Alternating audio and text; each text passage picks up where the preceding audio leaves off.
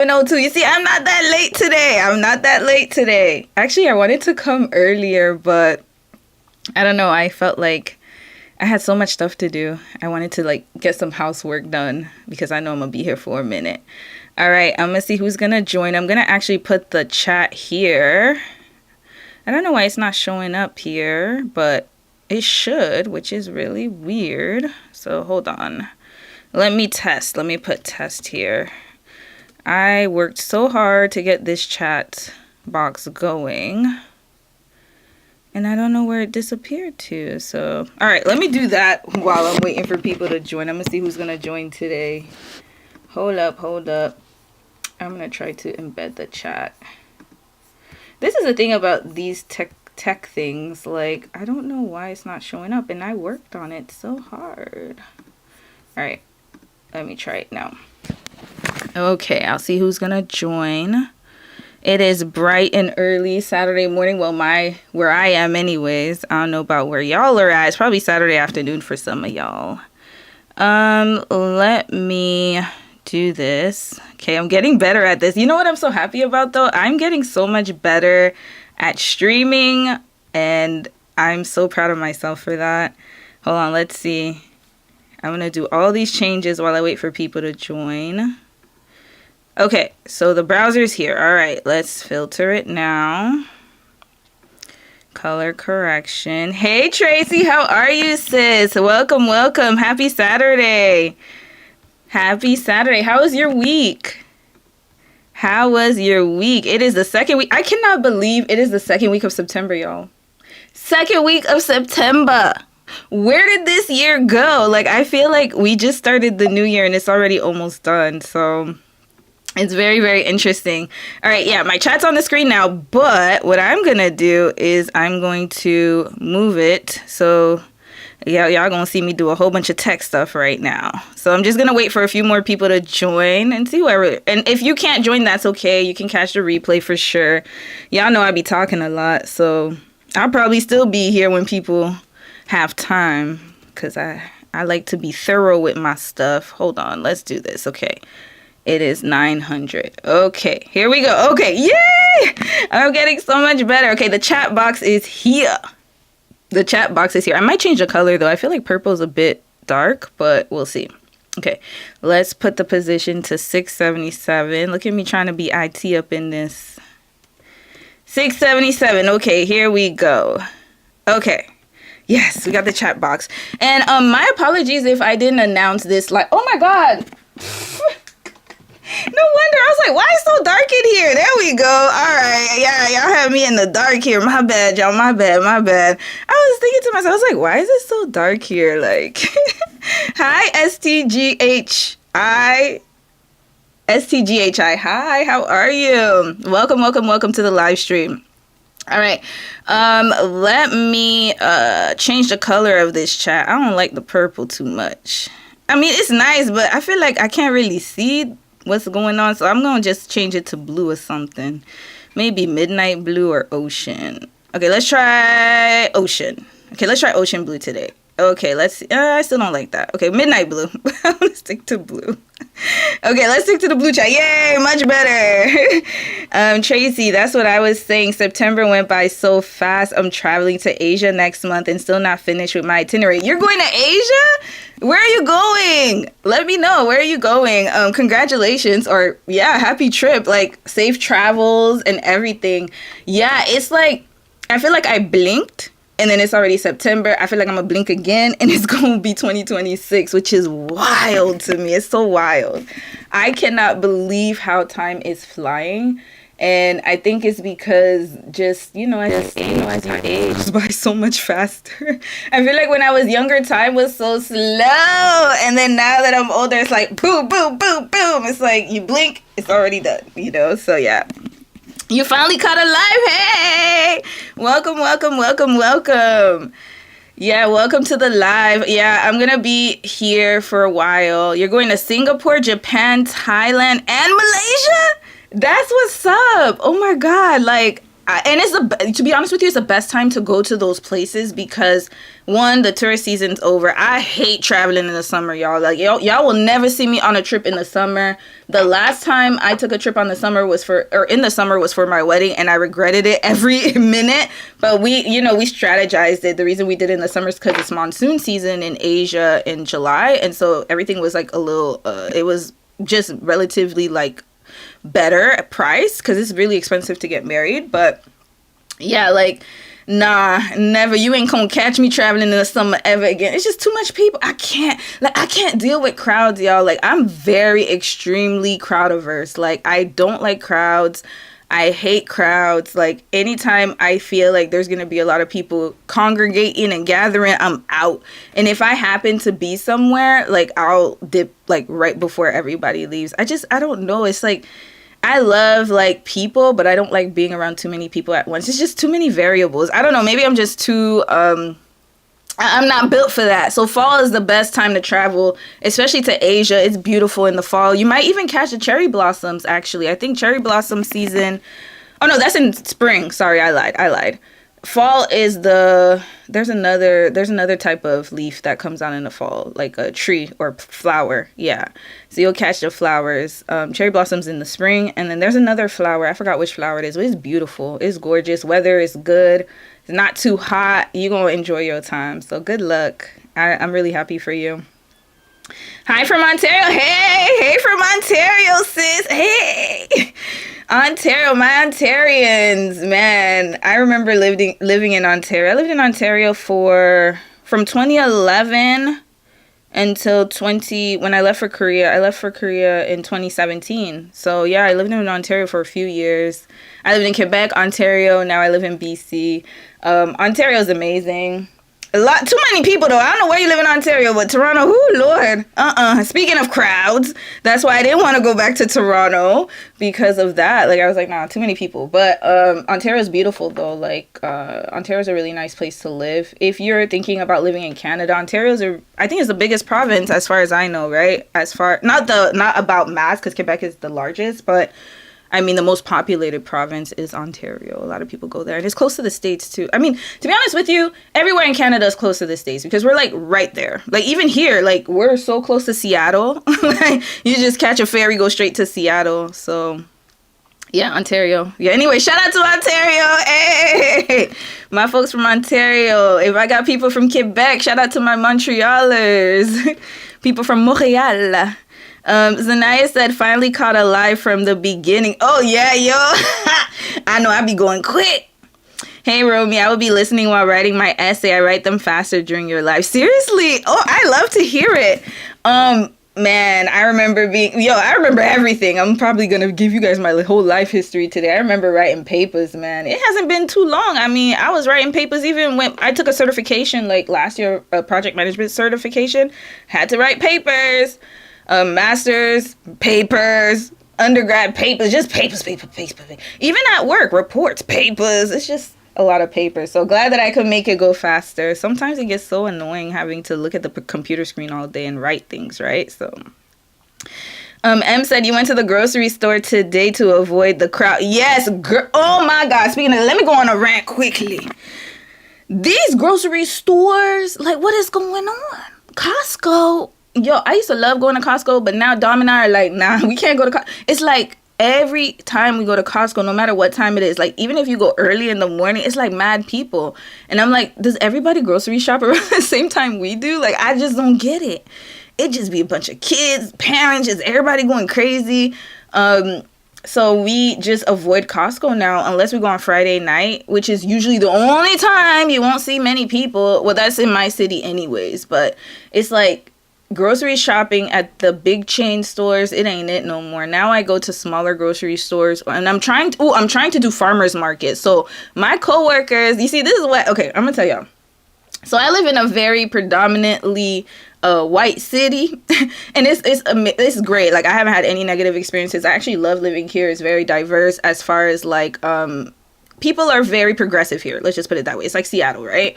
So when we do our team like meetings and stuff like that, people talk about farming and like they go to farms to get their groceries. And it's like I'm learning so many new things that I haven't been exposed to, like farm to fresh and like, you know, how people get chicken straight from the farm, eggs straight from the farm.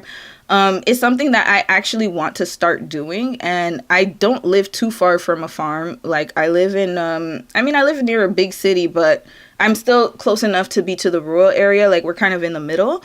So I'm going to start getting acquainted with that. I think it's so important, especially now in this economy, number one. And number two, it's good to eat more organic and fresh food. I find that, I don't know, like for me, I find that, yeah, it's a little more expensive, but the quality, like it lasts longer. Like I literally bought organic lettuce like 3 weeks ago and it's still fresh. Whereas from a smaller grocery store, I didn't go to the farm yet. But if I went to like a larger grocery store, that lettuce would have been done within a week. Like it's already like spoiled and wilting and stuff. So yeah, I'm starting to be very conscious of that. As I'm getting older, I'm being more aware of what I buy, what I spend my money on. I definitely want to start going to farmer markets, going straight to the farm, getting the eggs from the chicken, the real eggs, non-GMO. Like I'm really trying my best to just clean up my diet a lot more and just live a healthier life and have groceries that last longer. Yeah, so hold on. You said you work remote, so grocery shop only weekdays in the morning. Yeah, that's the best time, right? Unfortunately, I work remotely too, but the problem is like my lunchtime is everyone else's lunchtime. So it's like it's so hard, y'all. It's not easy. They need to start doing something with I don't know how it's going to work, but it's like it's just I think it's also everyone's moving to the same areas. I think that's the issue too. Like they're not developing, well, at least in Canada anyways, they're not developing everywhere. It's like they're only developing major cities, and then it's like everyone congregates there, and it causes so much crowding and just over, like, I don't know how to explain it, but something's got to give with these urban developers. Trader Joe's is a time here in the Bay Area. Oh, you from the Bay? Hey, I just did a case study on one of your Bay members, Jeannie Mai. Hey, from California. Yeah, Trader Joe's. We don't have it in Canada, but I heard Trader Joe's is good. One of my friends, she's American, obviously. Well, I don't want to say obviously, but she's American. So but she's Canadian now. She has dual citizenship now, but she goes to the US at least once a year, and she always does Trader Joe runs with us. So she'll be like, do you need anything from Trader Joe's? Yeah, them snacks be hitting though, I ain't gonna lie. Trader Joe's snacks, they be hitting. They hit. I wish we had it in Canada, but nah. I think now we need to start developing our own stuff because I don't know, with y'all president, man, he ruined everything for us. Everything. Eggs and meat products from the farm is top tier. They just taste so much better. Yes, no, my hustle. Exactly. They taste better and they have a longer shelf life. So people look at the price and they'll be like, oh no, I don't want to do it. But I get it, because it's a little pricier sometimes as far as like when you first get it, but it lasts longer. So it's actually worth the price. I literally feel like big grocery stores, like the ones that like, I don't want to, whatever, Walmart, we'll use Walmart for example. Big grocery stores like Walmart. First of all, Walmart produce, I would not recommend you guys eat produce there. And I've seen people pick it. You know what? Let me not get into that, y'all. I'm telling you, I could go on a rant about it. But anyways, it reminds me of fast fashion. So like, when you buy clothes for cheaper, so you feel like, oh yeah, I can buy it for cheaper. So it could probably have the same style, but it's cheaper. So I'm going to buy it. But does it last long? So it's the same thing. So I feel like, yeah, organic eggs may be $8 per carton, but then them eggs gonna last me a longer time versus if I buy it for $4 and then it goes to waste within a week and I didn't even really finish my eggs or anything, right? And then also quality for health too, right? So yeah, it's just a whole lot. I also just barter with my friends and neighbors who grow stuff at home. Yes, one of my friends does that too. She told me that they like grocery shop together, like everybody pitches in and then they split things. They get things from, in this economy, especially with the way the world is going, it's probably better to start bartering and growing your own things. I tried to grow my garden and I failed. I ain't gonna lie. I should probably do like a small Like next week I'll bring pictures of my garden, and maybe y'all could help me revive my garden. My garden died, y'all. I really tried. We had asparagus. We had all these like types of plants. We were trying to grow veggies. I failed. I failed so hard, but I know my mistake now, and I think it was the fertilizer. Like if you don't have good soil, your thing's not going to grow properly. I was watering it like every day, really trying my best to grow it, but it just didn't work. And I think I realized that the soil really makes a difference, and also the timing, because I think I was too late for when I was supposed to grow my veggies. And it's so crazy because everybody else around the garden plot, their gardens are, man, when I tell you, their gardens are like massive. Like they got all these leaves, and mine looks like somebody scorched it, like a dragon just burned it or something. But it's okay, you live and you learn. Hey, from Texas. Hey, how's it going? Hey, Kimberly. Irie too. Hi, welcome. Hey, Evanescence. You see, I'm glad I waited because I was about to start, but I was like, no, let me wait a little bit longer. M said, you don't have to garden yourself. I can't grow shit. Yo, I'm about to be on your wavelength. I can't. I don't have the farmer hands. My dad does though. It's like he literally had like a luscious garden. Like he had me water it sometimes when they lived in the city that I live in now. They live in another province, but yeah, he got the garden hands, the horticulture hands. My hands are just office hands and live streaming. I just talk. I'm a yapper. That's the best thing I do is talk and find resources, talk and research. Yeah, what I do is I make salsa, sauce, bread, baked goods, etc., and trade with my skills. That's smart. That's very smart. I'm gonna start doing that too because Lord knows I can't garden, y'all. Like I'm trying. I'm gonna try again next summer. I'll try again, but if I fail, then I'm just gonna leave it as is, and yeah, let the experts do it, and I'll be able to help them do something. I could find resources. That's what I'm good at. I'll find resources. But yeah, all right, let's get started with today's topic. So loyalty, the loyalty trap. But before we start. I do want to say that I went to therapy this morning. So today was therapy Saturday for Dom and I. He should be done with his session right now. Yeah, he's done with his session. He's probably at the gym, but he's not probably. He is at the gym. But we both usually go to therapy. He goes every other week. I go every Saturday because I do cognitive behavioral therapy, is CBT. And what they do is they just help you rewire your brain pattern. And I just had a really good therapy session, and I want to share a little bit about what we learned. I think it'll be useful because I feel like my channel, like I know I do a lot of case studies and I do red flags, and we be kikiing, and I'm telling y'all, when I tell you some of these case studies have me dying laughing because it gives me like a release, especially because the world is so stressful right now. There's so much going on, so much uncertainty. And so I want my channel to be a place where you guys can have fun, relax, just a space, even for just a few hours. If you can just relax and take your mind off of the issues of the world and what's going on around you, at least have that time, right? To get your mental health like in check. And have like a more, like, I guess this is a palate cleanser. This channel is a palate cleanser for y'all, right? So yeah, we learned this method and I want to share it with y'all. It's called Stop. Let me see if this is the window. Yeah, here we go. Okay, hold on. Let me make it smaller because it's a little big right now. So we learned this concept. This is a PDF. I screen captured it. Oh, you can't see the stop probably, but that's okay. I'll read it for you guys. So basically, we're learning emotional regulation now. So we've learned like a few things. This is I think we're on week 5. I missed last week, but this week was week 5. And we learned how to use this acronym called STOP. And I wanted to share it with you guys. I know it's on my face right now. Hold on, let me move this way. Okay.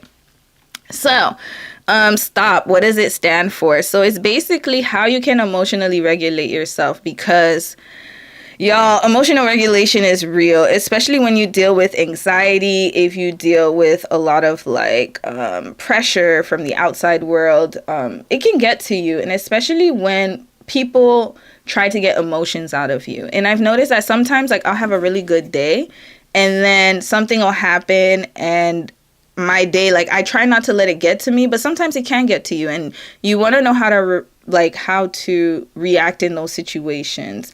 And our therapist or counselor, he said something. Oh, I wish I wrote it. Oh yeah, he said that a lot of us grew up resource deficient. And he's right, because some of our parents didn't know how to teach us these skills. And I think it's really good for us to learn as we go along. So I'm just going to take some time really quickly and just show y'all. Hold on, let me pull it back up. Where did it go? You see, this is what happens when I just do too much. Hold on a second. Here it is. Okay, so basically, once you have a situation where you feel like your anxiety or emotions are going to get the best of you, then the first thing you're going to do is stop and pause. Because, okay, so there's another thing that goes into it. It's like your brain, right? So like you have 3 parts of your brain, and I'm going to show a video explaining it, but I'm going to explain it in smaller, simpler terms for you. So there are 3 parts of your brain. And the part of the brain, I think it's called it starts with the L. I forgot, y'all. It's in one of these videos I'm about to show y'all. But the one that starts with the L, the limbia or something, limbia, something like that. Labia, they be using these scientific terms. That part is where your reactions are. So it's automatic, right? That's when your reactions go like this. But there's another part of your brain, which is the cortex, is slow. And that's the one you want to activate, because naturally you're going to have an auto response whenever something happens, because you're used to patterns. That's how you naturally react to things. And these are things that you have done since you were a kid or since you were younger. Somewhere you picked it up along the way, and it's automatic to you because it's comforting. However, in the real world, that doesn't always translate well. And that's why you have some people who are hotheads. And that's why you have some people who don't know how to emotionally regulate. They get angry, they black out. And then after that, they deal with the repercussions, because once that little part that was activated on autopilot, once it slows down and then the other part of your brain takes over, which is the analytical part, then you realize what you did was wrong. You start to regret, right? So like, it's kind of like when you get into an argument, you say things you don't mean, you go off, and then after that, you're like, dang, I probably shouldn't have said that, right? So basically, he just taught us how to do that. So I'm going to show y'all, hold on, this is what happens. Hold on, let's pull it up. Here, yeah, so first you're going to stop and pause. Stop, pause. Just do that, stop. And the acronym of this whole, like, I guess this skill is called STOP. So STOPP, double P. So the S stands for stop, and you pause. And then the second one is you take a breath. So that's where you're frozen. So there's like a little, like if you guys can see here, there's like a little scale. Sorry about that, So it goes, you freeze. So you have to force yourself to freeze, right? And take a breath. Or else you're going to get overheated and do things and say things you don't want to do. So you stop, pause, take a breath, you freeze. Then number 3, you observe with compassion. So I know it's hard, y'all. It's hard. It's really hard. You're going to think before you say something. Observe with compassion. So what is it about this situation that's making me go off? Is it just in my head? What did this person do to make me go off? And maybe this person didn't realize it. So let me stop right here and see what's happening. You're going to assess. Then after that, perspective with curiosity, you're going to investigate your emotions, message, and urge. So what is the urge that's coming up to you? Why is this person triggering you so bad? And how can you resolve this issue? Sometimes you might need to walk away. Sometimes you might need to take some time and be like, hey, I don't have time to talk right now. I'll talk to you later. And then other times, it could just be a situation of misunderstanding. And then the 5th P, or the other P, is proceed with choice. So proceed with what is helpful. Be mindful of the emotion or emotions. Express emotion as is helpful. So you're going to express yourself if it's helpful to the situation. If it's not going to help the situation, don't even try. It's just a waste of time. You're just going to end up blowing hot air and wasting your energy. And you're going to feel, you ever felt after an argument that you feel so tired? It's because you're wasting so much energy, I promise. And then the last part is act in line with helpful urges. So what it is whatever your urges are, you're going to identify them. So you have to learn how to identify your emotions. and then you're going to act accordingly. So if I know that this person naturally always triggers me, and there's a reason why this person is triggering me, and I don't know what it is, but sometimes people can bring that side out of you. And sometimes you can feel those emotions because that person, you don't trust that person. And there's something about this person that's rubbing you the wrong way. And unfortunately, we have been taught in our society, especially if you grew up in the Western world, to just, have compassion all the time and just, try to understand that person's perspective, which you should. But in certain situations, you have to gauge what situation is good for you to do that. And other times it's like, nah, it's not worth it. I'm just gonna walk away. Because I'm telling you, like, there are so many people who will try to get that rise out of you, and it's just not worth it. Like, is this conducive to me and my mental health? No, you're gonna move accordingly. And so yeah, it's an acronym, STOP. So that's today's therapy talk of the day. This little segment, because I just think it's really important, especially with what's going on in the world today. I don't know if y'all saw that young mother from Chicago who got unalived while she was bringing lunch to her son at his school. And those type of situations where, and again, like, it's very senseless, and it's so sad, it's so tragic, because that situation did not deserve this type of outcome. And there are so many situations now, especially with things that are going on politically. I know y'all saw the news. I personally don't want to talk about it, because y'all already know. If you know me, you already know my opinions. Let's just put it that way, right? But I will say that it is still unfortunate, because again, people cannot handle their anger. People cannot handle their emotions. It's very emotionally, like, I feel like we need a lot of courses on this, because people are just walking around like they have no type of, like, the only result is for you to die. Like, they want to kill you. That's it. Like, that would solve the answer. For them, the solution is, I'm going to destroy her. I'm going to kill this person. I'm going to do that. But is it really worth it, right? Like, these are things that we definitely need to be mindful of. And especially in relationships, especially, it's like everywhere in your life, you're going to have to learn how to identify your emotions, the primary and secondary. We'll get to that next week. I'll give you guys like a little primary, secondary lesson. And then, identify your emotions, where they're coming from and why you're feeling them. Start getting used to kind of analyzing your emotions, but not dismissing them. Dismissing them is so bad, y'all. Is dangerous. Let's just put it that way. So yeah, that's my therapy talks for today. Hold on, let me move this over a little bit, because I feel like my face is... There we go, this is better. All right, let me read some of the comments, and then we're going to get to today's story.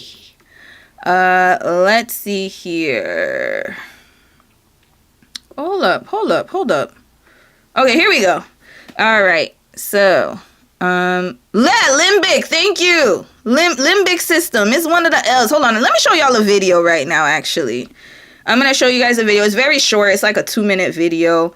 That's what our therapist or counselor, is he a therapist? Yeah, I think he's a therapist. Yeah, he is a therapist. This is what our therapist, because it's group therapy. That's why I was like, wait, is it counseling or therapy? I'd be confused about both of them, but yeah, it's therapy. I will show you guys like the hand-brain model. So we learned all of this morning, and it's so effective. Like, I'm learning a lot again about my emotions, how to deal with them in a proper, effective way, and also, like, how to learn how to sit with it and then respond accordingly. Okay, why isn't it showing? Hold on a second. Give me one moment, y'all. Oh, it's this window. That's why. Okay, there we go. Wait, what?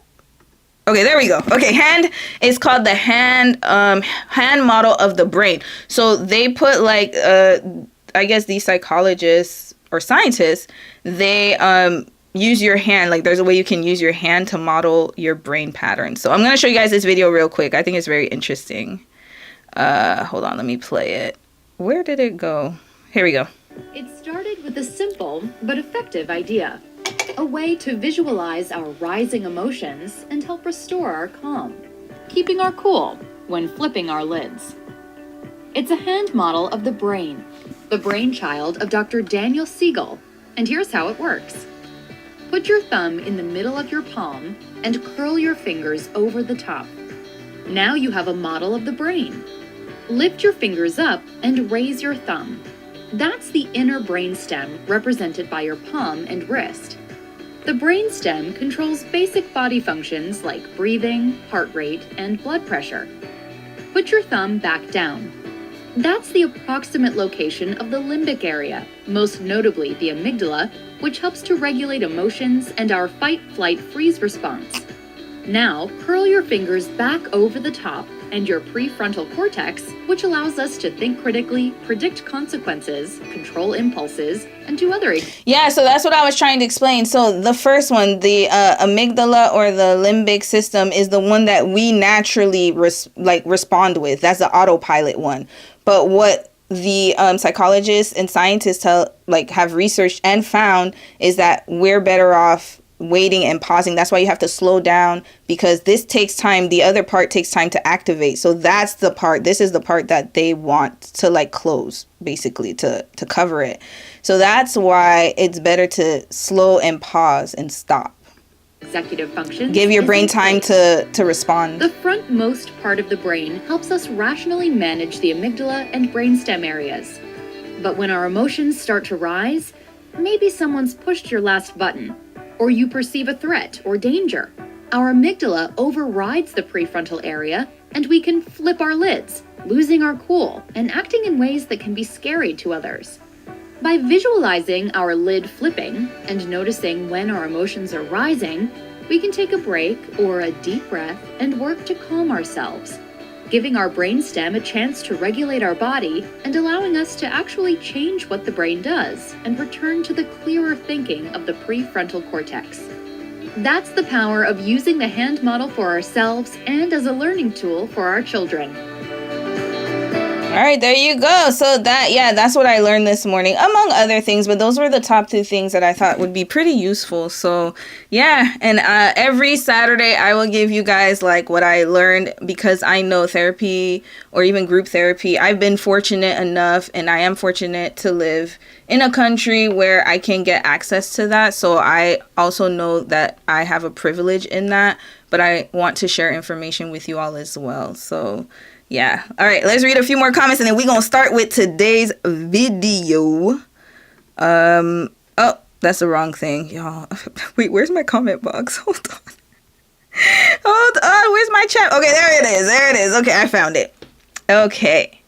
Yeah, Kimberly Bailey, you said, plus lots of people of certain ethnicities consider mental health taboo. Luckily, things are moving towards more understanding. Yes, absolutely, sis. And you know what? My parents, God bless them, but my parents are still like that. It's like they just don't get it. They don't get it. It's a generational thing, but it's also a cultural thing. They think that if you get medication or therapy, it's not that they're against it, because my dad reads a lot of self-help books, but it's for them, there's a limit. It's okay, no, God is going to handle everything.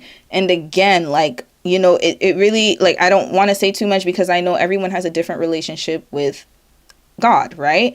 And who their what their spiritual beliefs are. However, not everyone can heal that way. And you need as many reinforcements as possible. That's what I'm going to say.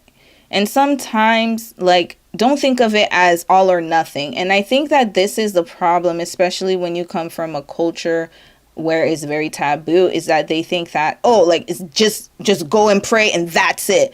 No, there are resources out there. You can pray and do more. Why is it always all or nothing? I just don't understand. You can do multiple things at once. Just like y'all could watch my live stream right now and we could kiki and laugh, and you could be serious and 10 minutes later and talk about some other political subjects, and then we could talk about economics, and then we could talk, everyone is so multifaceted. And I think that is the problem. It's this all or nothing. Oh, if you seek outside help, that means you don't trust God. No, I believe that you should seek outside help, because there are certain points, and that's the people. If you believe in the Lord and you believe in God, then you should know that everything is resourced the way that it should be.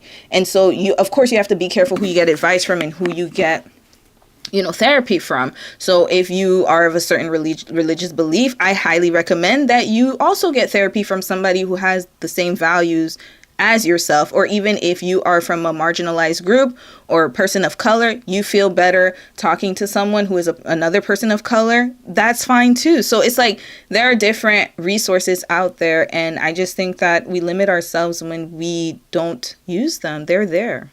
Why not use them? People have spent years researching this stuff. Years. When I tell you years of research. They do studies, brain studies. Like, why not use it? Like, that doesn't make sense to me. It's like there are people whose whole lives has been this. Like, they literally research it. This is their life. So why not take advantage of it? Just like one of y'all, sis, I forgot your name, but you said you barter. Why not barter your resources? Barter them. Like, for me, yeah, I can talk to you guys about relationships because that's what is near and dear to me, and also mental health. But I know that there's a point where I have to, like, my knowledge is not limitless. There's a limit to my knowledge. And this is where someone else can take over. Hey, I know more about this. Go follow that person. Hey, I know more about this.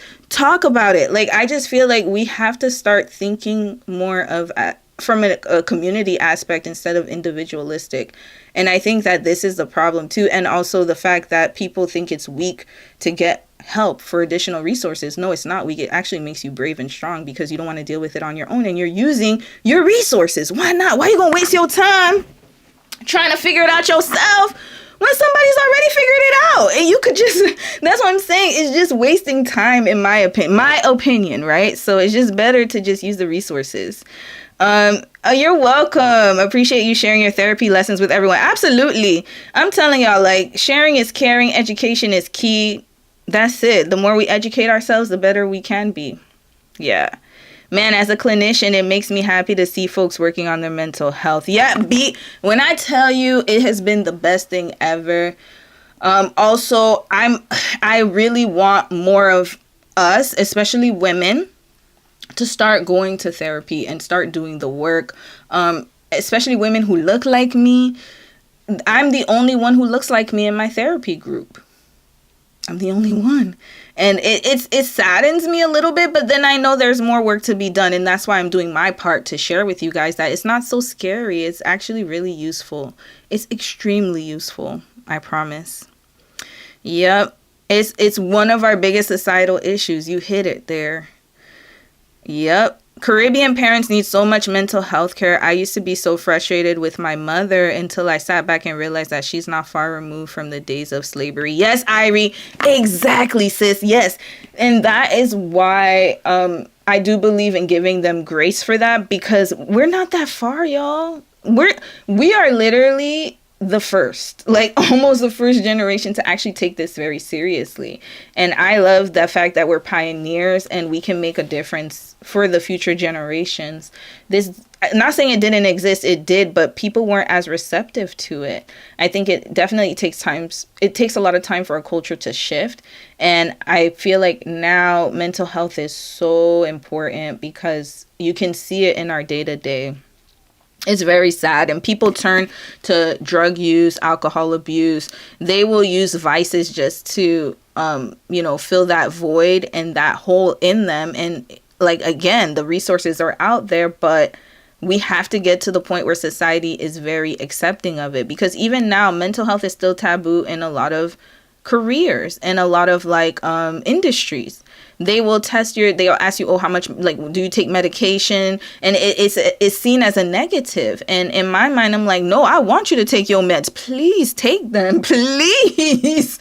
Because that would help you, right? Help you function as a better adult and person and human. And in turn, that helps our society become better. And I understand that some people are nervous about that because they're like, oh, you guys depend too much on drugs. Yeah.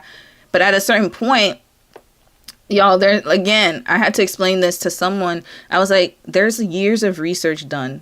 This is not like something that somebody just pushes out on the streets and there's so much regulation out there. A lot. Before a drug even becomes available to the public, do you guys know how much tape it has to go through? How much authorization it has to go through? There's a lot of regulation for any drug that you get from the pharmacy. At least in Canada. I can't speak for other countries, but I can say for damn sure in Canada, you definitely, you can't just put anything on the shelf. I can guarantee that. So, yeah, and I work in regulation, just letting you guys know. So, yeah, like, it's very important for people to just be educated and to understand and, you know, learn different ways of dealing with emotions, because we need it, y'all. The world is, again, the things that we are seeing is because of a lack of emotional regulation and empathy. And knowing when and deciding when to give your empathy. That's the thing too. You have a choice in that as well. You don't have to give empathy to everyone. And trusting people too easily, that's a problem too. We have to really learn how to start gauging and analyzing and using our cortex more than what was it called? The limbic? Yeah, I don't know these. The amygdala, the A word.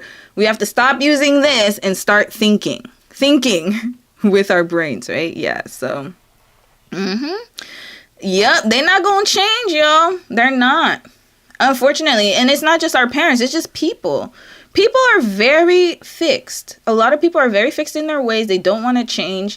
And you know, that's the sad part about it. But the good part and the positive part is that you can change. You can change. And you can change your environment. Stop being around people who don't serve you or don't value you. Why are you going to waste your time being loyal to people like that?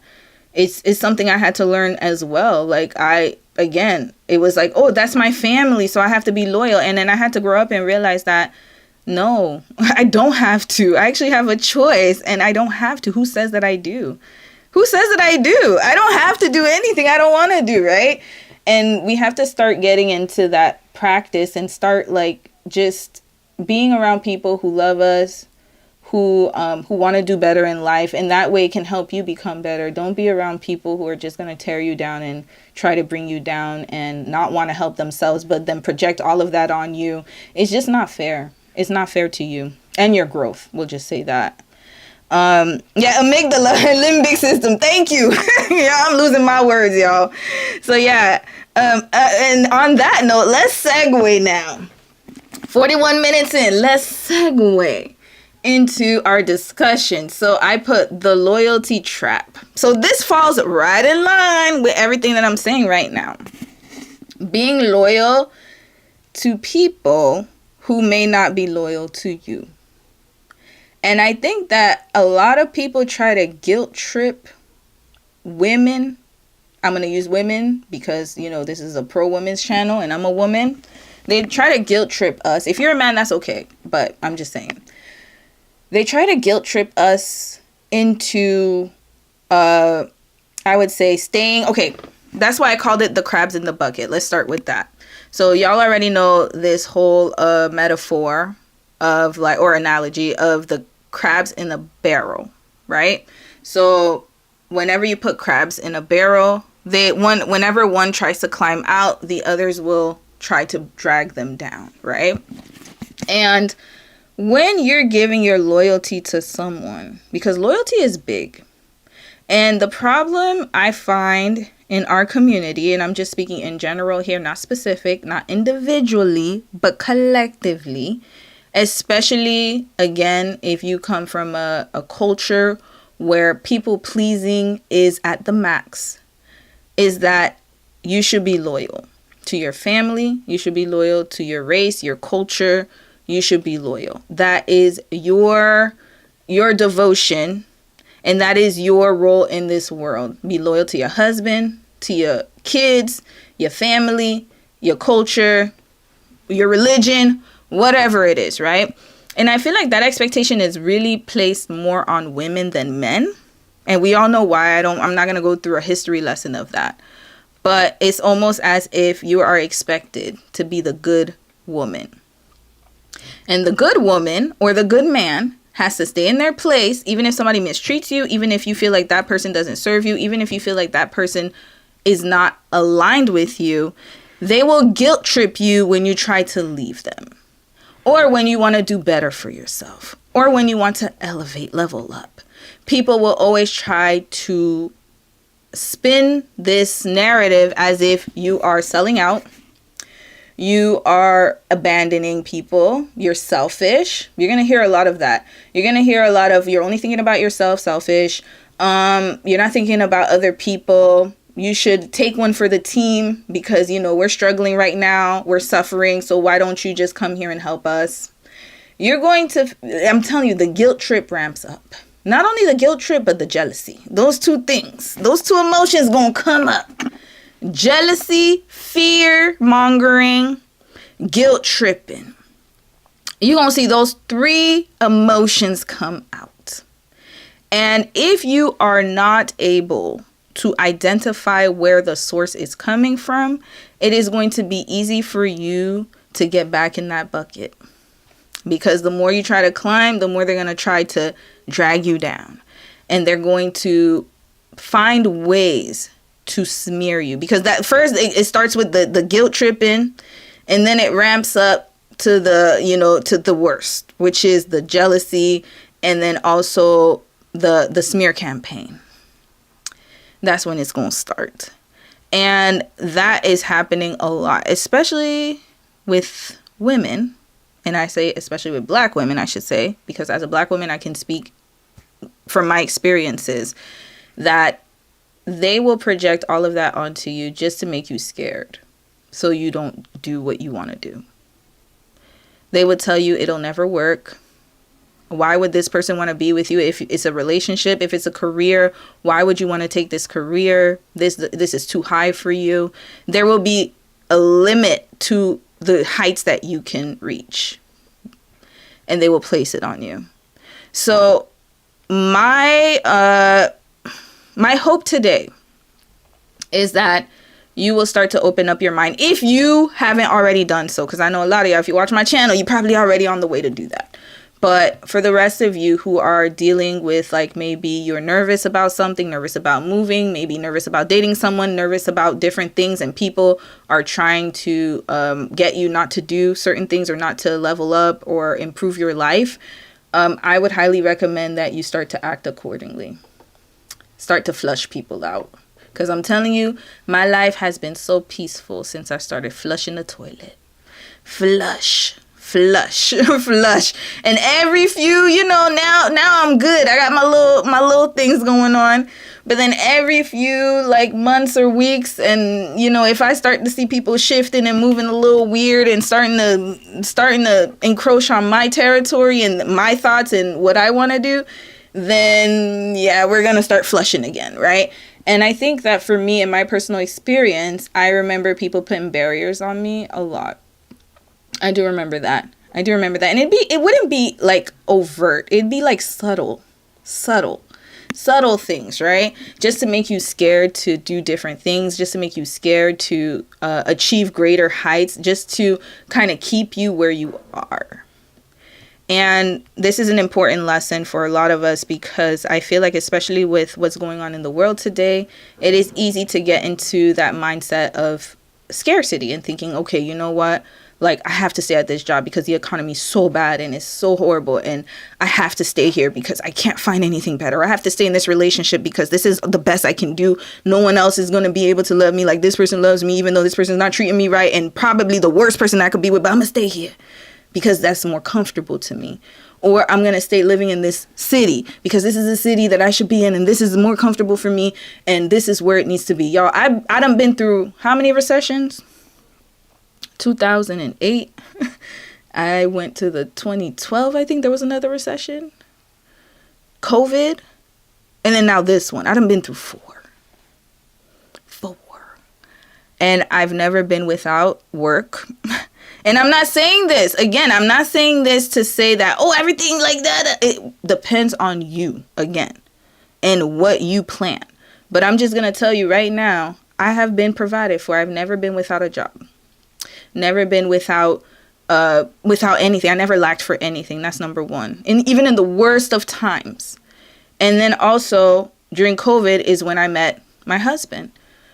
During those uncertain times, that's when I was able to grow the most. And it's because I always believed that even with all this uncertainty going on, there's something better out there.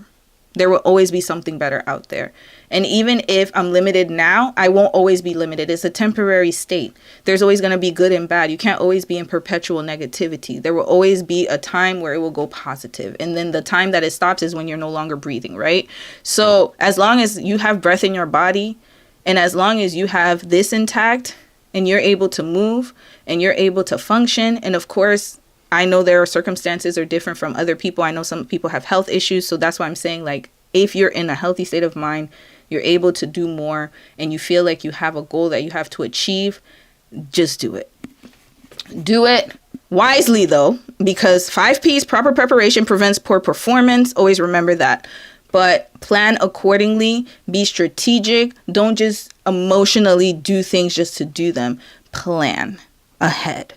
And if the plans don't work out the way you want them to, even if you try it, let's say you try it and it doesn't work exactly the way you want it to, you can always pivot. There is no guarantee that anything will work out. But one thing I know for sure is that not taking the risk is worse than taking it. Taking the risk is, not taking the risk is worse. Yeah, not taking the risk is worse than taking the risk. There you go. I was right. So, yeah, this is definitely for my risk averse folks. So, let's get into today's discussion. I know I said that this is the third time, but I really am. The reason why I had to start it like that is because we're going to talk about Love Island. Y'all know I did a whole case study. I've been doing videos on these folks. And again, I thought I was going to be done. I was like, oh my God, Love Island Games is coming out on, I think it's Wednesday. By the way, follow my Twitch because I am going to go live and go watch the show with you guys. So please follow me on Twitch. I will not be going on YouTube for this because YouTube be playing games. So Twitch is where I'll be at. Link in this description box. Join my Twitch channel if you want to watch Love Island Games on the 17th. I believe that is Wednesday. I will be going live that day. But segueing to what I want to say. When we look at Alandria, these are just, when I look at Alandria from Love Island Season 7 and Nick's relationship, the reason why I cover them so much is not because, like, I'm just looking at them like, oh my God, they're such a cute couple. Is because of what they represent. They represent what I'm trying to say right now is she thought that she deserved a certain type of person, or she thought she deserved a certain type of life because that's what people were telling her. But now that she has grown into new heights, catapulted literally overnight into one of the most talked about couples of the whole season, like, let alone the whole franchise. There's no other couple than Nick and Alandria that's been talked about like this. And it's because of who they represent. And now that the more that they're getting the recognition, even in their relationship, the more that you're going to see this jealousy, envy, guilt tripping, and fear mongering. You're going to see it more and more. It's ramping up. And the more it ramps up, the more it shows me that they're on the right track. Because that's how I know they're supposed to go where they're supposed to go. They are who they're supposed to be with each other. I know that based off of that alone. And then we have another element to it, which is the racial element. Because best believe, if this were a white couple, there wouldn't be none of this. None at all. And even if he was with a biracial woman, there would be probably half of it, kind of like Meghan Markle and Harry.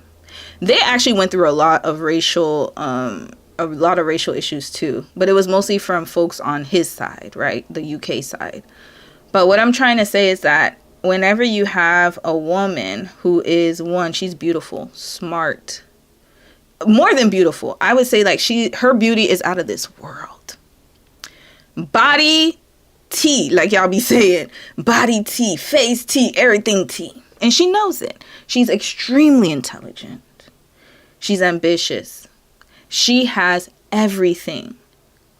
And the funny thing is that no one really valued that until now.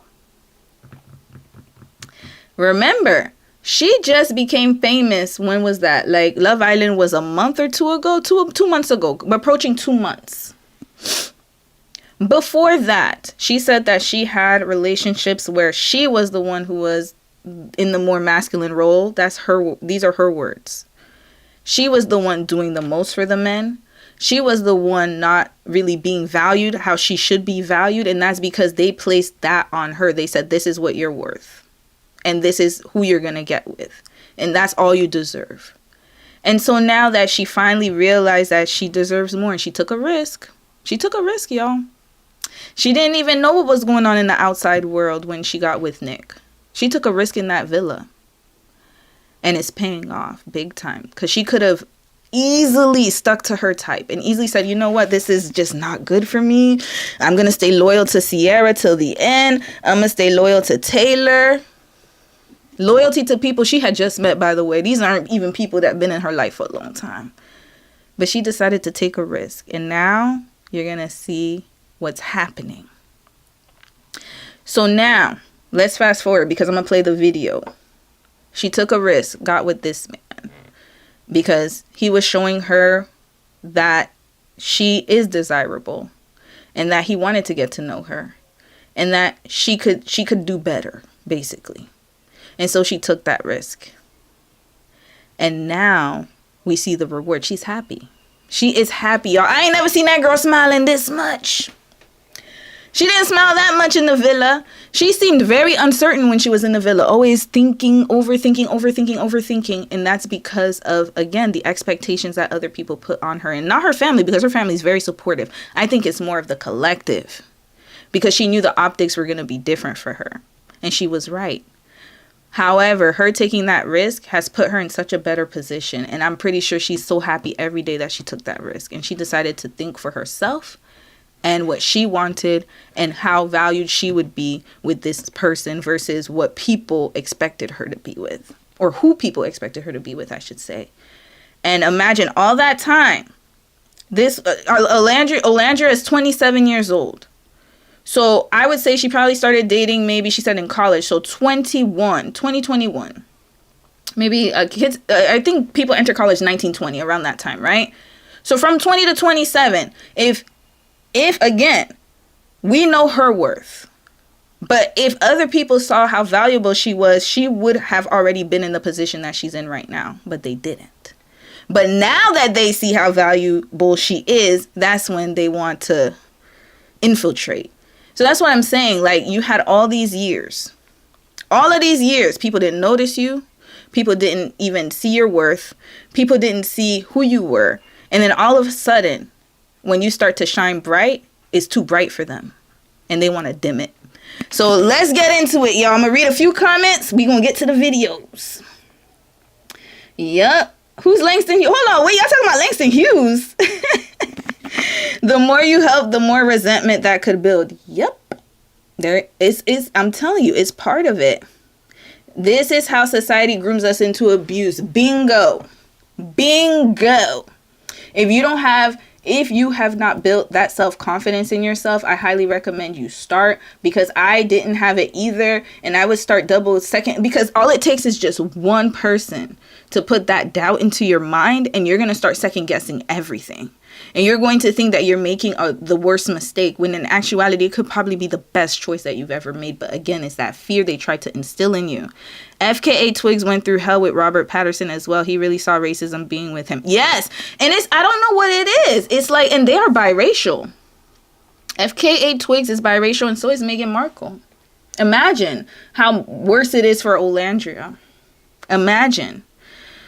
Wasn't Cierra the one saying she's coming on the show to take someone's... Yep. But now, you see, now, notice the difference. Now, oh my God, he did her so dirty, and he did her so wrong, and he left with her friend, and... Yeah. Remember. But it's the jealousy. That's what I'm saying. So now, let's get into it, y'all. It's been... 1 hour already. Damn, time goes by fast. All right. I showed y'all the trauma one. We don't have to watch this because I showed you guys already. Let's get to Miss Cierra. Miss Cierra and her interview, y'all. So, mind you, this girl got kicked off of Love Island for, I guess she said no, it's not I guess. She did. She said a racial slur on an Instagram post about her features. And then she got kicked off the show. Just remember that. Second thing you need to remember is these people had only known each other for like a month and probably like a month before she got kicked out. Number 3, I talked about Nick and how he slept with her in the villa. And I said that was his lustful ways that's going to be the downfall of him, or was going to be, because he didn't know how to control his member, or his sexual, like, he didn't have sexual discipline. And that is a very important trait to look for in a man, y'all. If you're looking for a man, honestly, I'm telling you, the top 2 traits for me, other than, of course, you have to be attracted to the person. So physical attributes aside, consistency and discipline, those 2 things, if you could find that in a person, you got yourself a winner. Consistency and discipline in the right way, not consistent and discipline being a loser. Because they be consistent and they be consistent and they're disciplined as hell to do that. But I'm talking about consistency and discipline as far as how he handles his sexual member.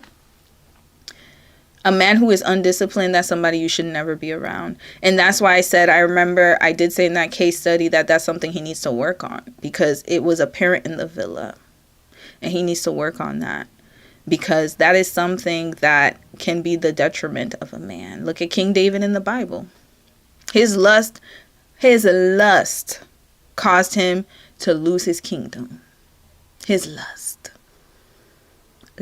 over a married woman at that. But we're not going to get to David and Bathsheba.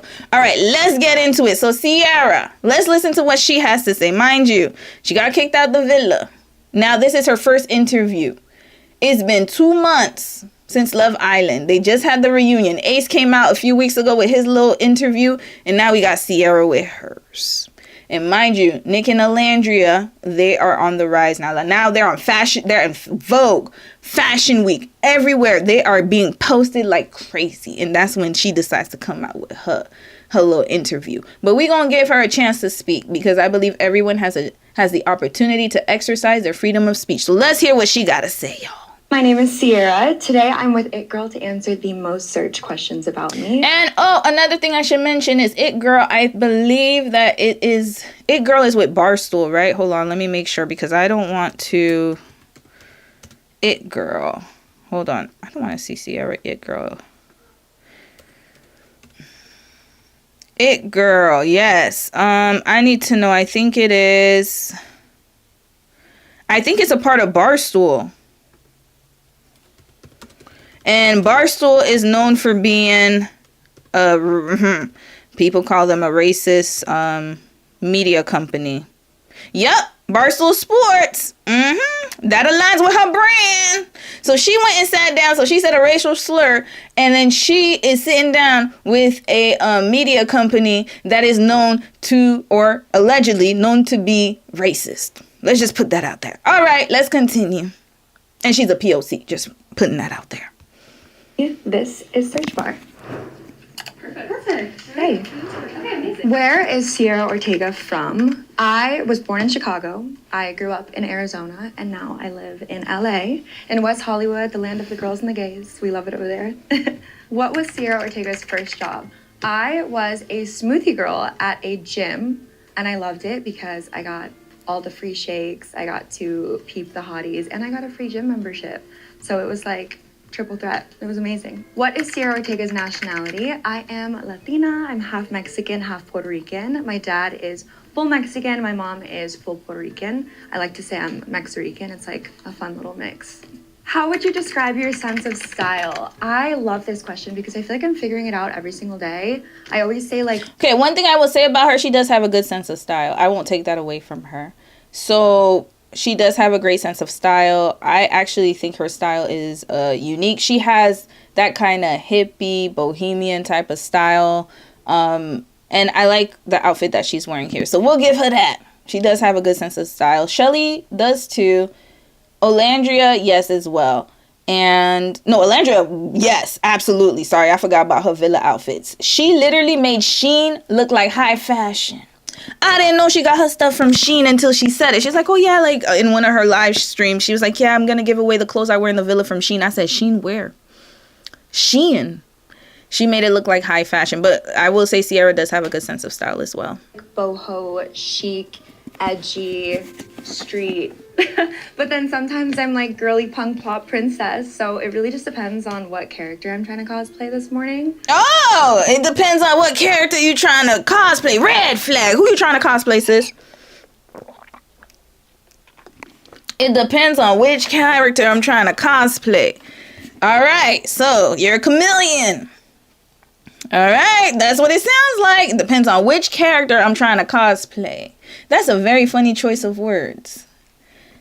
Very funny choice of words. Y'all know I be catching stuff. Listen. Depends on which character I'm trying to cosplay. Interesting. Today I'm feeling like boho street moments. Let me know if you feel that too. Was Cierra a full-time influencer before Love Island? I was not. I was never a full-time influencer before Love Island. I did work in influencer marketing. I still work in influencer marketing, but my full-time job right now is CEO. I actually own a talent agency. I have a full roster of influencers and creators that I help to manage on different... So, Cierra, sis. All right. I'm not going to give her a red flag for this, but she's being very strategic with her words. She said she's not a full-time influencer, but she's a CEO of a talent agency of influencers. How did you become a CEO in 2 months? Let me know. Love Island started in June, July, August. We're almost 3 months now. It ended about 2... When did it end? Dang. It was June, July. Y'all know I'll be bad with math. It's been 2 to 3 months, not even 3 months yet. 2 months. How did you get an agency so quickly? So even if you weren't an influencer, you see, she's trying to use semantics. Let's go to TikTok. Cierra. Hold on, let me do this. Cierra Ortega. Sis, you say you're not an influencer. Hold on. Oh, why is TikTok showing like this? Hold on, let me make the screen wider. All right, here we go. Y'all not gonna see my face, but that's okay. I have a point to prove here. All right, where is Cierra's? Why am I seeing other people's stuff? Cierra Ortega. Here we go. She's not an influencer, yet she had 869,000 people following her now. And I think before she was at 600,000 before Love Island. Let's talk about that. Let's see when her first video popped off. We doing mad research today. Y'all know I like to do that. Let's even make this a little wider. So y'all could really see the full scope. We're going down her page. And I'm not doing this just to to bash her or to villainize her. I'm just showing you guys, this is why you have to be careful of who you listen to, what they're saying, and you have to recognize that sometimes they're using semantics. So she said, no, I'm not a full-time influencer. Okay, sis. Your first video on TikTok was 2020. Why did it go back up? Okay, here we go. You may not have been a full-time influencer, but you are or were an influencer. What is this, y'all? What is this? Is this not influencing? So you see, she said I wasn't a full-time. She used that word. She's very careful. She's smart, actually. I will say that. Because she's like, I wasn't a full-time influencer. I had a job, but you were still an influencer. Look at this. Look at this. Look, products. What is this? Facial steamer. B-Ling solution. Oh, advertisement. Ordinary. Or was this paid? I don't know. Let's click on it. Oh, sorry. Okay. She was giving away self-care. Let's keep going. Hold on. This is why my live streams are long, because I like to get to the bottom of things. I'm not just going to gloss over stuff. Look at this. That's not an influencer. She looks like any other influencer when I go on TikTok. If I didn't know any better, I would have thought she was an influencer. You may not have been full-time, but you still were an influencer. Look at this. Oh, interesting. Okay, look at her page, and then we're going to compare her to Alex Earl, because she's one of the top influencers in this space. So look at this. She's doing her makeup. Get ready with me. That's not influencing. This was all before Love Island, by the way. All before Love Island. But she's not an influencer, right? Oh, okay, sis. I get you. You're not full-time. That's the word you're using. Yeah, what would this look like? This is Cierra, y'all. And then this is when she came off of Love Island. So this was her before Love Island. Hold on. This was before Love Island. She started before Love Island. And then here, after Love Island was around here somewhere. I don't remember. That's a Mykonos trip. There we go. Yeah, this is after Love Island, after she got booted off. You're not an influencer, right? Okay. Next, we're going to look at Alex Earl. Y'all just saw Sierra's page, right? Alex Earl is an influencer. Let's go to Alex Earl's page. What's the difference between Cierra and Alex Earl? Y'all tell me. What's the difference? What's the difference? This is an influencer, y'all. Let's go up. Here. And I like Alex, by the way. No problem with her. I'm just proving a point. Do they not look similar to you? As far as their content? That's not influencing? Is this not an influencer? See, this is why I don't like when people are being dishonest, y'all. Hold on, let me get back to... Y'all gonna see my face now. This is why it's important to be accountable and honest. She sounds crazy now. Why do you think you're not an influencer? That's like me saying, I'm not a YouTuber because I have a full-time job, guys. You know that, right? So no, when people say, aren't you on YouTube? No, I'm not a full-time YouTuber. I'm not a YouTuber at all. Like, what if somebody asked me, are you a full-time YouTuber? No, I'm not a YouTuber. You know how crazy that sounds? I'm on YouTube every week. I'm still a YouTuber. I may not be a full-time YouTuber, but I am a YouTuber. Just not full-time. But she's trying to play like, I'm not an influencer because, like, you know, I have a full-time job. But I do own an agency and a talent agency to help people be influencers. But I'm not one. Girl, red flag, you are one. How you going to teach people how to be something you're not? Come on now. Let's continue, y'all. Subscription platforms and support with different monetization strategies. So yeah, here. Monetization. How would you know, Cierra? Let's go back. Was Cierra a full-time influencer before Love Island? I was not. I was never a full-time influencer before Love Island. You were still an influencer. Stop. Just say I wasn't a full-time influencer, but yes, I was still an influencer. Why are you being dishonest? You already lying it right out the gate. So how am I supposed to believe anything you telling us? Well, we been you. Like I said, you and Ace, y'all two sides of the same coin. Island. I did work in influencer marketing. I still work in influencer So marketing, you're not an influencer, but you worked in influencer marketing. My full-time job right now is CEO. And you're full-time. That's not a full-time job. That's your business. You're a CEO. Is it your business? Or whose business is it? You're a CEO of... Okay, so you're not an influencer, but you have worked in marketing for influencers and you're a CEO of a company and you have your own Instagram where you look like an influencer. You see, if you didn't have your TikTok or your Instagram, then I could be like, okay, maybe she's behind the scenes. Because there are a lot of people who don't like to be in front of the camera. They would rather work and coach you from the back. That happens. There are coaches like that. They don't want to play football, but they know enough about the game to teach you. Just like Dance Moms with Abby. Y'all know Dance Moms. Was Abby a dancer? I don't remember. Yeah, Dance Moms. Does Abby look like a dancer? No. Look at Abby. No, that's not Abby. Abby's this one. The lady in the front right there. Abby wasn't a dancer, but she knew how to teach dance. But I don't see her on social media dancing and doing all these. You are an influencer, ma'am. I actually own a talent agency. You own. So how is that your full-time job? That's your business. Red flag. Stop trying to play games. We don't have time to play games with you, Cierra. This is not the villa. This is real world. So now you say you have a full-time job as the CEO of your own agency, aka it's your business. How are you an influencer and you have an influence? Okay. How are you not an influencer, but you have an influencer business and you were an influencer marketing, but you're not an influencer? How can you teach somebody something you're not, but then trying to play games with us?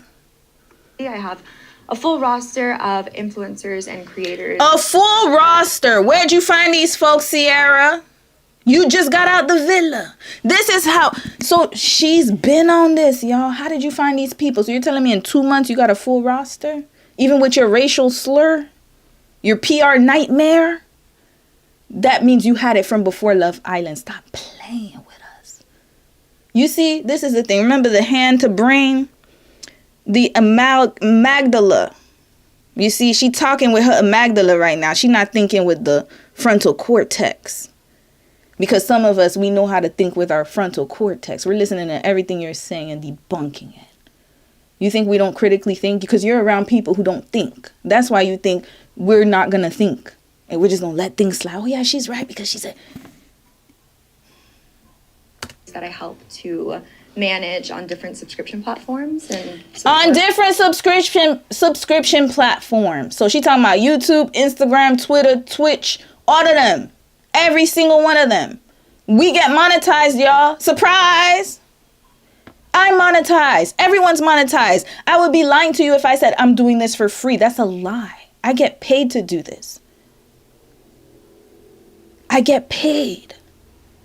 But the difference is I'm honest with you guys and I give you guys the truth. I say, hey, with or without YouTube, I'm still going to tell you the truth regardless. If they took monetization away today, you're still going to see me doing case studies. Why? Because I want to educate everybody. But I'm not going to lie to you and say, oh, I don't get paid. This is out the goodness of my heart. I get paid for it. That's why I don't charge you guys for stuff. Why would I? But at the same time, I get paid for ads. Everyone does. So why are you trying to act like you're so different? You were an influencer before, Cierra. You're lying.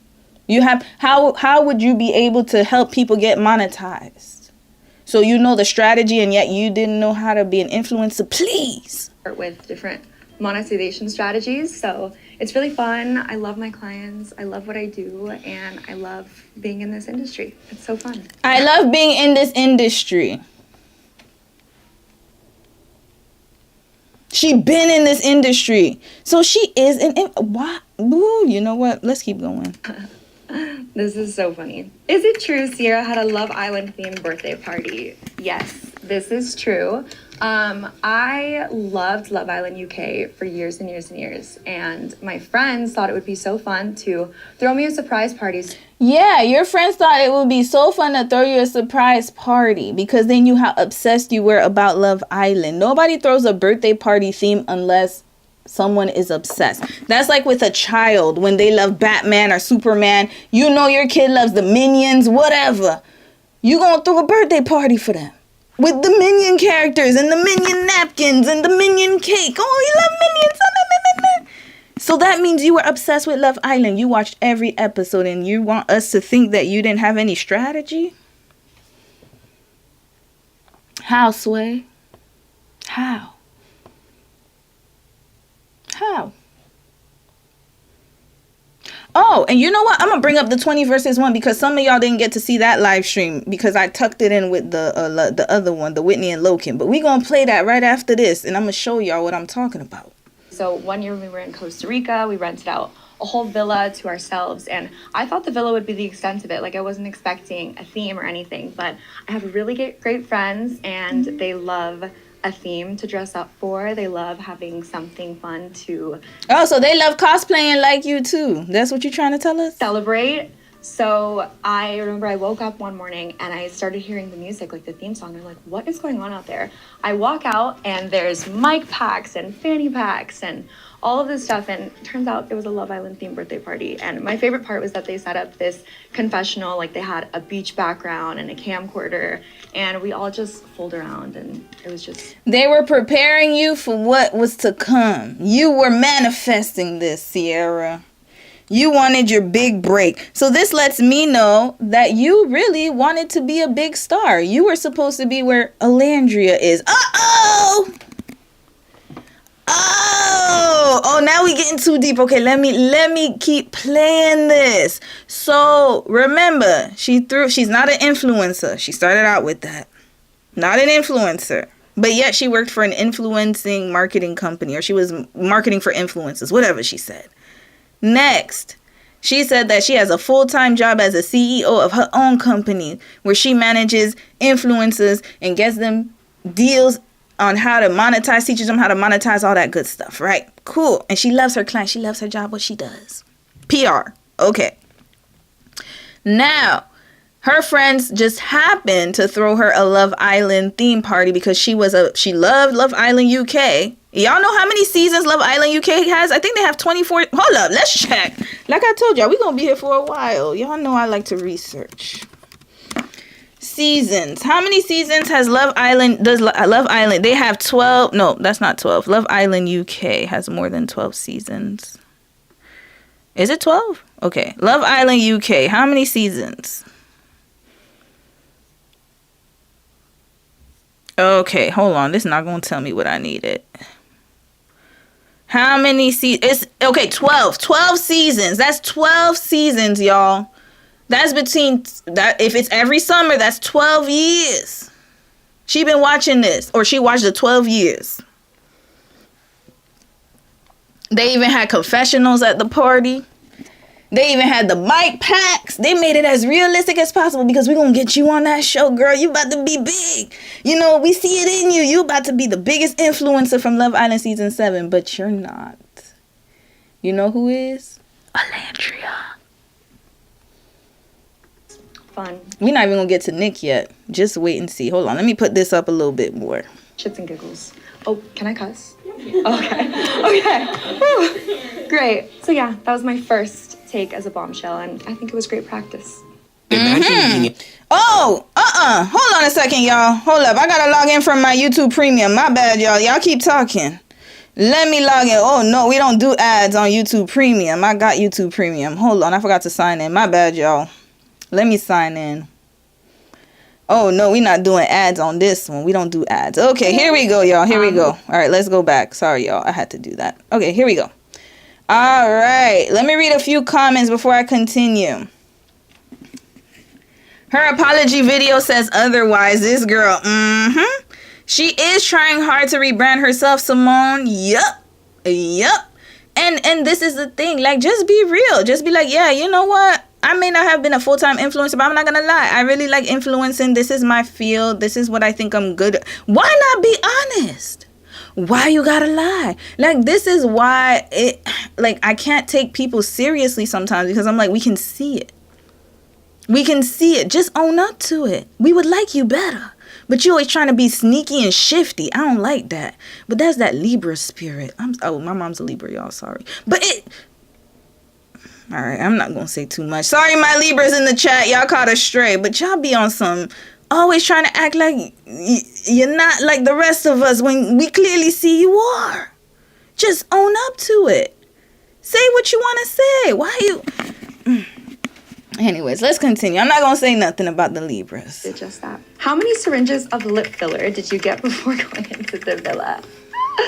Messy. I didn't get any lip filler before going into the villa, like right before, but over the course of maybe 5 years, I've had like 2 full syringes put in. Red flag! She lying, y'all. She's lying. Hold up, Cierra. Please. What is this? From 2 times? Who has had lip filler before? I don't know. I don't need it. God bless me with the lips I have. Thank you, Jesus. Thank you, Lord.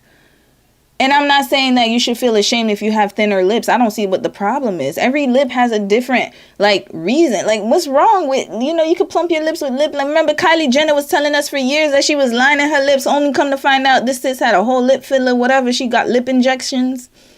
Just keep it real. Look at these lips. Look at this. Oh, sorry. It went to Instagram. My bad, y'all. I wasn't supposed to do that. I was just supposed to show the picture. Look at this. I'm not trying to make fun of her, but I'm being honest. Look at this. That's not just from 1 or 2 times, Cierra. What? This lady lies too easily. And the thing is, I'm not saying that she didn't do it right before she said she didn't do it before the villa.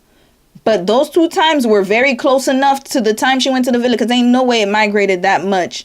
If she did it only twice, it would have disappeared. Why are you lying to us, Cierra? Look at them lips. Ain't no way. How long do lip injections stay? How often do you have to get them refilled? I don't know. I never did it, so I don't know. Maybe y'all could tell me in the chat. often, you know what, let's ask AI. Where you at, Chat GPT? It might not be accurate, but that's okay. Chat GPT. How long does it take for lip filler to dissolve? Asking for a friend named Cierra. She played too much. Got it. Okay. The time it takes for lip filler to dissolve depends on two things. Okay. It's telling us how it's made. Okay. They last 6 to 12 months. Okay. Okay. She might be right here. Naturally. 6 to 12 months. If she had hyaluronic acid filler, it'll either fade on its own over several months or be dissolved almost immediately with these science words. Hold on. I'm not mayonnaise, whatever. Hyundai, whatever that is. Would you like me to give you a breakdown of the signs that filler is starting to wear off now? Yes, please. Because my friend Cierra, hold on, let me put capital yes. Because I'm misspelling. Because my friend Cierra swears that she only got 2 injections, but I believe otherwise. Her lip filler started migrating in July. Started to migrate in July.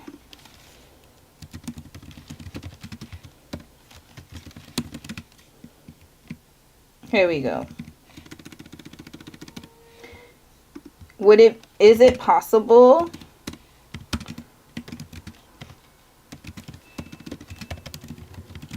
given the time frame? Here we go. Okay. So here with hyaluronic acid fillers like Juvederm or Restylane, you'll usually see gradual volume loss.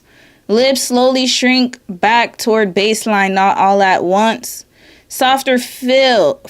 Filler, Filler feels less firm or squishy. Less definition. Borders of the lips. Cupid's bow, vermilion border looks less crisp.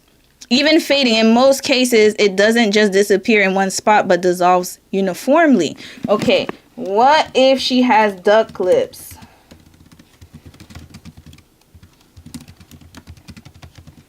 Oh, oops, wrong one. Ooh, Lord.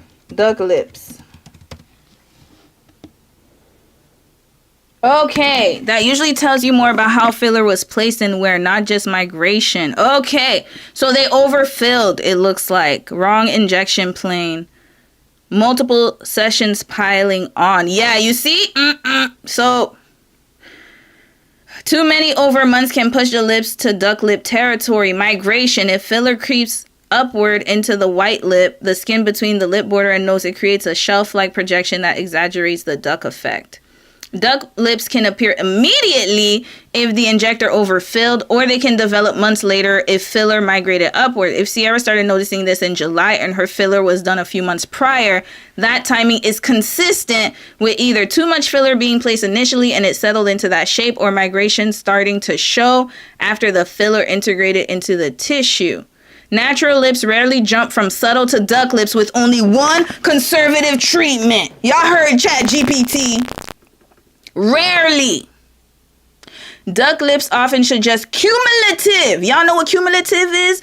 Cumulative. Many. Multiple visits or higher amounts at once. So she must have gotten a high-ass dosage from them 2 times. I only got it twice.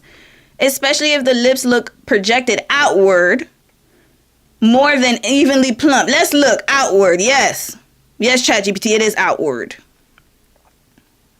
It hints at either heavy handing, injecting, or repeat session. So yes, duck lips can happen after only 2 syringes if placed poorly, but most of the time, That look comes from a bit more filler than the person admits to. Liar, red flag, she be lying.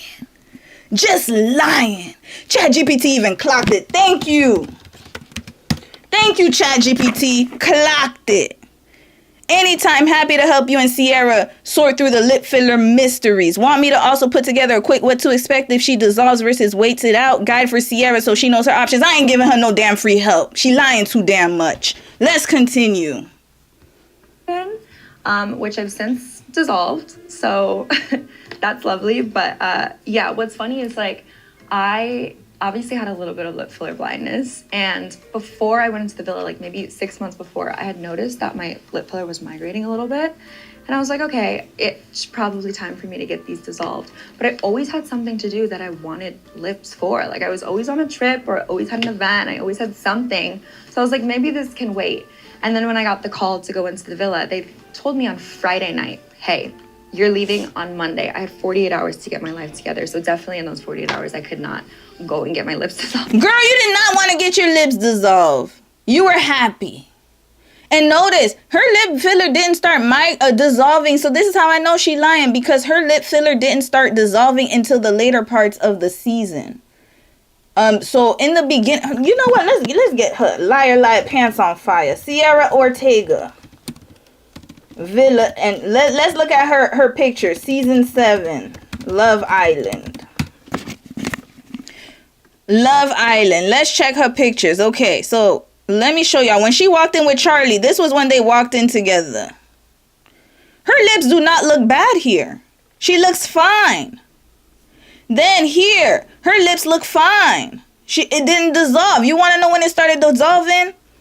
When she started being evil. Look at this.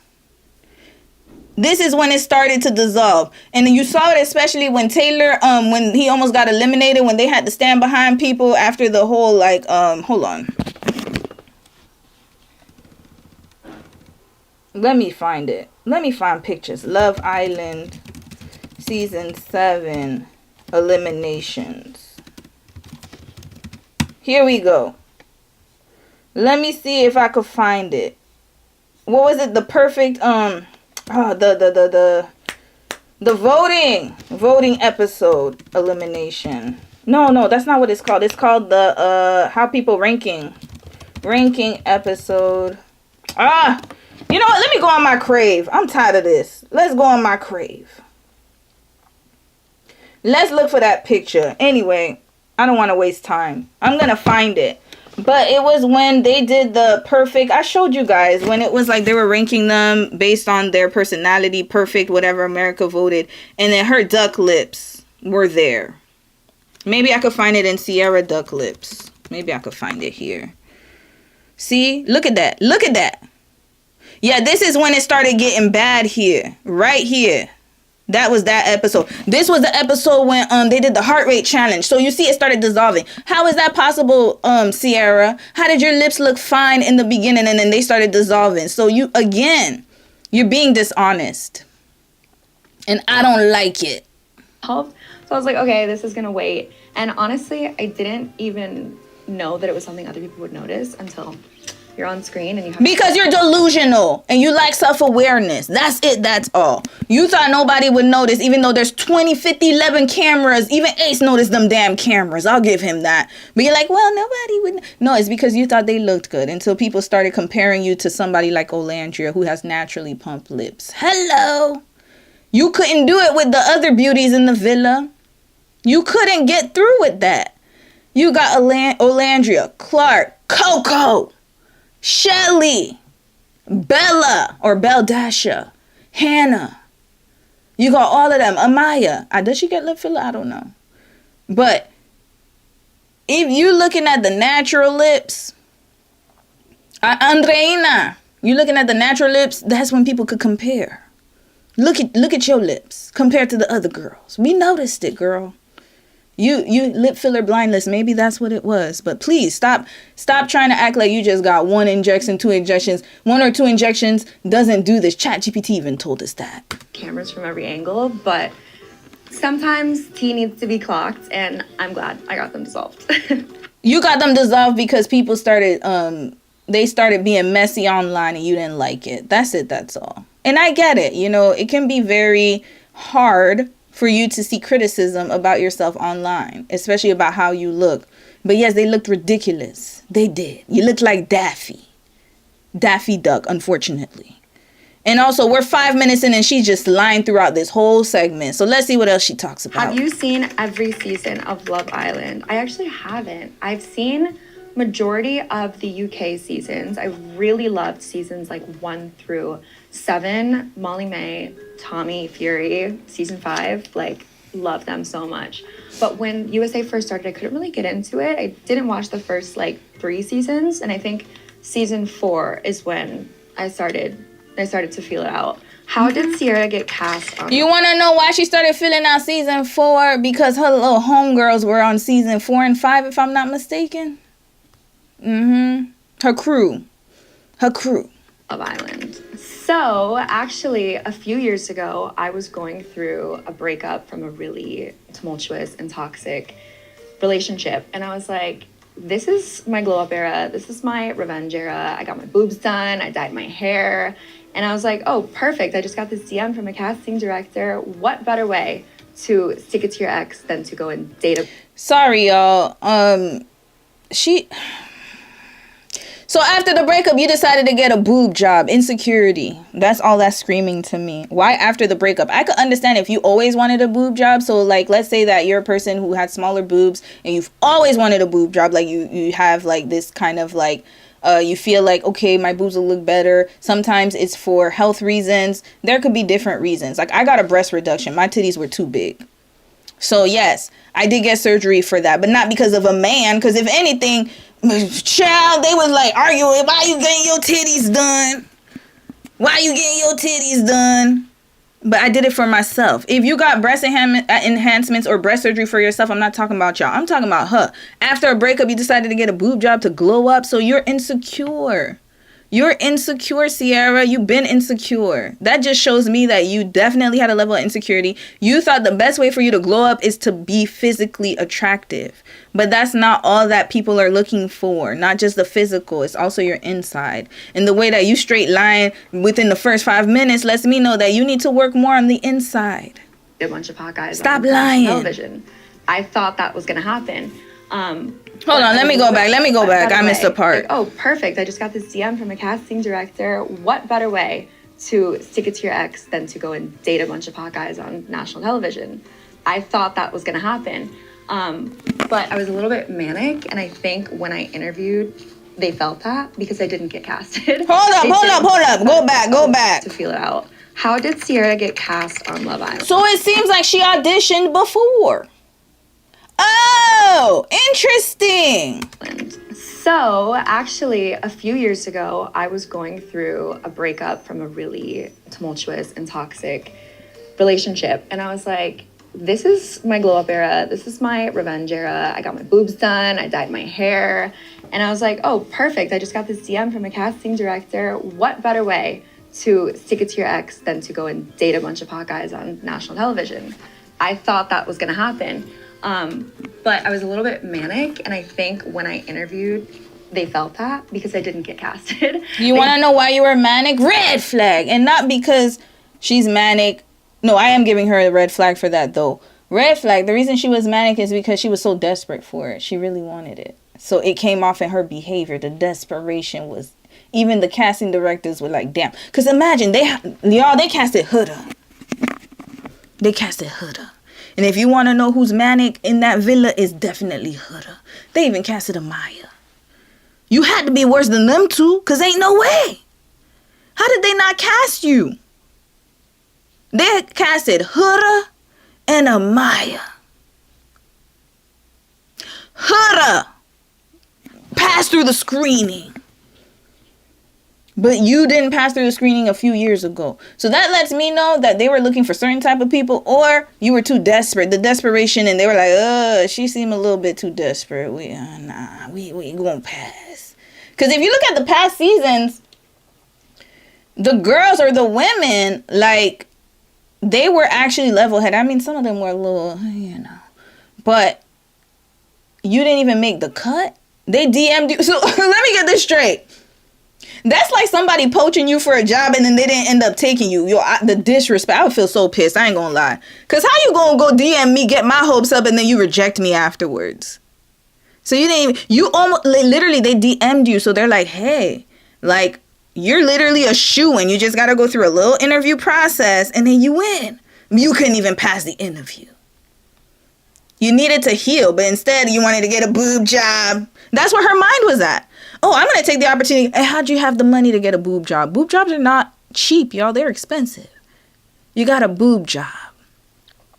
So that's where all your money was going. That's where your mind was at. I broke up with my ex. Instead of working on myself, trying to get my mental health good, let me try to regroup, figure out what's going on with me. No, I'm going to get a boob job, get my lips done, my hair done, and then I'm going to find a new man.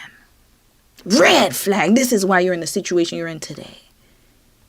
Continuing. It didn't pick me that year, and I was like, that's fine, you know what, it's not meant to be. And honestly, it was probably for the better, because I feel like I took that whole year and a half to really grow into myself and to change my intentions, like know that I wanted to do something like this, not for revenge on anyone else or for a glow up era, but because like it's something that I feel like is meant for me and I really want to do, and I want love out of it. So okay, so all of a sudden when they rejected you, so you see, she was desperate. And then they could feel like, she doesn't have the love intention. We feel like she's just going for clout. And so now all of a sudden she changed. Oh yeah, I just realized that I really want love out of this. Like, no, I'm going to work on myself. I was a little too desperate before, so now I got to learn how to be less desperate. I still want the same thing, but let me let them think that I want love this time. And this way I can pass through the screening. Because one thing I will say about Huda is, as mentally gone as she is, at least one thing I could say is I know she went there for love. Because ain't nobody acting this crazy just for clout. I'm being honest. Ain't nobody acting that crazy and possessive for clout. That's just who she is. So I'll give her that. And Amaya, ain't nobody crying all over the villa. There's no one in this world who's going to go cry all over the TV screen just to go on TV for clout. If anything, that would make you, people can have two types of reactions to you. They could have called you a crybaby, had all these memes, but it just so happened that she came out on top. Cierra, we know what you are. Stop it. Fast forward a year later, maybe a year and a half later, I don't remember the exact timeline, but I got a text message from the casting director and they were like, hey, I know things didn't work out last time, but are you still single? And I was like, of course, I'm more single than ever. He called it the perfect time. And we hopped on a call and I went through the whole process, had many meetings over Zoom, in person, even in Fiji. Like, people don't know that when they fly you out there, it doesn't mean that you're actually going to be on the show. So even going out there, like, you're still having meetings and they're still trying to fit you into this puzzle piece. So it was a full, 6-month process. But yeah, that's how it happened. How do you feel about you, Shelly, and Alandria being called mean girls? That really hurts my feelings because I know that we're not mean girls. And I think in the villa, collectively, a lot of people in there would agree that, we were always trying to spread love and kindness and just laughter and jokes. And a lot of people would, just want to be around us. And likewise, we were really a big family in there. I feel like we cultivated a really great energy, especially with the girls and the bond that I thought we... You weren't mean girls. I agree with you on that. But you were two-faced. That's it. And I'm talking about you and Shelly in particular. Sorry to my Haitian sister Shelly, but I got to keep it real. Y'all were two-faced to Huda. Alandria was the one who actually went to Huda and said, after that whole situation where Huda started crying, I think the first time that Alandria kind of said something and Huda started acting up, she told her. She was like, hey, I don't really like that. But Alandria did coddle her. I will say that. But you and Shelly in particular... You guys were in her face, but then behind her back, you were like... You didn't say it in her face, though. That's why people can't respect it. And this is why her fans, or whatever, her supporters, that's why they tagged you with the mean girl allegations. Because you were being a hypocrite. You were two-faced. Smile in her face, but you talk behind her back. That's what happened. So... Again, I'm not saying that they didn't have a reason not to kind of be upset and, have their moments with Huda, but the problem is that they were doing it like, oh, we're cool. Oh, yeah, we're all sisters. And then behind her back, oh, I can't stand her. Oh, she's too much. Say it to her face. That's it. Y'all could have easily said, look, man, I don't know what kind of brand your crazy is, but that's too crazy for me. So you're going to have to exit left. But yeah, y'all was too worried about the cameras and the optics. And now look. Now look. Look at you. And then now you say, oh, I'm not a mean girl. I don't believe you were a mean girl. You're just hypocritical. That's it. And two-faced. We had built, like, I thought that it was a really strong bond. So to come out and see the narratives that we were being mean or there was bullying, like, I didn't feel that way. I feel like I really, really loved all the relationships that I built in there, even if they don't stand on legs now. In there, I know that I was a good friend, led with a good heart, and was never mean. It was never that.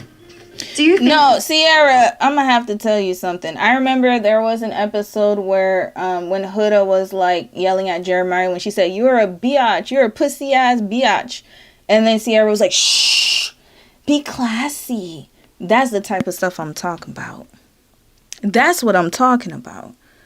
That's that kind of energy. It's like, just pull her to the side and be like, look, you doing a bit too much right now. Pipe down to her face. But no, you'd be like, shh, be classy. Come on now. That's why people didn't like how you guys were moving. You wouldn't say it to her face. And that is why people were calling you guys mean girls, even though I don't believe you're mean girls. Do you think you received a villain edit? So, no. When I posted that, I think, listen, I was a little bit emotional. I was processing a lot of things. I had just binge watched all of the episodes. I'm seeing all of the edits and all the narratives. Like, yeah, no. Okay, I'll give her one thing for that. Finally, somebody watched the episodes. Thank you. Thank you. You watched it. Good. One person. She's the only one who has said that she watched the episodes. So I will give her I will give her a round of applause for that. But sis, yeah, you didn't get the villain edit. You got the racist edit. That's it. I'm sorry. The word you used, you knew that. Come on now. Everybody knows that word. This is a C word. And some people are like, oh, I didn't know it was a racial slur. Well, that means you haven't been around many Asian people. How could you not know that was a racial slur? It's literally in our history books. Literally. I remember the first time I saw that word, it was in a history book. And someone explained it to me. This was in Florida, y'all, in elementary school. We knew that word. So I don't know about this new generation. I think she's Gen Z, but I know I learned about it. I definitely learned about it. You want to know why? Because we learned about it during the when we were doing social studies and they were talking about wars. And then Korean War came up, and I remember we learned about Vietnam War, Korean War. That's Florida. I know. That's when education was well, not the best, but it was pretty good. I remember I'm from the 80s. Like I was raised in the 90s and I was born in the late 80s. So yeah, our curriculum was different. They taught us that, and they said, like, they didn't say the slurs, but they were like, these are not good words. And they were calling the American soldiers were calling them that word. And even the railroad, when we learned about the gold rush and the Chinese migrants who came to work on the railroads and the racial discrimination they faced, and also the words that they were saying to them. We learned about all that, and the N-word, civil rights movement during Black History Month. We learned all of that. And you telling me you didn't know that word was a racial slur? Please. Red flag. You're not educated, and you're not culturally aware. Those two things are deadly, especially if you want to live in this world that we live in today. You need to be culturally aware. That's it. That's all. Naturally, you're a bit scrambled as to, like, what's real and what's not. I do think that there were certain things in the show that were edited in a way that didn't paint me the best way. Like me making faces during certain times that I wasn't making faces, or conversations being clipped where you couldn't get the full context. But at the same time, that's quite literally what we signed up for. It's reality TV, and they have to make the best with what they have. I think what they showed is pretty accurate. You just didn't like it because you realized how crazy you looked. That's all that is. So I don't think anyone can confidently say they like the entirety of their edit. But yeah, I don't think I received a villain edit. I think there were villainous parts of the editing, but... Oh, villainous parts, like when you was trying to steal Nick from Belle Dasher. Oh, that's when you walked in, I could take your man. And if I could take him, he wasn't your man to begin with. And then when somebody actually does take your man, after you get kicked out for saying a racial slur, then you want to go and cry on the internet. Red flag, stop crying about it. You were big and bold when it was you doing it. But now that when somebody else does it, I'm so hurt. Girl, take it to the chin. Ain't that what you told Belle Dasher? Exactly. Hypocritical. That I can already sense that character. That's what I'm saying. She just y'all continuing. Oh my god, I forgot that I could take the I'm out here like shaking and shivering in my boots. I'll come back to you in a second. Did you expect Nick to leave with you? I didn't expect him to leave with me. I'd be lying if I said the thought didn't cross my mind, just because when I left, like where we had left things, I thought it was in a strong enough place for him to consider it. But I never would have expected that from him. And I think the cards fall how they're supposed to. Expected that from him. Let's rewind. She said she didn't expect Nick to leave with her.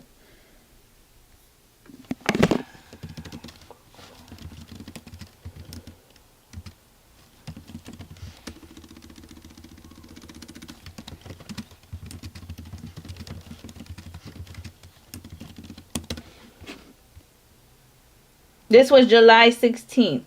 Okay.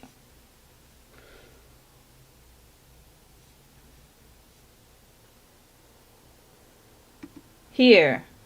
Variety. Let's replay what she said. Replay. The entirety of their edit. But yeah, I don't think I received a villain. Did you expect Nick to leave with you? I didn't expect him to leave with me. I'd be lying if I said the thought didn't cross my mind, just because when I left, like where we had left things, I thought it was in a strong enough place for him to consider it. But I never would have expected that from him. Expected that from him. I thought we were in a strong place when we left the villa, that he would have considered it. But I didn't expect that from him. What's that? What's that? Oh, that he didn't choose you. He wasn't loyal to you. Because you got kicked out, ma'am. It's not like you... This is the thing. If she got eliminated, I could understand that. If she got eliminated. Just like when TJ got eliminated and Iris decided she was going to stay behind. Allegedly, the producers made her stay behind. I don't know what the truth is. But I could understand if TJ said that. But even TJ was like, you know what? This is your experience. You're going to do what you need to do. Whatever happens, happens. I'll meet you on the other side. But no, she had an expectation. Why? Because she put that expectation on him. I didn't expect him to do that. I thought he was going to leave with me. Selfish. This is not just your experience, Cierra. It's also his experience. And I know people are going to say, well, people didn't say that about Alandra and Taylor. The problem with Alandra and Taylor wasn't that Taylor went after Clark. No one had an issue that he went after Clark. Actually, I think it made more sense that he went after Clark because he wasn't attracted to Alandra, period. But the reason why people went after Taylor is in the way he did it. He kept acting like, oh, yeah, I'm going to choose you. And, oh, I'm still going, I'm still pursuing you. But you and Clark at the same time, he was lying. That's what people were mad about. Not that he chose Clark. I picked Clark. Nobody gives a damn. Now you, on the other hand, Mrs. Possessive, which, again, you got to watch my Love Island live stream. I broke it down. She is very possessive. She's like, I didn't exactly expect him to stay. But then he should have. I didn't expect that. What'd that mean? Same thing happened to TJ, Miss Ma'am. Iris left him and went straight to Pepe. You want to know when she came back from Fiji? TMZ caught it. They had a 2-hour walk conversation. You know, they solved it.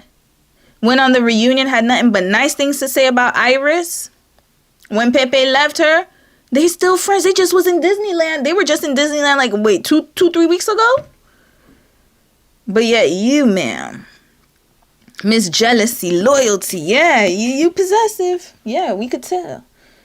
And now let's get to the article, because she said that she didn't expect him to leave. But look, Love Island's USA's Cierra speaks out on Nick Alandria in 9-minute video. Watching Nick and Alandria couple up after I got booted effing hurt. This was in July, y'all. This was in July. Let's read. Let's see. In a 9-minute video posted on TikTok, Cierra addressed Nick and Alandria in detail for the first time. That was when she did her first 9-minute part, whatever. None of the contestants on Love Island USA spoke about Cierra's exit on camera during the remainder of the season, nor have Nick or Alandria publicly commented on the Cierra situation in interviews after the finale. He addressed it though. He said he doesn't want to talk to her at all. When asked by Variety post-finale if he had plans to reach out to Cierra, Nick sidestepped the question and responded, "I'm still taking time to process her whole situation and see where that goes." AKA, he don't want to talk to her. But Nick needs to stay it with his chest. But he wanted to be PR about that. And for this part, I will say that he should have just said, hey, like, I'm not interested in talking to her. But he didn't want to do that. I'm taking time with Alandria to focus on us and this new life that we're living. Absolutely. So here, this part basically tells you his answer. He ain't gonna reach out to you. He's done. He's done. He's done. But I will give him a little bit of grace here because he probably was waiting till the reunion to say something. I'm assuming. But this part right here, he's just basically telling you where his mind is at. I'm focused. I'm taking time with Alandria to focus on not me, not her, but us. And this new life that we're living. And this was July 27th. Cierra is now telling Love Island USA viewers that she is mourning her relationship with Nick in real time. The duo appeared to be one of the strongest couples in the villa when Cierra abruptly exited for saying racial slurs. Let's call it out. So this is her right here. They quoted her saying, "I come out thinking Nick and I are in this amazing place. We're closed off and having these strong feelings for each other." Cierra said that was one-sided. You didn't realize it though.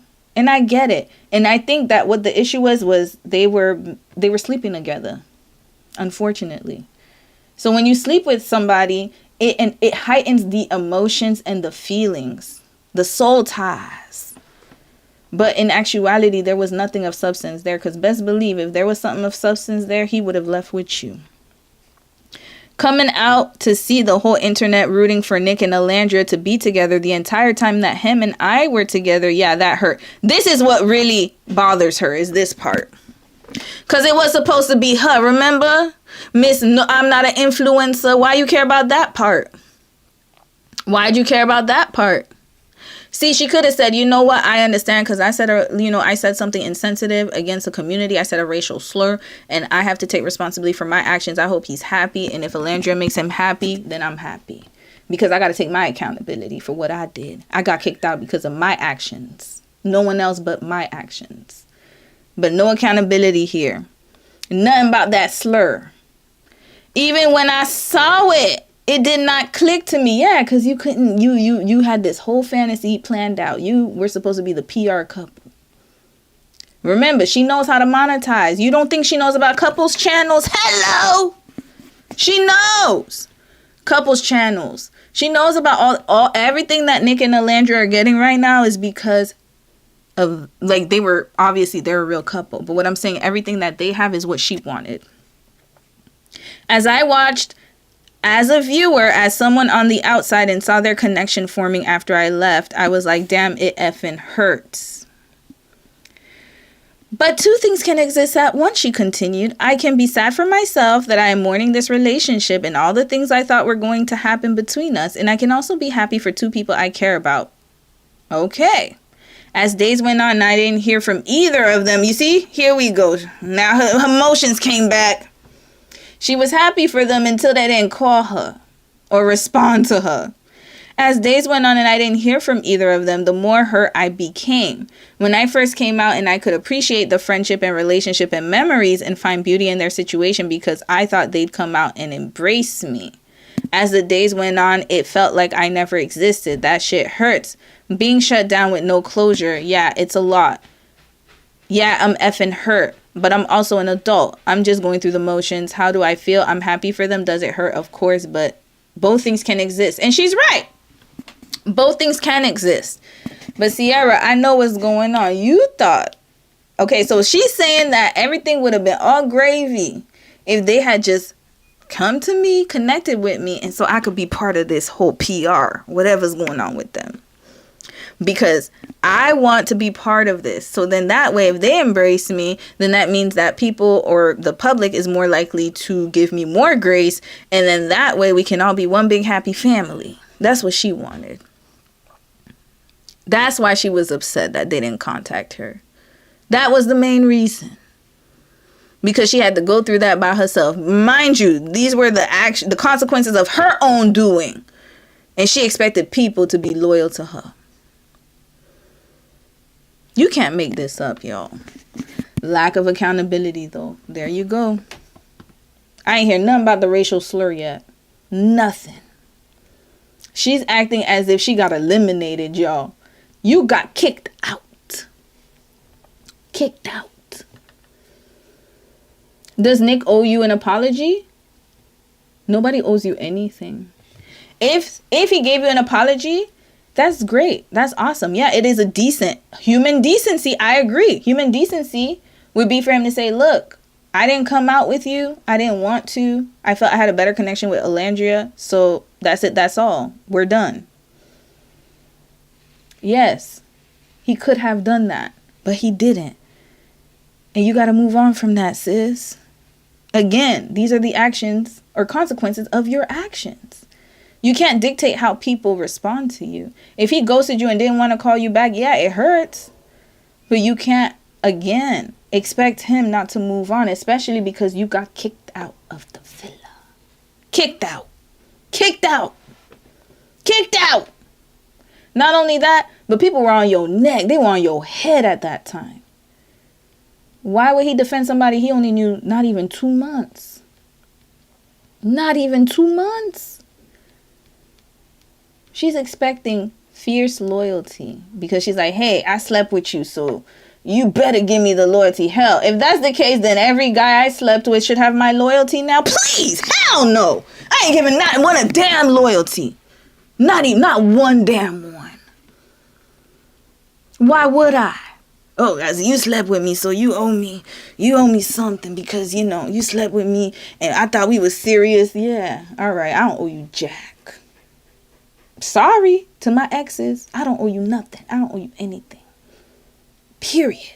And I think the cards fall how they're supposed to. And I'm glad that he made his decision because it seems like he's thriving. And yeah, great. Which Islander was the... I'm glad he made his decision because it seems like he's thriving. Yeah, great. What about Olandria? Wasn't that your homegirl? Yeah, you mad? She's still mad. Look at her face. Hold up. Look at this.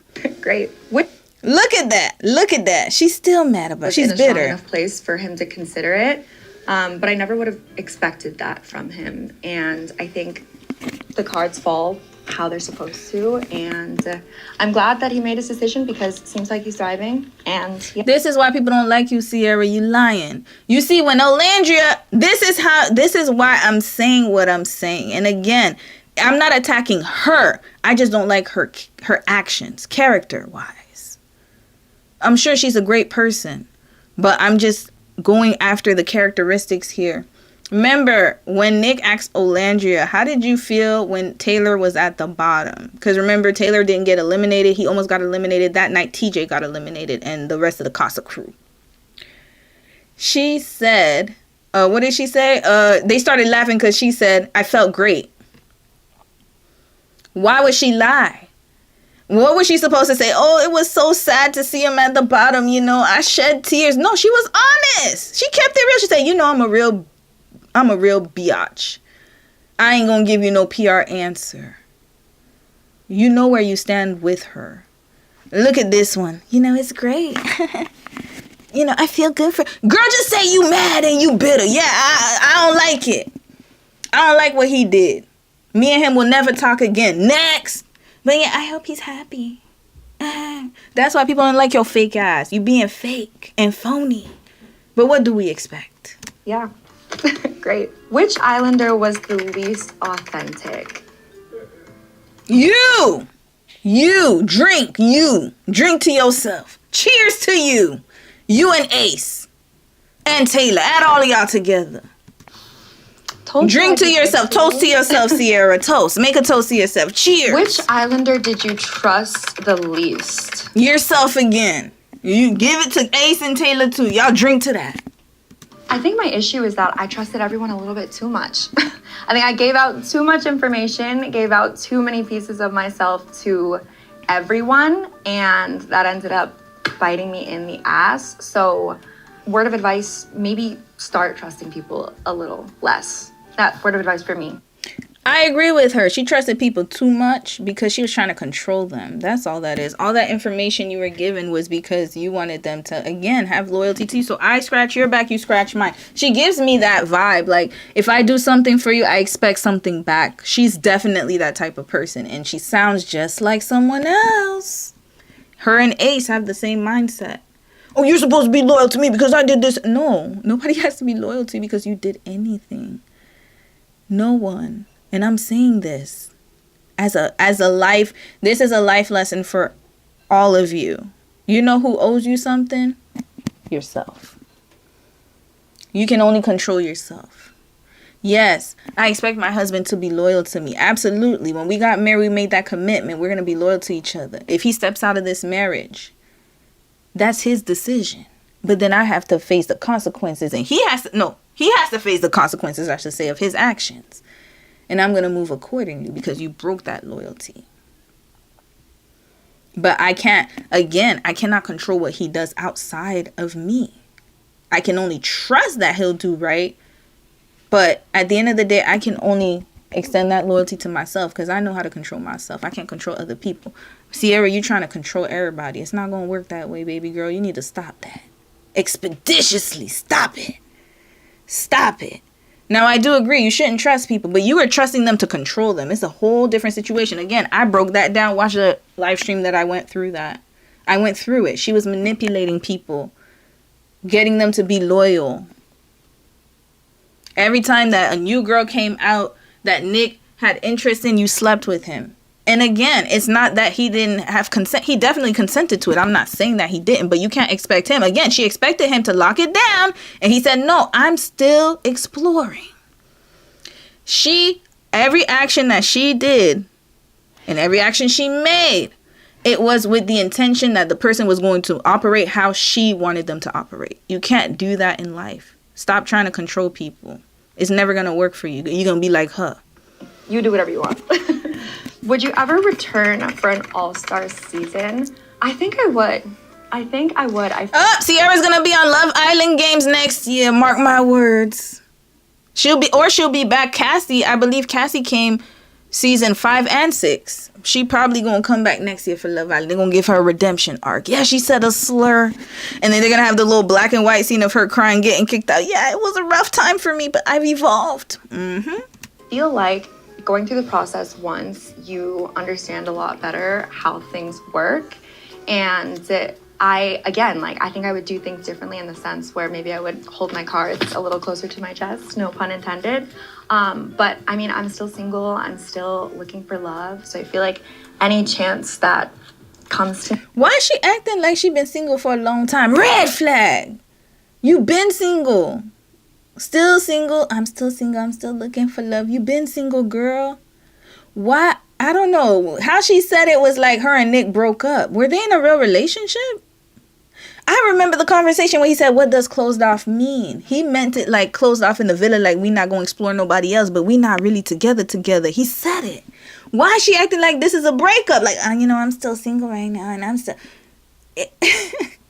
To me, to be able to find it. I don't know. Maybe I misinterpreted it wrong. Let me return. Hold on. Let me rewind this. Maybe I misinterpreted this. Would you have done anything differently in... Hold on. Go back. Would you ever return for an all-star season? I think I would. I feel like going through the process once, you understand a lot better how things work. And I think I would do things differently in the sense where maybe I would hold my cards a little closer to my chest, no pun intended. But I mean, I'm still single, I'm still looking for love. So I feel like any chance that comes to me to be able to find it, like, who am I to turn that down? Would you have done anything differently in the villa? I definitely would have given a little bit more attention to the other connections that I was forming. I think going into the villa, I was like, I do not want to put all my eggs in one basket or, stay connected to one guy the whole time. And even though I did some exploring, I wish I would have explored. Red flag, you're lying, Cierra. You put all your eggs in Nick's basket. We saw you in the beginning. Does he like me? Oh, I'm so scared, Bella. I really like Nick. Remember when he was he talking to Bella on the couch? And then she was with Charlie and Austin in the kitchen, and she's like, I really like him. I really like him. Was it Bella or Beldasha or Andreina? One of them. Every time Nick tried to talk to somebody or tried to explore somebody, you blocked it. To the point where nobody even touched him in the heart rate challenge because of you. Well, that's what they showed us anyways. Apparently and allegedly, him and Alandria did get a lap dance from Alandria. But people were still very respectful towards your relationship because you put that barrier. You didn't let nobody touch him.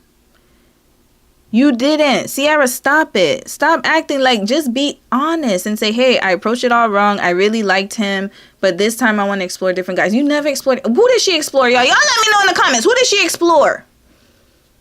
TJ was trying to get at her. She didn't even really talk to him like that. Elan was probably the only other one. And again, she was crying about Nick the whole damn time. Cierra, stop it. We know what you was doing. Please stop. You didn't let anyone have connections with him. Just stop it. Would you have done anything differently in the She's villa? just mad again because she didn't realize that Nick was going to do what he did. And then when she saw that Soul Ties video with Olandria, she got upset about it. That's what happened. But you want to know why he did it? Because he's been told you. He told you from the beginning he was still going to explore his options. And that was before you guys were even closed off. Again, she manipulated everybody in every situation to work out for her. That's why she was spilling so much and acting like, oh, I'm going to trust people. The same thing Ace did. It's the same thing. When Ace was on the Speedy interview, he said, oh, he would gain people's trust because people would open up to him about their childhood trauma. Once you build a connection with someone, it's less likely for them to betray you, quote unquote. They're going to follow you and they're going to have more of a loyalty towards you. But what she didn't realize is when she left the villa, there's no more rules anymore. The rules are done. Once you got kicked out, I should say, for a racial slur, no one owed you anything. You were no longer there. If anything, I would have said they didn't even owe you anything when you were there. But at least they had some type of loyalty to you because they didn't even connect with each other after that whole Soul Ties kiss. They just tried it. We're like, okay, you know what? And they were within their rights. They were exploring. What is Love Island about? Exploring connections. You weren't even closed off. And they even told you after they kissed each other. Actually, matter of fact, Olandria was the first one to tell you she kissed Nick. So why is she acting like this? Oh, yeah, if I had... I didn't put all my eggs in one basket. Please, you did. I definitely would have given a little bit more attention to Lies. the other connections that I was forming. She lying. I think going into the villa, I was like, I do not want to put all my eggs in one basket. Lies. Or... stay connected to one guy the whole time. And even though I did some exploring, I wish I would have explored a little bit more. Other than that, I think everything I did was authentically me, and I had a lot of fun in there. Like, despite how things went down, I had the time of my life. I made a lot of friends. I made a lot of memories. I wore a lot of good outfits. I had a lot of laughs, and I wouldn't change any of that. Since coming out of the villa, were you asked to do any interviews? I was. I was. I think my inbox was really flooded, being pulled in a lot of different directions. And I think immediately coming out, like all I wanted to do was collect my thoughts, make sure that all of my words, all of the perception was my own, and control my own narrative. Like I think especially when I came out, there's a lot of people spreading fake news or using my name for clickbait and, you know, all of these things. And that's just not something I wanted to participate in. So I really just wanted to control my story and make sure the words came from me. You want to know how she controlled her story, y'all? Just like Ace. Let's get into it. Remember, she said she wanted to control her narrative. She didn't want to go on interviews. She wanted to control her story. Cierra Ortega. Let's get into Miss Cierra here. All right, Booski. Let's get into you. This is the first post she made post-Villa, y'all. Let's get in. This was her Q&A. This is how she returned to us, y'all. Here. This was before Love Island. This was titled May 23rd. This one here. Y'all want to see it? Okay, let's okay, the music's off. Look at that. The sound's off. Let's go here. Oh, oops. Why is TikTok so sensitive? Hold on.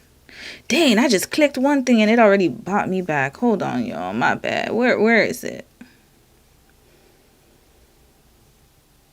Where did it go? Here. This was her first post when she hold up.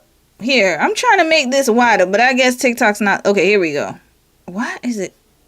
Okay, y'all know I'm an auntie. Hold on a second. Here we go. Okay, what did it say? You look happier. Thanks. I booked a flight to Mykonos after surviving the villain edit on reality TV, and I didn't end up with the guy who never actually liked me and wanted my friend the entire time. And the sound effect, let's play it. It's I think it's Central C's ex-girlfriend once he got with Ice Spice. I didn't even actually get to break up with him, and he's already with the next girl. If he's cheating, I'm doing him worse. Okay, let's stop it here. I didn't even get to break up with him, and he's already with another girl. As if Nick and Alandra didn't have a connection in the villa. Interesting. Yeah. So she wanted to control her own narrative, and the first thing she did when she came out is not even apologize to people about the racial slur, y'all. Not even apologize to the Asian community on video, because she did on her Instagram post, but she didn't do it on video. She went and she made that post. Red flag. You and Ace are the same. Y'all want everyone to be loyal to you, and you're not loyal to anyone. That's number one. Number two, you lie too much. You're just a liar. Cierra, I'm sorry. You lie too much. I debunked a lot of the lies here, and you still don't want to take accountability. Why? I have no idea. Maybe that comes with a maturity. Your frontal lobe should have been developed already, so it's just character development at this point. But I'm here to let you know that you need to be accountable. Not one, how many minutes? 13 minutes, not one word about the racial slur yet. First video out the villa against Nick and Alandria. Jealousy, envy, upset. Because they didn't reach out to her. All about her.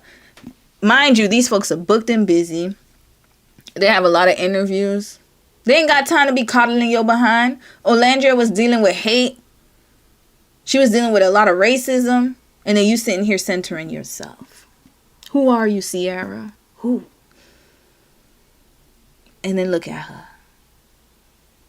Did a PR team write your apology video? Oh my god. Finally, the slur. It's just so silly.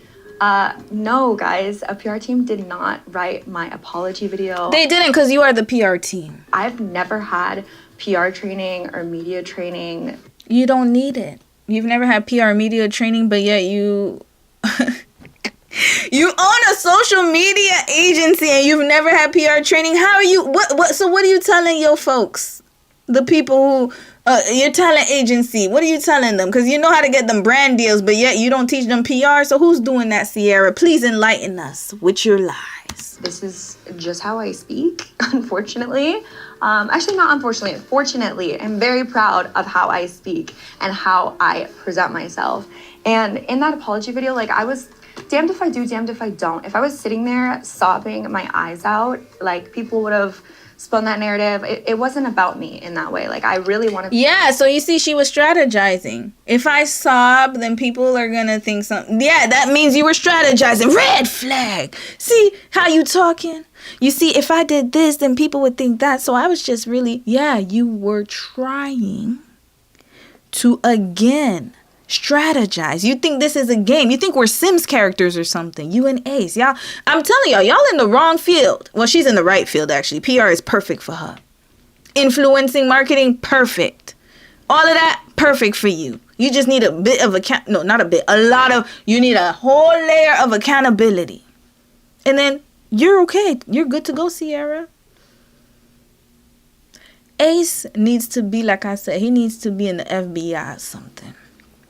He's in the wrong field. He doesn't need to be an influencer. He needs to be in the FBI somewhere, doing like those missions, those undercover missions. He needs to be an undercover officer. Ace needs to do. He needs to strategize for the military. He needs to do some type of art, 48 powers, laws of whatever.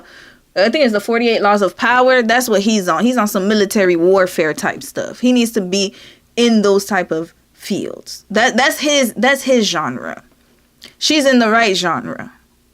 Absolutely. She belongs there 100%. To make sure that I said everything that I felt was important to speak on. And no one wrote it. I wrote it. I revised it like 4 different times. I agree. I know you wrote it, Cierra. No doubt about it. I know you wrote that. But when I spoke it, it's not like I was reading from a script or anything. Like, the reason I was able to speak so directly is because it was something that came from my heart and my mind. She's actually really good with communicating. I just wish again, same thing with Ace. It's like, why can't they use their talent and skills for good? Like, she actually having that type of skill to not read from a prompter and to communicate, it's a gift. She has an amazing gift, y'all. The fact that she can be the CEO of a marketing or a talent agency, and she has a full roster, and she's able to teach people how to become social media influencers, how to get brand deals, how to monetize, that's a gift. Focus on that. Focus on that. But no, she's spending too much time worried about her image and how she's going to make it out in the world. She didn't take one break from that slur, y'all. She got right back on social media. Business as usual. I admire her tenacity, and I admire her courage and her resolve to not get canceled. That is very admirable. It means that she can fight. I like that about her. But again, she needs to fix those negative character flaws. We all have negative character flaws. She needs to fix hers. Stop thinking people owe you. And stop lying all the damn time. But damn, you're a Libra. You're a Libra woman. I know. I told y'all my mama's a Libra. Not that my mama lies all the time. Don't get me wrong. And I love my mom. But they do like to embellish. And they like to deflect a lot. From my experience. Personal experience. Stop deflecting. Take accountability and move on. That's it. That's all, Cierra. That's all we wanted. That's all. That's it. That's all. And once you do that, I'll have nothing but good things to say about you. Because you seem like you're a decent person. I will give you that. I don't think you're evil. I just think that you're using your skills in the wrong way. And once you learn how to use it positively and focus on what you need to focus on, then we can move on. But it's not lost on me that you're doing this interview when Nick and Alandra are in New York Fashion Week. We're going to go over that next. And something that I felt passionately about. Do you regret wearing the empathy sweatshirt in your apology video? Oh my gosh. Honestly, a little bit, because believe it or not, it didn't even cross my mind. Red flag! Why you you see, she stay lying. Oh my gosh. Y'all, okay. I gotta tell you guys something real quick. I'm on YouTube, right? You do realize that I know what I'm gonna wear. Like, I plan what I'm going to wear before I go live. All of the shirts that I have some shirts that have like logos on them. Some of them I don't wear because I know that, hey, this logo, I don't want to show it, or this one, I don't want to show it, or I make sure that when I dress up, it's for a certain reason, right? I want to present my way in a certain way, if you guys get what I mean. Just like when you go to work, you're not just going to wear any t-shirt. For example, I have this shirt here. Hold on, let me pull my shirt out. This one right here. I'm going to wear this on October, like the last week of October. Here, this shirt. Y'all can see it, right? And then in the back of this shirt, it's Every Child Matters. Hold on. Let me see if I can show y'all. Here. Y'all want to know why I'm going to wear this on October, the last week of October? It's Truth and Reconciliation Day for Indigenous people in Canada. So I'm strategically wearing this shirt the last week of September. Sorry, not October. The last week of September, I'm wearing this shirt because I'm in solidarity, right? I'm an ally. Cierra, you knew what you were doing. You're doing an apology video and you just, I just put on this empathy sweatshirt. Just, just liar, red flag, you lying. There's no way, y'all. No way. Out of all the sweatshirts, I have clothes in there. All the sweaters, all the shirts you could wear. You're telling me you're not being strategic? Again, she lies too easily. This is very scary, actually. She's lying too much. Just admit it. Just say, you know what? I felt like I was being empathetic. I just wanted a shirt to show how I felt. But no, she wants to lie. She's always lying. She's been lying this whole damn time. Just easily. I just didn't even know I was going to wear it. You sat there and recorded. Let me tell y'all, I prepare what I'm going to wear on stream. Every outfit, every shirt. Hell, sometimes I'll be like, dang, did I wear that last week? I can't wear that again. I know what I'm wearing. Just like when you go to work. You don't even want to wear the same clothes twice. Some people don't even like wearing the same shirt twice in 1 week. And you're telling me that you didn't notice, you just grabbed anything and it just happened to have empathy on it? You're lying. But then what do we expect? Like I said, everything that she says is all lies. Do you regret wearing the empathy sweatshirt in your apology video? Oh my gosh. Honestly, a little bit, because believe it or not, it didn't even cross my mind. It wasn't a second thought where I was like, ooh, I'm gonna wear this empathy sweatshirt to invoke empathy in people. No, that was just like my favorite crew neck that I wear around the house. And I just had it on. Like, I wanted that video to be casual, me lounging around in my apartment in clothes that I would normally wear.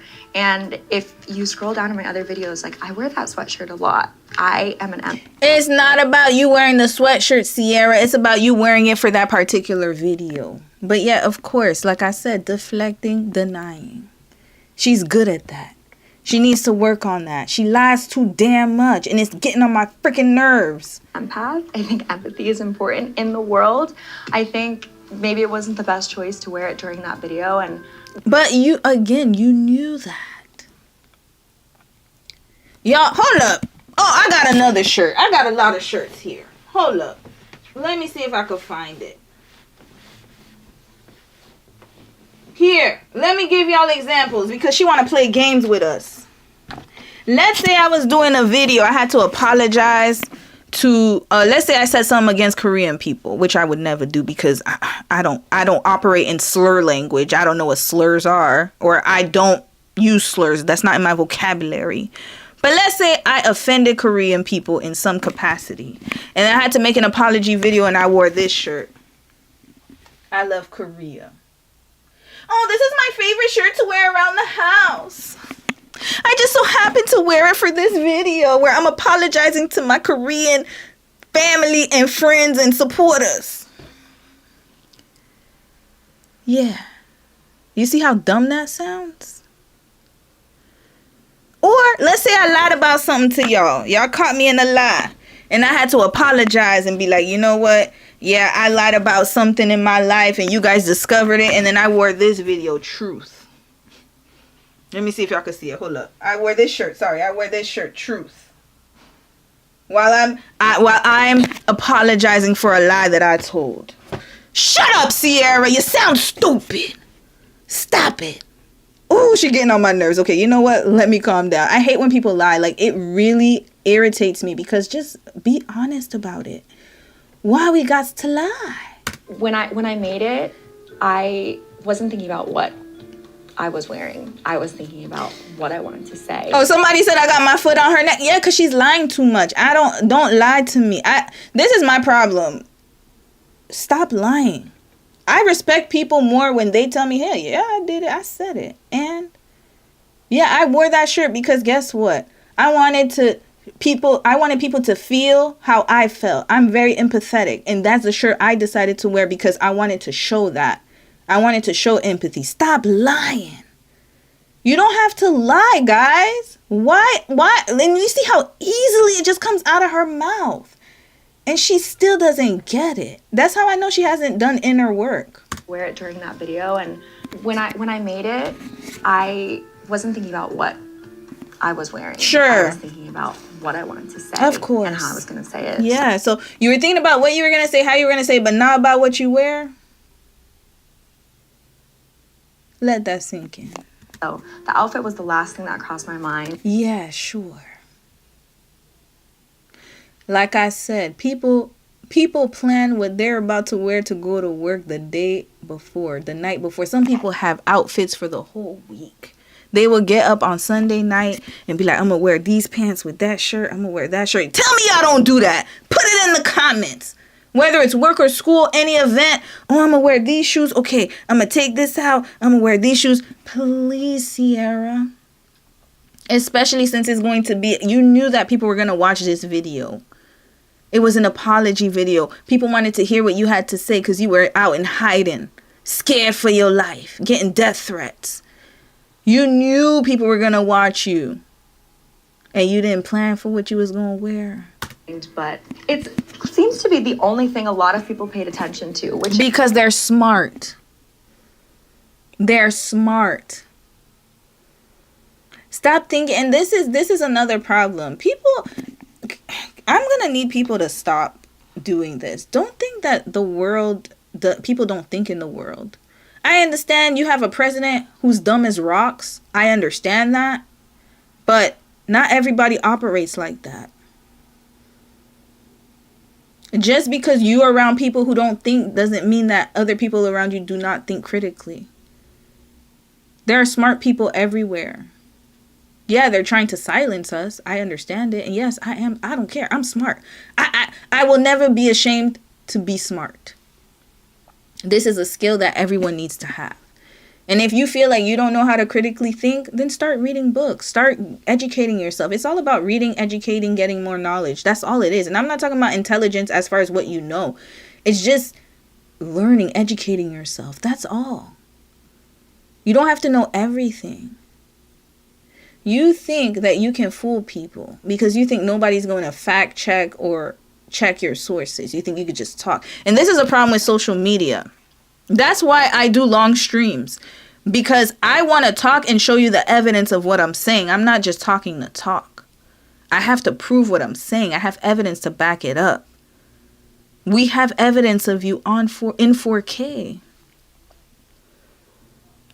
Do you think we're not going to, nobody has time to dig that up? You work in PR. You should know that. But again, like I said, when you're naturally a habitual liar, this is a habitual liar here, y'all. Y'all know somebody who lies about everything? Just lying for no reason. Some people lie for no reason. They just like to lie. It's just they've been operating in that pattern for so long. Lies got her in a chokehold, y'all. She just be lying. Just straight lying. Like, we can't debunk anything she's saying. You can't make this up. Just like, that's a you problem. Let's focus on what's important here. Do you think cancel culture is too harsh? I do. I think there's a difference between holding someone accountable and just wanting their life to be over.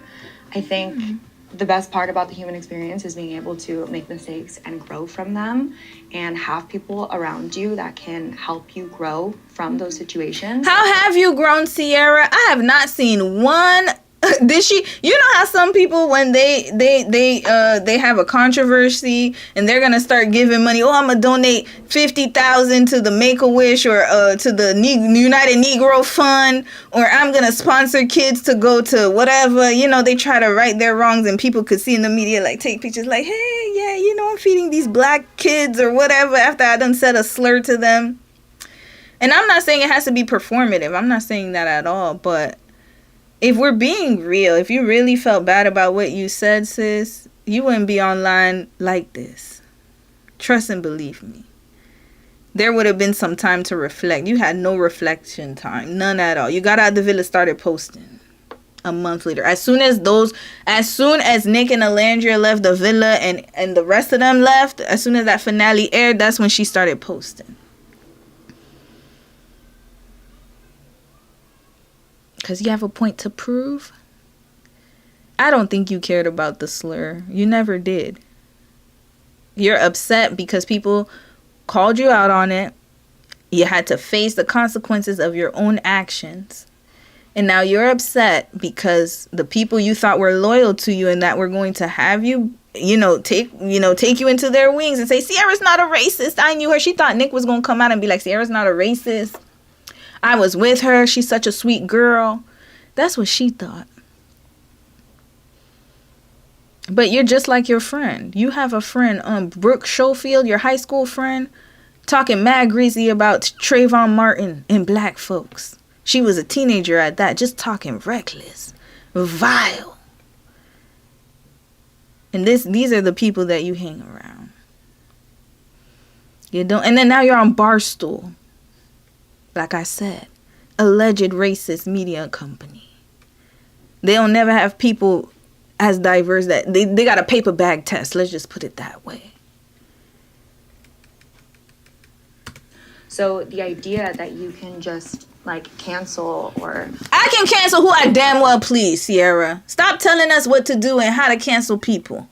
Yes, people deserve grace, but if I decide I don't want to give you grace, I don't want to give you grace. Stop trying to guilt trip me. Again, like I said in the beginning, they will guilt trip you. It was just a little slur. I didn't mean it. So you should forgive me because I'm a good person. You could still be a racist. It doesn't matter. You're a racist still, sis. Or you said a racial slur. You were racist at that moment. At that moment, you were being highly racist. Talking about people's features that my husband has. You said that. You said it was ugly. The features that my husband has. Yes. And my mother and father-in-law have. His whole family has. And you use a slur to describe it. You forgot about that though, right? Okay. Erase someone from society, from relationships, from success. It's just, I don't think that's anyone else's decision to make. So what do you mean it's not anyone else's decision to make? I could choose what I damn well please. You see, she's trying to control us here. Cierra, if I don't want to F with you, I don't want to F with you. Why do you think that you can control how people react to you? You see, this is what I'm talking. I don't think cancel culture should exist because, we should all have second. This is why you guys have the president that you do. A man who has been shown to be how he is. And to be in the activities that he was with J.E. Y'all know what that stands for. Mr. Jeffrey. Has so many charges against him. Is not fit to be anyone's president. And yet here we are. Because no, cancel culture shouldn't exist. We should give everyone a second chance. Even though they have proven that they shouldn't have that chance. And I'm not saying that you shouldn't have it, sis. I'm not saying that at all. But I'm just saying that you can't control how I feel. If I say I want to cancel you, I want to cancel you. That's me. Now, should you get death threats? Absolutely not. That's extreme. But then again, you're dealing with people, like I said, who have no emotional regulation. They don't know how to move accordingly. So for that, I will say you do not deserve death threats. And yes, you don't deserve to be a social pariah either. You can learn and grow, absolutely, but you can't control whether we want to F with you or not. You can't control that. Stop. Stop trying to control us. I do think that when people do bad things, behavior should be corrected, but everyone deserves a chance to grow. And oh, so Cierra. With that logic. Okay, y'all, let's get into it. Everyone deserves a chance to grow because it's you. So you're telling me if there is a serial killer going about this whole neighborhood just slicing everybody, they get caught, the public is angry. We're on some vigilante type of activity. Killer goes to jail. We're supposed to forgive him just like that. Everyone deserves forgiveness and a second chance. So we're supposed to just let him out. Charles Manson, we're supposed to just let him out. The man that unalived that Ukrainian woman on the bus. I don't know if y'all saw that news. Just out of nowhere. Who shouldn't have even been let out in the first place. Was a delinquent, degenerate, menace to society. And we're supposed to just let him out. Oh, he said he's sorry, so let's just let him out. Without showing any type of improvement, nothing, right? How do we know? What's the measure? What's the matrix of growth, Cierra? Please let us know. What does that mean to you? Because it's only been 2 months. You said the slur earlier this year. You even went on Love Island, didn't even think twice about that slur. You got caught. You said one apology on IG, and then you made an apology video after. But before you made the apology video, you threw shots at Nick and Alandra. I had to make sure to do that when you first came out first, and then we get to business. I gotta let them know how I feel first, and then I'm gonna get to business to apologize. Oh, the woe is me empathy sweater. What's the measure for growth, y'all? Please let me know. What Cierra said that we should rehabilitate everybody. Everyone. She lied this whole interview, y'all. Lied this whole interview. I didn't hear any accountability whatsoever. And yet she has shown to be a person that has been reformed. Red flag. You're still the same person you were. You have not changed at all.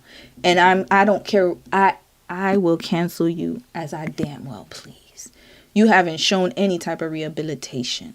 You just expect us to forgive you because that's what you're used to. How? Just, you have to feel like it was in their shoes. Yeah, like, well, how would you feel? Okay, but then they made a decision. What am I supposed to pay for that? I knew how to do better, but then I have to forgive somebody who didn't know how to do better and doesn't want to learn on top of that. And they think that their words mean more than their actions. Your actions have shown to me that you do not care. And on top of that, your words are all lies. You, ma'am, are not rehabilitated.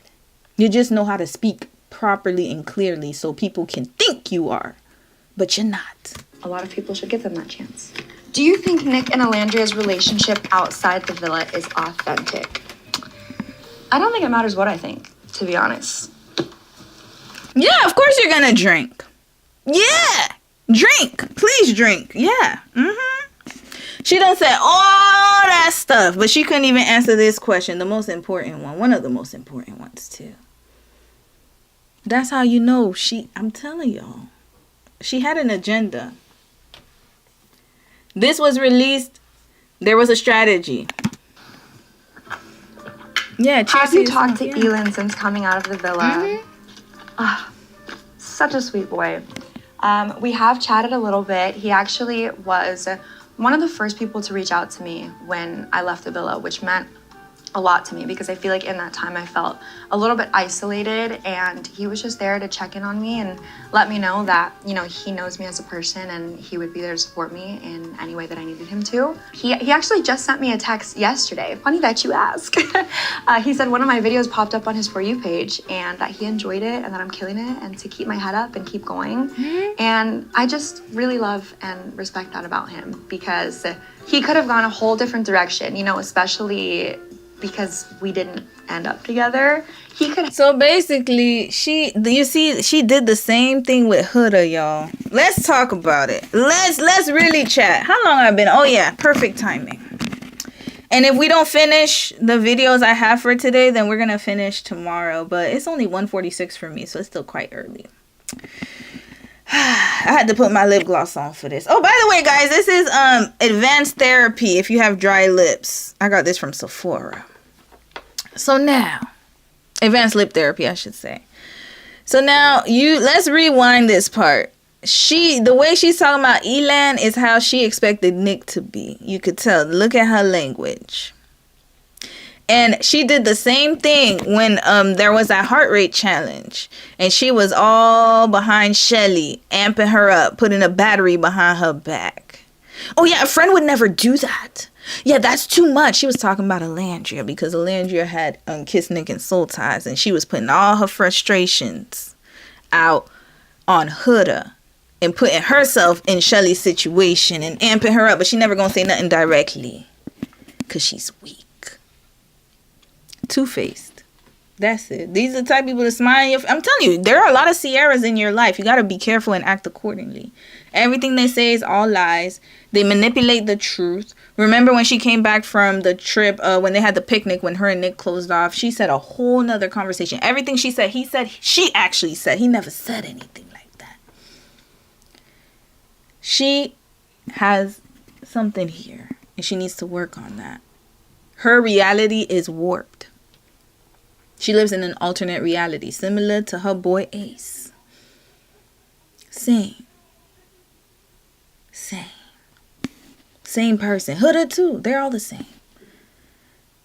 This is not real world. So she'll drink for Nick and Alandra and then watch how she talks about Elan. That's exactly how she feels about Nick. Hello. Have you talked to Elan since coming out of the villa? Such a sweet boy. Such a sweet boy. Okay. We have chatted a little bit. He actually was one of the first people to reach out to me. Was one of the first people to reach out to her. All right. When I left the villa, which meant a lot to me because this meant a lot to her. I feel like in that time I felt a little bit isolated. She felt isolated. And he was just there to check in on me and let me know that he checked in on her. You know, he knows me as a person and let her know that he knows her as a person. He would be there to support me and he would be there to support her. All about her, by the way. Nothing about her slur. Okay. In any way that I needed him to. He actually just sent me a text He sent her a text yesterday.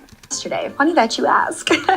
He said one of my videos popped up on his For You page and that he enjoyed it and that one of her videos popped up on his For You page. Because remember, Elan was the guy that I think they would have been a perfect match, to be honest with you. But she's still not checking for him. Why is she still on Nick? We don't know. That's who she should be talking to. But yet, she's still... I'm killing it and to keep my head up and keep... Yeah, so he's giving her all these compliments. Okay. Going. And I just really love and respect that about him. I love and respect that about him. So that's what she respects. So anything opposite of that is not respectable in her eyes. Because that loyalty is the loyalty. Because he could have gone a whole different direction. He could have gone a whole different direction like Nick. I'll add the ending for her. And, you know, especially because we didn't end up together. Especially because we didn't end up together because I was stuck on Nick. He could hate me. He has every right. He could hate me. He has every right, but he has every right to hate her, but not Nick. Interesting. But he is just such a nice, amazing guy. But he's such a nice, amazing guy. And the guy I was with is opposite of that. Interesting. And remember, Nick and Elan, they look similar, quote unquote. Even though I don't think they look similar. They just have the same type of hair. Notice she threw that in there. And then you're going to read the comments. Well, let's read the comments after. And I can guarantee you those comments say she deserves a second chance. I don't like how Nick moved. Yeah, I didn't agree with what he did. I love keeping up with him and seeing all the good things he's doing in the world, and I really think he deserves nothing but the best, so we love him. He deserves nothing but the best, so we love him. Who's we? I don't know. And she's clocking. Ain't that Alandria's move? Red flag! Stop using Sis's move. I know everybody does clock it, but that's Alandria's signature. Hold up. We're Alandria and clock it. Don't do this. You see, this is what happens when you're obsessed with somebody. Obsession, jealousy. Listen to that. Alandria clock it.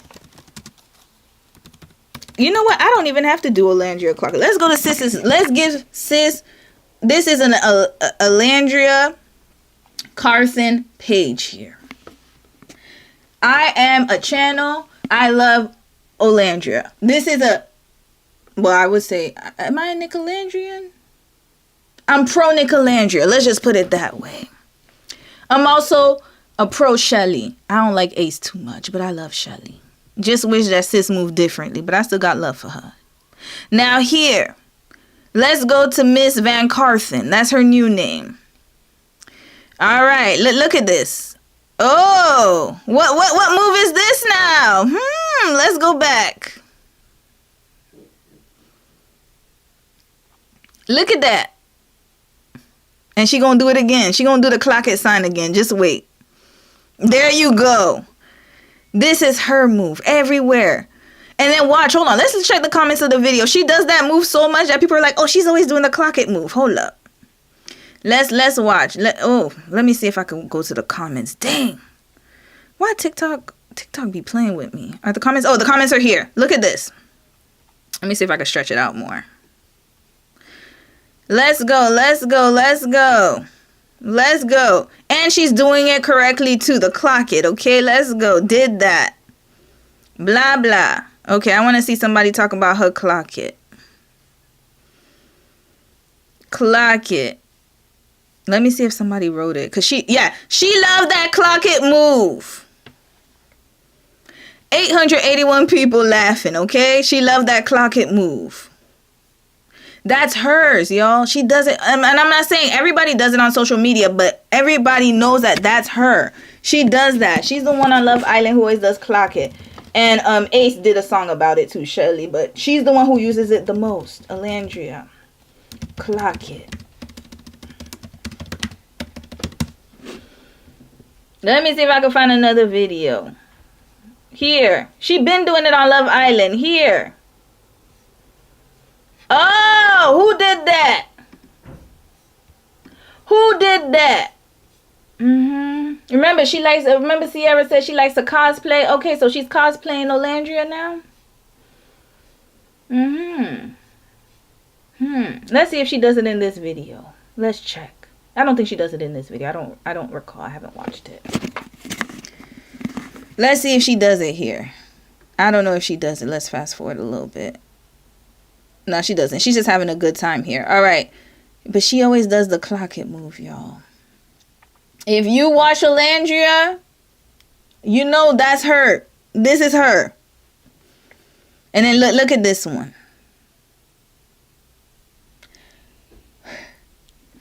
Jealousy is real, y'all. Jealousy is very real. It's extremely real. When they can't have access to you, they'll start to be obsessed with you and start to copy you and mimic everything you do. Whatever you're doing, they're going to do it. And you're going to watch it in real time. Now she dissolved her lip fillers. Oh, interesting. Yeah. Let's continue. I enjoyed it, and then I'm killing it, and to keep my head up and keep going. Yeah, let's go, Cierra. I just really love and respect that about him because he could have gone a whole different direction. Yeah, he could have. Especially because we didn't end up together. Yeah, you didn't. He could hate me. He has every right. He has every right to hate. He is just such a nice, amazing He is guy, just amazing. I love keeping up with him and seeing all the And you met him 2 months ago. Okay. And somehow you know that. Okay, let's go. good things he's doing in the world, and I really think He hasn't even been around you that much. Let's just keep it real. But anyways, at least he's texting you. So yeah. there's nothing but the best, so we love him. We love him. Any Islanders reach out after to offer support? Yes, they did. I think my real friends and people who really could see past the narratives online and the tabloids and all the negative things people were saying, reached out to offer support, and I have really strong friendships with those people. Everyone is booked and busy and doing their thing as they should be. But I think your real friends who went online said they don't stand with what you did and that they're gonna talk to you whatever they said. They have not been in a video with you once, ma'am. Those are your real friends that you went to Greece with while you was doing your whole, oh yeah, my ex is with another girl dancing and doing whatever gyrating thing you was doing. Yeah. Yeah. Let's continue. The time to send a text and let someone know that you're thinking about them, or that you miss them, or that you support the endeavors that they're doing. Okay. Goes a long way in this time when everyone's trying to figure out stuff and navigate through everything. So yes, I have support from the real ones that matter. You know who you are. Why she keep doing this? Is this? Y'all let me know in the comments. You see, I'm not a Gen Z.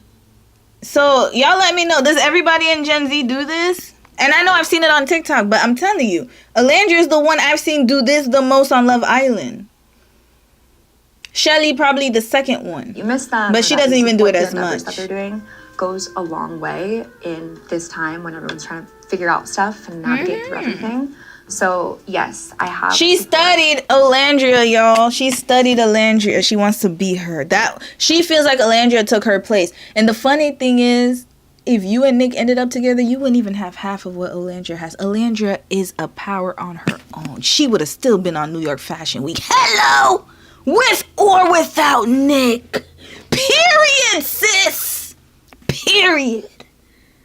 What Cierra doesn't understand is often imitated but never duplicated. This is our experience. She won't understand that though. She thinks she has a secret sauce. Like I told you, the Krabby Patty formula, like Ace thought. What they don't understand is the sauce is us. Alandria would have still been on that runway without Nick. Without Nick, y'all. Even if she got eliminated that episode, they would have still got her on New York Fashion Week. Even if he ended up with your ass, you would have never been where she is. But they can't see past that. The bias. Yeah, the internalized biases is going to eat you up every time. Racism is expensive, y'all. They're learning in real time. You can't do it. Olandria would have still been, I promise you, she would have still been where she is with or without Nicholas Van, whatever his last name is. Everybody knows that because we like her for who she is, not who she's with. Hello! But yeah, you can't see that because you think that it's supposed to be you because you're thinking that it's because of Nick that she's where she is. No, it's because of her. Nick is where he is. Let's be real. He didn't have good PR with you. With you, everybody didn't really like him because they don't like you. People didn't like your personality in the villa, Cierra. Only people who were supporting you were the people who were blinded just like you. The injection girls. I'm sorry, I have to say it. The filler girls, like you. Girls that look like you. But not everybody. We didn't like you that much. We skipped over your parts. We didn't like you. You're not likable. Same. You're unlikable. We don't like you. But you can't see through that because you're so delusional. And this interview did not help you at all. You're worse. I thought you would have been better. I actually did this interview thinking, okay, you know what? Let's give sis a chance. Let's give her a chance to explain herself. Because I believe that we should hear both sides of the story. And you're just talking caca. Lies on lies. From the real ones that matter. Oh yeah. You know who you are. This is scary, y'all. This is on some swim fan type of scary. If y'all watch, there's this one girl on TikTok. She does like Love Island breakdown. Her name is Desi something. She calls her swim fan, and I agree. She is a swim fan. You ever watch the movie Swim Fan? She was so obsessed with that man. This is like the movie Obsessed with Beyonce's character. The girl who was against Beyonce was trying to get with Idris Elba. This is the fatal attraction type of obsession. Alandria, you need to guard your address. Please. When you in Houston, didn't she go to Houston talking about she a side Barbie? No, Alandria, you need to make sure your moves are not publicized. She will find you. Do not go on any open events. You see how Nick is going to these little Greek fests and all these bars and stuff like that. Landry, you better not do none of that. Stay where you are. Do your fashion week magazines. Do not show your location. She will follow you. She's following your every move. She's even doing the clock it sign. This is another level that I'm telling y'all. I know the hallmarks. This is a pattern, y'all. Do you see a friendship with any of the Islanders in the future?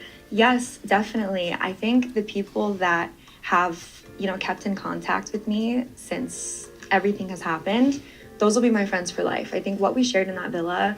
And another thing is, this is why I was upset when Shelly decided to still keep in contact with her, because at the time Alandria was still close to Shelly. And I was like, this is so dangerous, because what she's doing is using Shelly to be a proxy.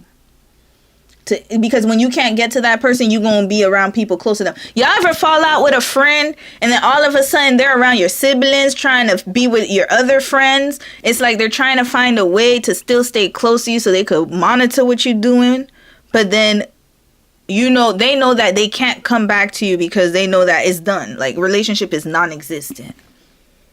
But then they're going to use your friends, your family. They're going to use somebody close to you to try to maintain that contact. Cut them off. Cut them all off. Cut it off. Cut it off. And if that person still wants to be friends with them, that's your decision. But I'm not going, nope, me and you, nope. Because it's dangerous. This is dangerous. She's still upset, y'all. She has not healed from that. She's still even doing the. I'm telling y'all, she's still. And she's like, no, everybody does this move. Since when? Or who ended up with who, or who said what, or what the edit said, like what the edits online say. None of that shit matters. What matters is like what we actually went through and what we bonded through. All of the trauma, all of the late nights, all of the laughs. There was a lot of amazing things that happened in there, and I thought I would have more friendships coming out. You see, there she go. You see, she's still on that. I thought I would have more friendships coming out. Somebody said it in the chat. You said it's the entitlement, 100%. Why is this about you? Did you forget you said a slur? I don't get it. She wants to be rewarded for bad behavior. Her parents, I'm sorry. Whoever her parents are, you guys, y'all didn't do a good job, man. I'm sorry. This is some type of pattern here. So whoever raised her, shame on you. Sorry. I gotta say it. I always will look at the parents. So whoever raised you. They didn't do a good job. And somebody is still operating like that in your family. You better, if you're ever watching this, Cierra, you better go to your family tree. Look at your parents and see where you get that behavior from. It came from somewhere. Somebody has given you this behavior. You have learned it. This is learned behavior, y'all. It didn't just come up out of nowhere. This is how she operates. She been like this. So she thought she was going to have more friends out of the villa. Why? Why would they be friends with you? Should I be friends with a white? That's okay. I'm going to give y'all an example. That's like me being really good friends with somebody of another race. And then I find out that they said the N-word. I found that out. They were my close friend. And I found out that they said the N-word. And that person has apologized. They told everybody, oh, it's not my fault. I didn't really realize what I was doing. I need to learn. And then that person's expecting me to still be friends with them. Red flag. I don't need to be your damn friend. The hell? What you talking about, man? I don't need to be your friend. Why would I need? If you said a slur, like I said, she's acting like this slur was no big deal. Like, oh, it's just forgive me. It was in passing. No, it was still a slur. You offended a community. Hell, you offended a community, a whole community that came out and did a whole bunch of TikToks, everything. they said that they are the ones that are supposed to be like, hey, we forgive you, whatever, as a collective. Individually, though, if you can speak like that, to be honest with y'all, the reason I don't rock with people like her is because this is in your language. If you can say things like this just seamlessly, you post it on social media without a second thought, I don't want to be around you. Because if you can say a slur like that and think it's no big deal, what about the N-word? Just like when we did Loken last week, his friend said the N-word in a lyric of a song or whatever. Just like that, without even thinking. It went out smooth like butter. If you can say racial slurs like that without a second thought, I don't want to be around you. You're a liability. Why would I be around somebody who doesn't even know anything? You have no knowledge about anything.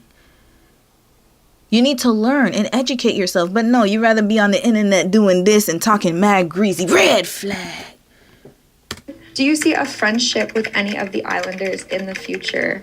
Yes, definitely. I think the people that have, kept in contact with me since everything has happened, those will be my friends for life. I think what we shared in that villa, no matter who ended up with who or who said what or what the edit said, like what the edits online say, none of that shit matters. What matters is like what we actually went through and what we bonded through, all of the trauma, all of the late nights, all of the laughs. There was a lot of amazing things that happened in there, and I thought I would have more friendships coming out. Silly me, I think once you step out and you're into the real world, sometimes you realize that not everyone is who you thought they were, and like this person that you bonded with doesn't actually exist. But when you can come out and see that... She talking about Nick again, y'all. He owed her loyalty. That one person hasn't changed. Like, the people who they were in there are still the people they are in the real world. Those are my favorite kind of people. So they owe her. Gonna mess up all their brand deals and everything, aligning themselves with a racist who said a slur. Because she wants them to have that loyalty towards her. They sound just like Ace. I expected everybody to defend me when I came out of the villa. Defend your damn self. Damn it. And they're the ones that I'll keep really closely for a really long time. And keep them closely, because we don't care. Next. Did you watch the Love Island reunion? I did watch the reunion. Of course you did. Like, I wanted to see. Of course she did, because she had to go and do her monitoring spirit, bruja, whatever the hell she doing. She definitely doing some work or something. She had to go and manifest something. So she had to watch Alandra's every move. Okay, let me see. She does this a lot. Okay, I'm going to do that. And then she doesn't have injections, so I'm going to remove mine. And then I'm going to make sure that I sound like her, because obviously everybody loves her. So I have to be like her. What are you guys going to say about me? Who's gonna cry? Who's going to apologize? Like, duh. I mean, I was there for... What are you guys going to say about me? Self-centered as hell. This woman needs to go to see a therapist. Does she go to therapy? And we thought Huda. I hate to say it, y'all. Oh my God. You know what? Let me not even say it. I'm not going to speak this into existence. I think she may be worse than Huda, though. She's worse than Huda, y'all. She's worse. She's worse. I'm sorry, guys. She's worse. I know. It pains me to say it. She's worse than Huda. She's worse, in my opinion. She's worse. You want to know why I think she's worse than Huda? Because at least Huda knows she crazy. Huda knows. She doesn't. She really thinks, she believes what she's saying, y'all. This is scary. This is scary. I'm not even joking. This is very scary. Step out and you're into the real world. Sometimes you realize that not everyone is who you thought they were, and like this person that you bonded with doesn't actually exist. But when you can come out and see that that one person hasn't changed, like the people who they were in there are still the people they are in the real world.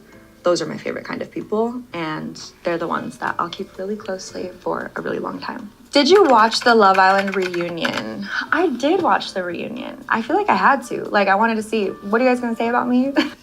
What are you guys going to say about me?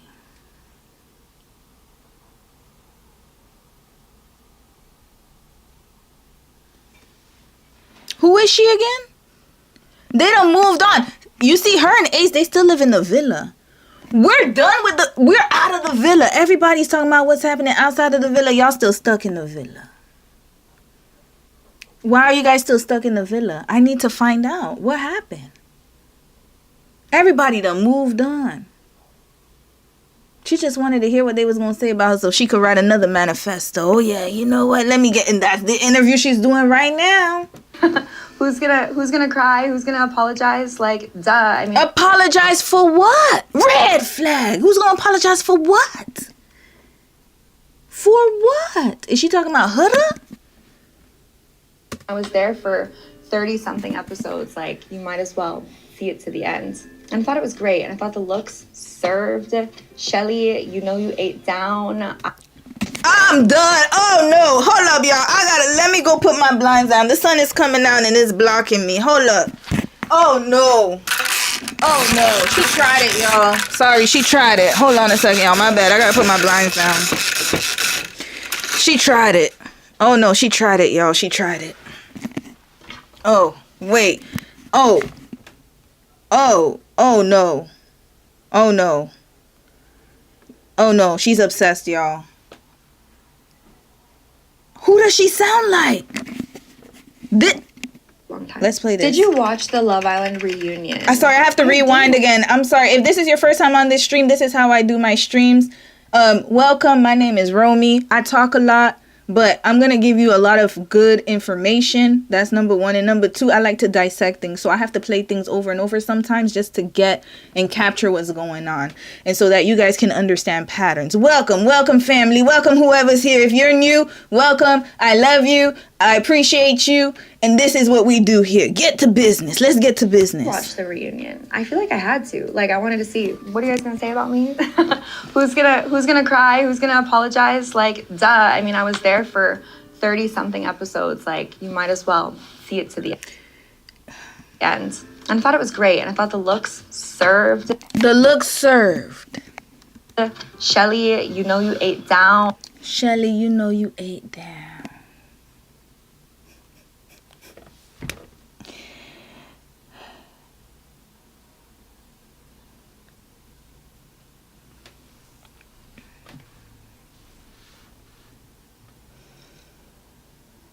You can tell this is not natural for her to say this. She don't even know how to say it properly. Red flag, stop it. Let me tell y'all something. There are some white women or white adjacent women. She is Latina who know the culture. So it sounds very natural. Like, I had some friends in high school. I remember when I was in high school, not so much in university. University, I was in Canada, but in high school, I had some Latina friends. Yo, they got down, okay? It sounds very natural for them. Extremely natural, because they've been around us. They know. They get it. Sis, you no, not you. We could tell you don't hang out with black people like that. And it's okay. You don't have to. But why are you using the lingo like this? Like, this is excessive, y'all. Y'all want to know who says 8 down? Yo, no. Maybe it's on YouTube. Please, YouTube, please give me a clip here because I didn't prepare for this. But please, YouTube, do me a solid. Alandria, 8. Please tell me you guys have a clip of Alandria saying she 8 down or 8 something. Please. No. YouTube always disappoints me with the search. Come on, y'all. Come on. Give me something. Let's do it. Let's check Alandria live stream. Let me put 8 or something. Maybe she gonna say it here. I gotta find. Hold on. Let's see if she says it here. Backed up into Nick in the bed. Shit, I was halfway sleeping shit, so I don't remember. You know how you be like backing up, like when you sleepy? Yes. Now she not gonna say it here, but hold up. I gotta see something where she talking about she 8. Okay, I'm gonna find it. I'm gonna find something, y'all. I'll report back because I don't have time to be looking through clips. But Cierra, you need to find yourself. Find yourself. Get into therapy, please. I beg. Get into therapy. Understand your emotions and how hurt you are about people, and stop trying to control people. You're gonna have to learn how to not control people. That's another one. And then you just be yourself, girl. You always trying to reinvent yourself in cosplay. This is what happens when you cosplay too much. Long time. Did you watch the Love Island? All right, sorry y'all. This is my last time rewinding this part. I'm not rewinding no more. I feel like I had to. Like, I wanted to see, what are you guys gonna say about me? Who's gonna cry? Who's gonna apologize? Like, duh. I mean, I was there for 30 something episodes. Like, you might as well see it to the end. And I thought it was great. And I thought the looks served. Shelly, you know you ate down. Iris, come on. Again? Yo, okay. So listen, Shelly and Iris. Let's count the girls who were at the reunion. Shelly, so she said Shelly, Iris, Alandria, Amaya, Huda. Am I missing somebody? We have 5 ladies, right? And then we had the Casa girls, though. I'm sorry. Y'all, I love y'all Casa girls. Ain't nothing wrong with that. But y'all don't really count. I'm talking about the ones who were really in the village. The main characters. So she said, oh, Andreina. I forgot her too. So you said Shelly and Iris. And then you did the clock it again. I'm sorry I'm loud. Yo, this is Did you watch wild. the Love Island reunion? Sorry, okay, last time. I'm sorry, y'all. It just gets worse every time. Every time I rewind it, it gets worse. What are you guys gonna say about me? Who's gonna cry? Who's gonna apologize? Like, duh. I mean, I was there for 30 something episodes. Like, you might as well see it to the end. And I thought it was great. And I thought the looks served. Shelly, you know you ate down. Iris, come on. Amazing. What was your reaction to what Nick Yep, just Shelly and Iris. That's it. Everybody else, pack it up. That's it. I'm telling y'all, she had an agenda. She said this for a reason. And then, you know what's so funny is she sounds like when, you know, even with me, like when people are not part of a generation and then they try to say like young words, it sounds weird, right? So it's like, it just sounds odd from her because you could tell it's not part of her vocabulary. But again, when you imitating somebody, this is what happens. You sound crazy and foolish. About your Mykonos video at the reunion? Wait, let's go back. Okay, let's go back. What was your reaction to what Nick said about your Mykonos video at the reunion? So you couldn't drink at this one, right? Remember when they asked her, what does she think about Nick and Alandra's relationship? If she thinks it's authentic, she drank. You need to drink for this one, but you're not going to. There you go, eye roll. That's how she really feels.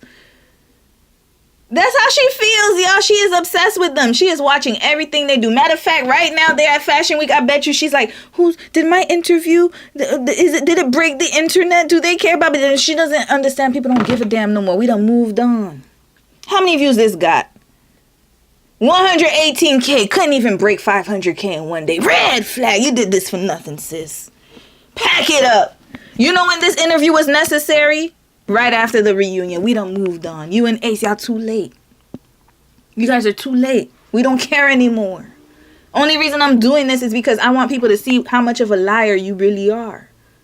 You need to change that about yourself. That's why I'm doing this. But best believe, I really don't care.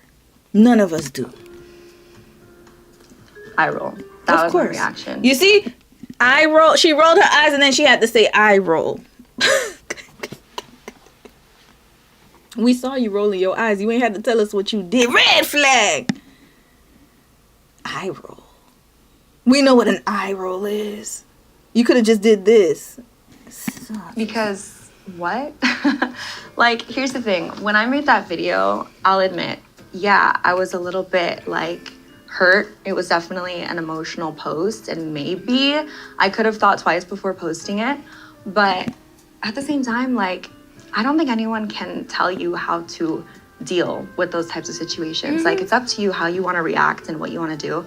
And I still stand by everything I said. I never bashed him in any way. Like, I said... You never bashed him in any way? Oh, my God. Do not... Let me tell y'all, this is a lesson for the rest of y'all. Please don't be like this woman. Don't be like her, y'all. Stop. Don't be like her. This is what happens When you are delusional, you have no accountability. And sis, we can trace your whole. She said, what? Let's rewind. What did she say out of her mouth? An emotional post, and maybe I could have thought twice before posting it, but at the same time, but negates everything you said prior. I'm like, I don't think anyone can tell you how to deal That's with those true. types of situations. Like, it's up to you how you want to react. It's true.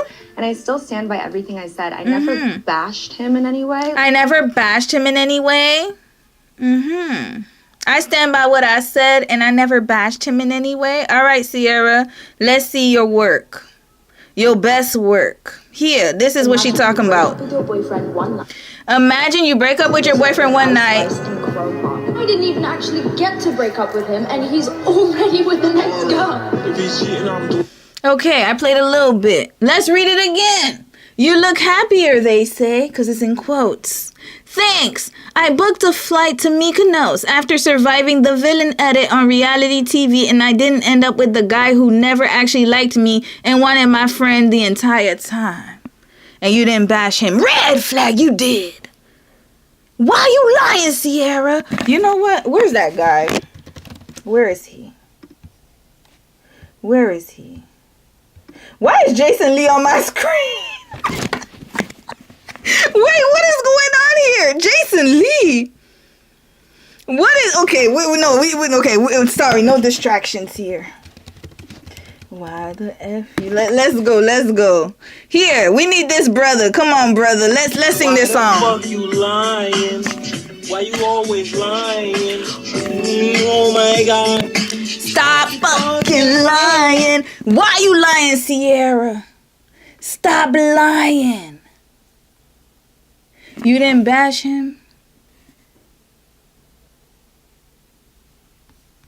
Like, You bashed him and Alandria. You did a 2-for-1 in that post. And then you were gyrating on top of it.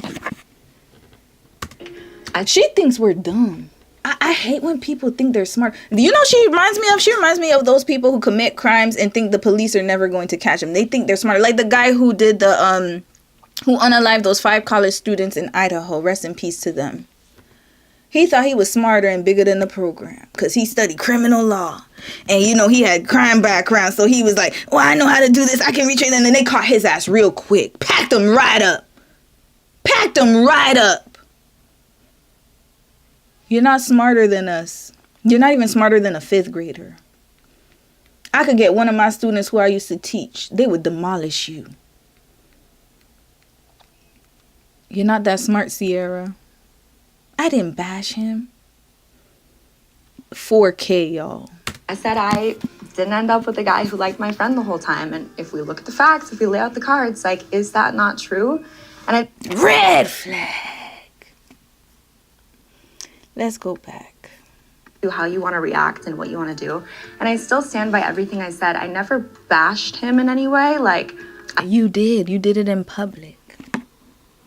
You did, because he wasn't answering your calls or your DMs. I know you DM. She probably went and did a multiple, like, you know, when they be what do they call it, like when you spam. She probably spammed his DMs, maybe even used burners.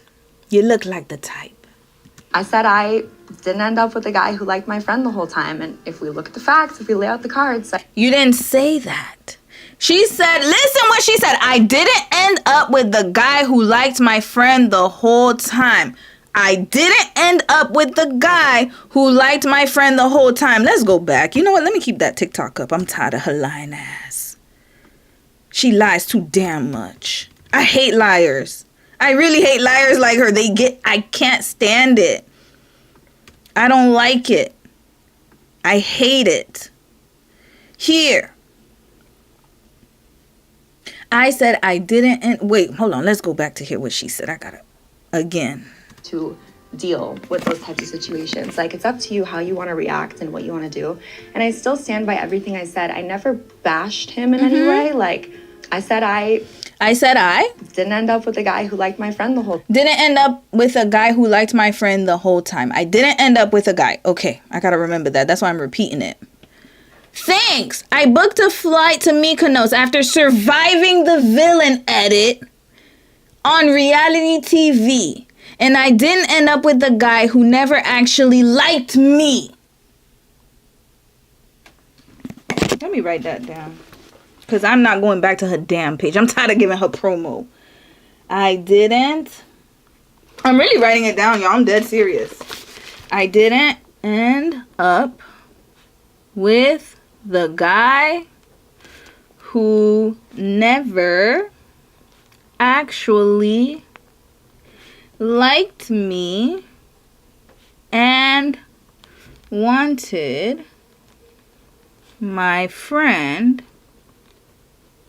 the entire time. Okay. Let's go back now, because I'm not going to her damn page no more. I'm tired of her. Liar. Let's go. To deal with those types of situations. Like, it's up to you how you want to react and what you want to do. And I still stand by everything I said. I never bashed him in any way. Like, I said I didn't end up with a guy who liked my friend the whole time. I didn't end up with the guy who liked my friend the whole time. That's not what you said. Red flag. You said I didn't end up with the guy who never actually liked me and wanted my friend the whole time. This is why I said she's a liar. You bashed him in that who never actually liked me.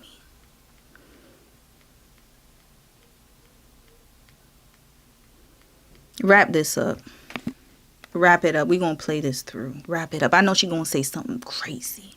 Just wait. She's lining it up. She going to say something crazy. And if we look at the facts, if we lay out the cards, like, is that not true? And I think he said something in the reunion about me just wanting Hey, Ronette. Hey, sis. How you doing, sis?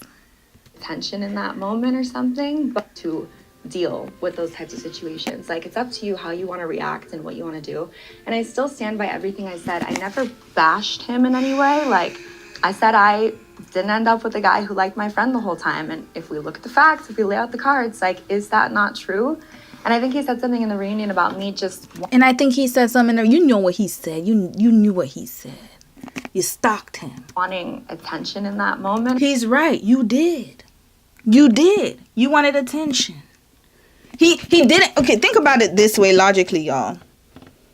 Nick is a people pleaser and he's very dismissive. He does not like conflict. I can tell. Not dismissive, avoidant. He's an avoidant personality. We could tell right away from the beginning in the villa. You saw how he couldn't do the whole he couldn't choose between her and Belle Dasha. He's that type of person. He does not like conflict. Every time they had a conflict, he's like, well, let's move on from that. After Jeremiah got eliminated, what he said to Taylor after they had the whole conversation, he said, you know what? Let's move on from that. When Ace contacted him, said, why didn't you stick up for me? Even though he could have stuck up for himself, whatever. He said, we moved on from that. That's it. I'm done with that situation. With your lying behind. He didn't answer your calls. He didn't answer your text. Any normal human being would know that it's a wrap at this point. He didn't want to talk to you, but you just kept pushing it. And then when you didn't get the reaction you wanted out of him, you posted the Mykonos video. Went viral. People sending him DMs saying, how could you do this to Cierra? As if you guys were in a long-term relationship. Not even in a real relationship, y'all. They were closed off in the villa. Let's keep it real. You got kicked off for saying a racial slur. Not even eliminated. You got kicked off. He didn't go with you. He chose to go after the other connection he had. To be honest with you, the real connection that we all saw. But you were cock blocking. You were blocking everything. Now you were gone. They were able to talk to each other, see what was there, and they liked each other. They felt each other. Went out of the villa. Came out of the villa. You did your 8-part manifesto, 9-part. Going through everything. Oh, I didn't want it. I read it to you guys. She did that. Reunion comes. She listened to the reunion. Now reunion's over. New York Fashion Week is here. And this is what she came out with. This garbage of an interview. Red flag. He's right. You're an attention whore. This is why you're doing this interview. But guess what? 118K views in one day.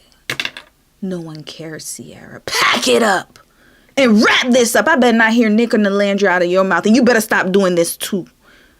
Or something, but like before I posted that, I mean, it had been 7 days. He was posting on Snapchat wearing 7 days? Red flag. So there's a timeline on when somebody can reach out to you? Is that what you're saying, Cierra? You waited. She thinks this is she waited. She's like, I waited 7 days. I waited more than the 48 business day. This was very calculated. She wrote down somewhere, I'm going to wait 7 days. If he doesn't respond by this date, I'm posting a video. That's what she did. And y'all telling me she wasn't strategic? She knew exactly how many days. She knew exactly how many days.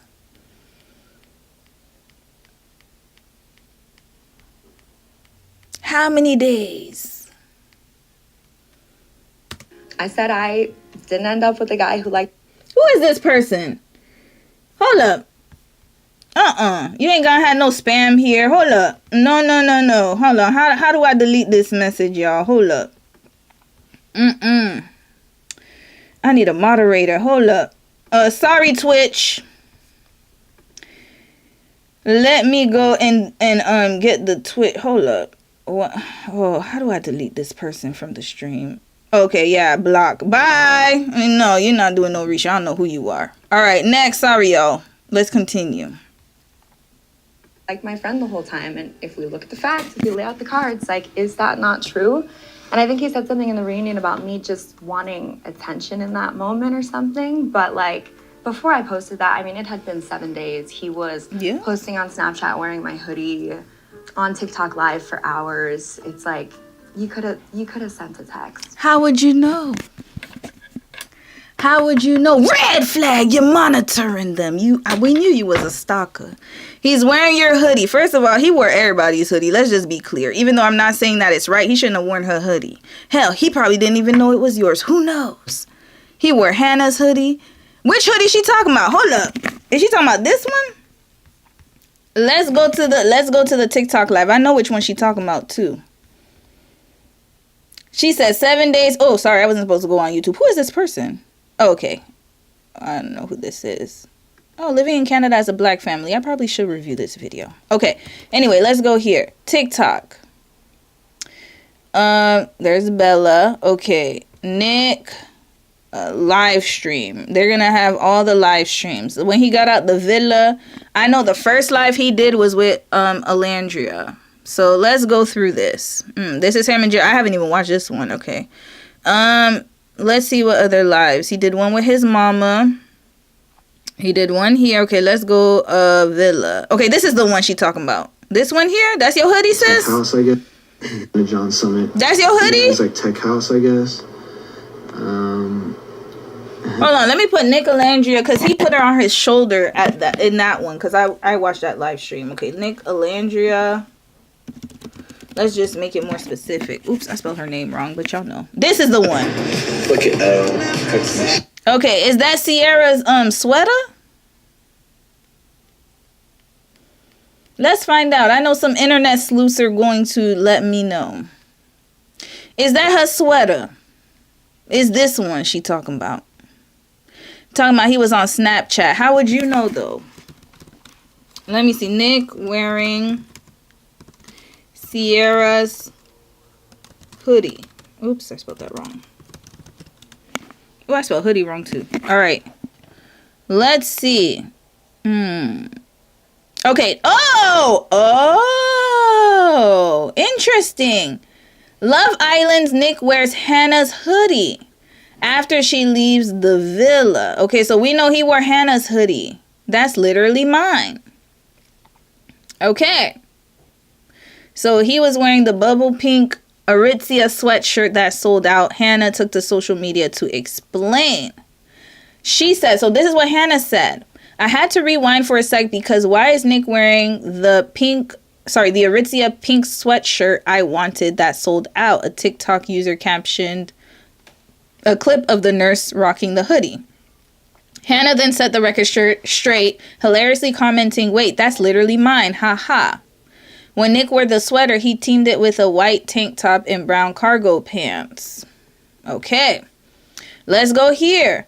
This isn't the first item of clothing Hannah left behind the villa. In June, Cierra Ortega borrowed her mint green dress during a recoupling ceremony while voting Hannah off the island. So she wore the girl's clothes while she voted her off. Red flag. But we already knew what type of time she was on. And then during an episode of the Chicks in the Office podcast, Hannah opened up about the moment, confirming that the frock was hers. So this is the sweater and hoodie that Nick was wearing. This is Hannah's. Okay. But this is what she said about Cierra. She said, getting sent home with somebody else in my dress, that was crazy, she said. The number featured a plunging sweetheart neckline with a cutout in the center. Long sleeves, glitter specks throughout, more cutouts over her bodice, and a floor-length skirt. I remember that green dress too. Hannah then explained how she got her dress back after leaving Fiji. Instead of Cierra changing out of the dress and returning it to Hannah while she was packing, she decided to ship it to her in a bag 2 days later. But it seems like the bag was missing a few other of Hannah's items. So was it yours or Hannah's, Cierra? Who was it for? Because she said that she's missing clothes. Sis said, look, you gave me the green dress back. Nick done took my pink hoodie. Where my other clothes at? Other fashion items also get shared in the villa, including Iris Kendall's go-to choker, featuring a knot in the center. Hannah happened to be wearing the necklace while she was sent home, but made sure it was returned to Iris before exiting the show. So, what's going on, y'all? Whose hoodie was it? Was it yours, Cierra? Are you sure? I'm gonna need Hannah to confirm, because I don't believe nothing that comes out of her mouth. She's a liar, y'all. She been a liar. She been a liar this whole interview. Whose hoodie? Y'all gonna have to show me. I'm gonna check the comments after. Y'all let me know if it was Sierra's hoodie. It had to be the black one he was wearing with Alandria. That would be the only one, because to be honest with you, I don't think Nick wore a hoodie on Snapchat. I don't remember that. I don't know. So I'm going to have to see that. Can I get on Snapchat here? Probably not. You could have sent a DM. And if you didn't want to, stand on that. Let's go back. Everything I said, I never bashed him in any way. There's a last time. I said I didn't end up with a guy who liked my friend the whole time. And if we look at the facts, if we lay out the cards, like, is that not true? And I think he said something in the reunion about me just wanting attention in that moment or something. But, like, before I posted that, I mean, it had been 7 days. He was posting on Snapchat wearing my hoodie, on TikTok Live for hours. It's like... On TikTok Live for hours. How would you know? You were there watching. You could have sent a text. You could have sent a text. Oh, so your feelings are more important than Alandria's. Red flag! Who are you? Who are you? So there you go. This is why she's mad. He didn't send a text. He was on live. He's doing anything but sending her a text. That's all she's mad about. This is why this interview is coming out again. 118K views in one day. Nobody cares. You could have sent a DM. And if you didn't want to, stand on that. But, like, don't say you didn't have the time. I think he didn't say he didn't have the time. He didn't say that. See, she likes to put words. I'm telling y'all, she manipulates words. He didn't say he didn't have... Did he say he didn't have the time? Let's check. We're going to fact check everything. Let's see if you're right, Cierra. He had multiple occasions.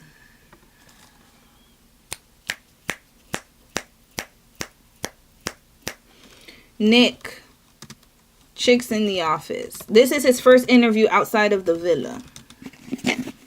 This was the first one, y'all. All right, let's fast forward.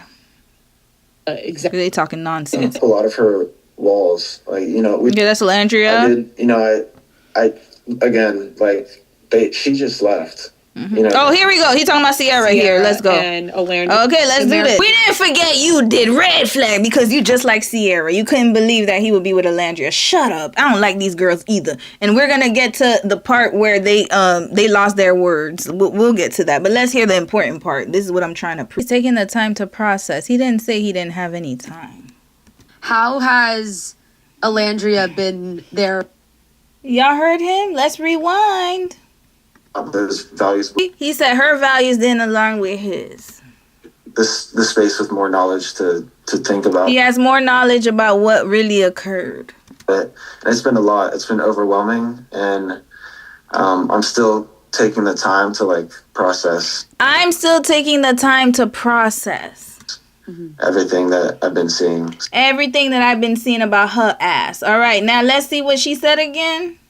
Wanting attention in that moment or something, but like before I posted that, I mean, it had been 7 days. He was posting on Snapchat wearing my hoodie, on TikTok live for hours. It's like you could have sent a text, you could have sent a DM, and if you didn't want to, stand on that. But like, don't say you didn't have the time.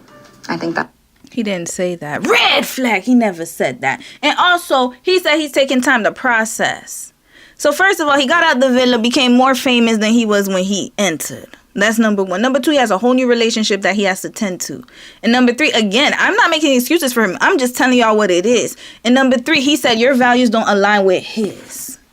And he was taking time to process and see if it was worth it for him to reach out to you or not. Because if he reached out to your ass, he probably would have twisted and be like, he still wants me. He didn't want to. But he should have said it. You're right. He should have said it out loud. He should have said it to everybody and done a press release. And maybe you could have understood it because that's how you talk. Your language is press. So he should have done a PR statement.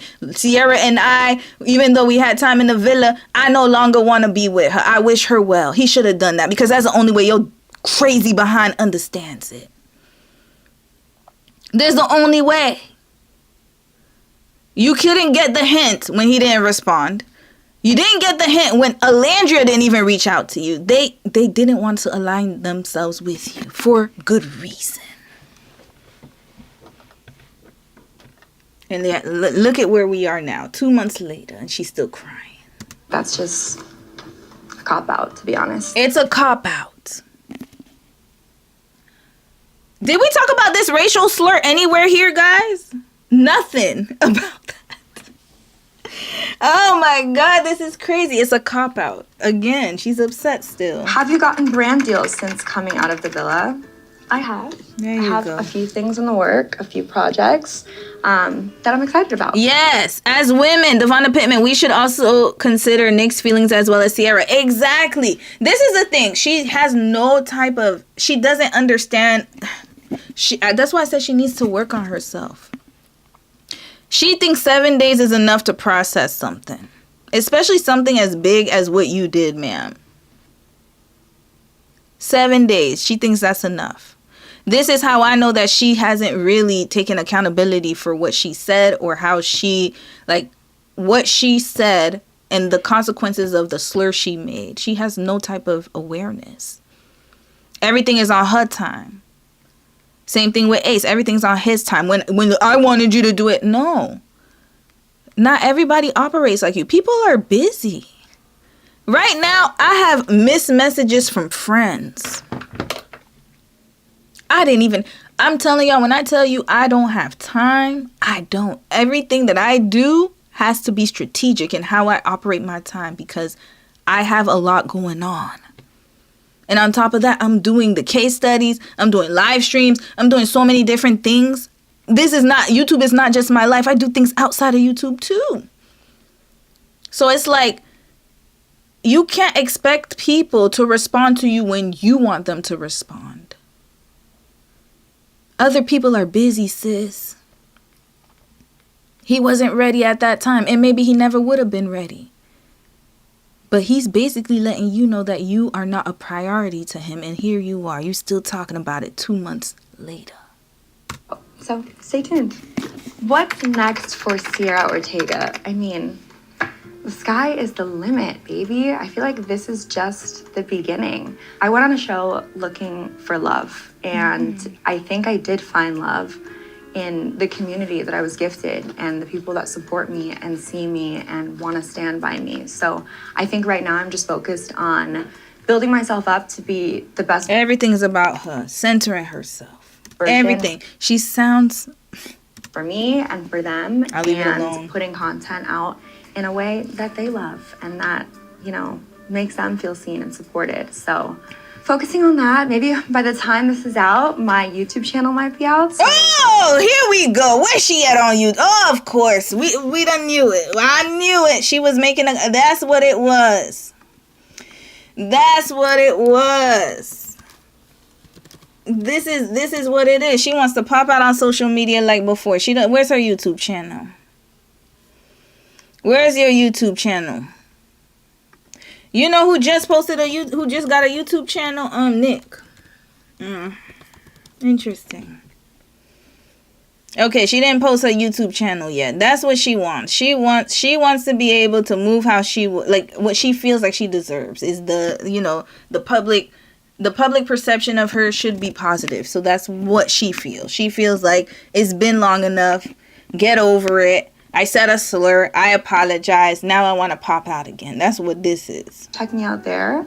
Otherwise, I'm on Instagram at Cierra.Ortega. I'm on TikTok at Cierra Ortega. And yeah, we're just getting started. We are. Thank you guys so much for having me. Thank you for listening. Stay kind, spread love, and what does she sound like? Red flag. You done bashed this man all through here. She didn't say Alandria because she knows better. She better not. But she done bashed Nick indirectly. And then now, stay kind and positive. Doesn't she sound like Ace? I'm a positive man.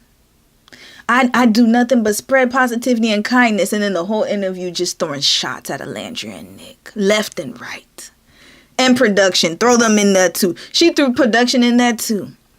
Best dressed in the reunion. Remember Iris and Shelly? All right, Miss Cierra girl. Let's look at the comments. Because remember, I told you she did it on purpose. Because now it's New York Fashion Week.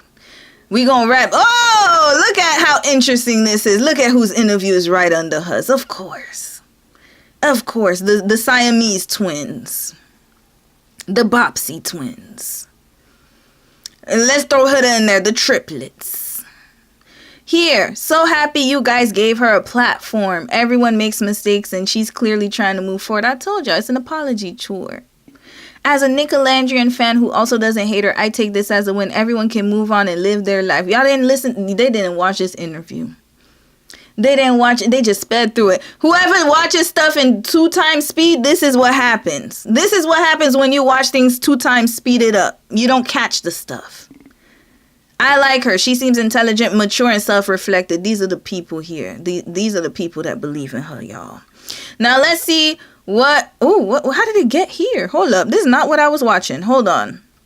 Let's get to New York Fashion Week. This is what I wanted to watch. Okay, let's pause this.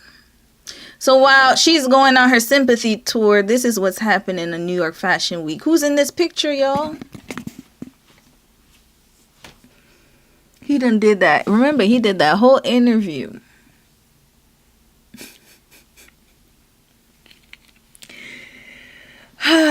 Remember, he said Nick and Alandria's relationship is not authentic, it's fake, or he believes No, he didn't even say that. He was smiling, like, making that face, like, Remember that whole interview? Oh, Nick, from what he told me in the villa, he wasn't really attracted to her, you see?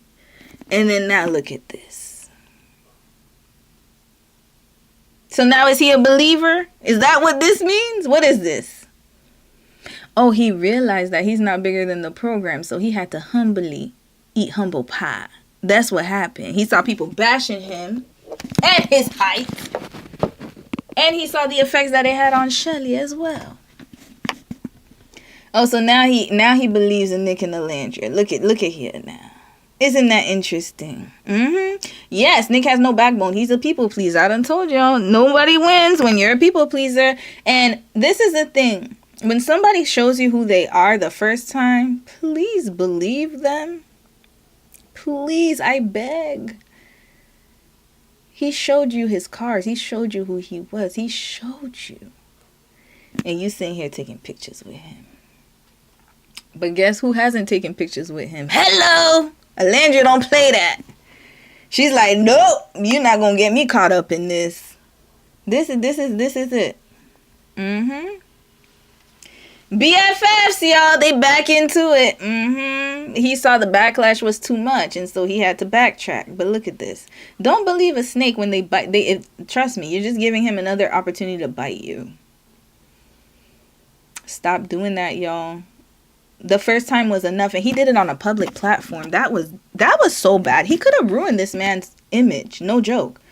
Thankfully, there were people out there that didn't believe him, and we proved it with the evidence that we had. That's why I had to do that long-ass live stream. Because I couldn't believe what I was hearing, just like with this Cierra one. I couldn't believe what I was hearing, so I had to be like, oh, wait a minute. And I watched the whole interview. Remember, we debunked everything.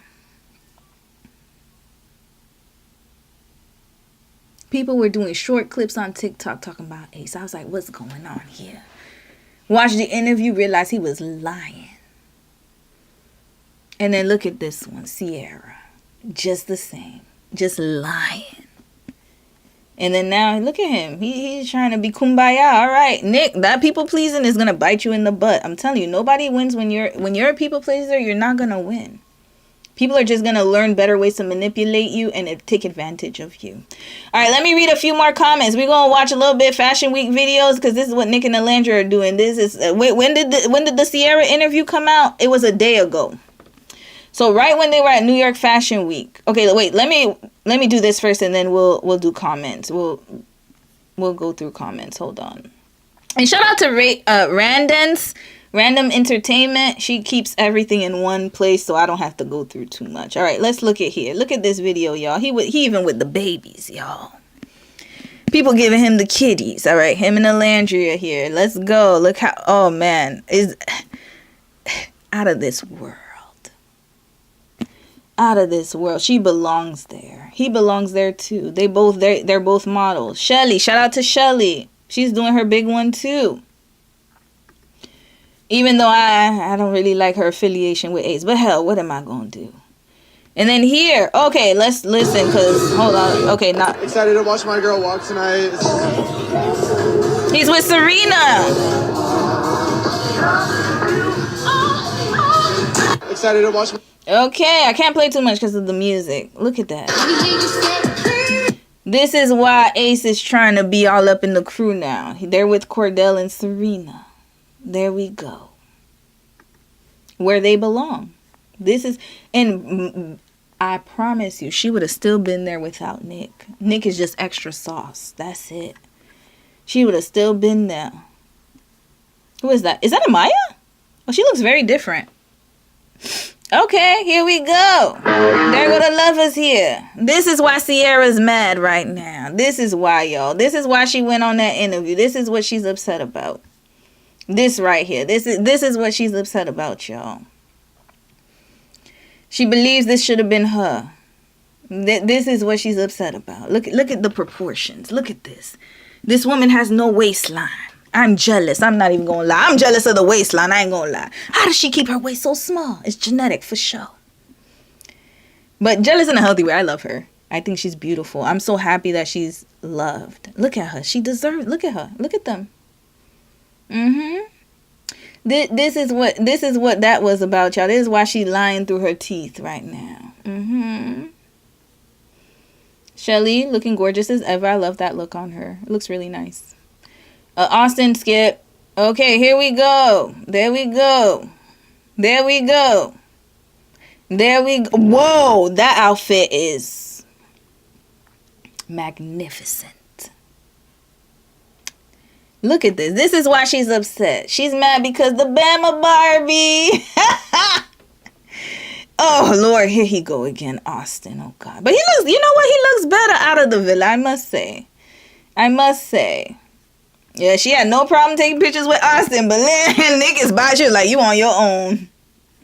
You're on your own. Look at that. So here, okay, let's hear him. Okay.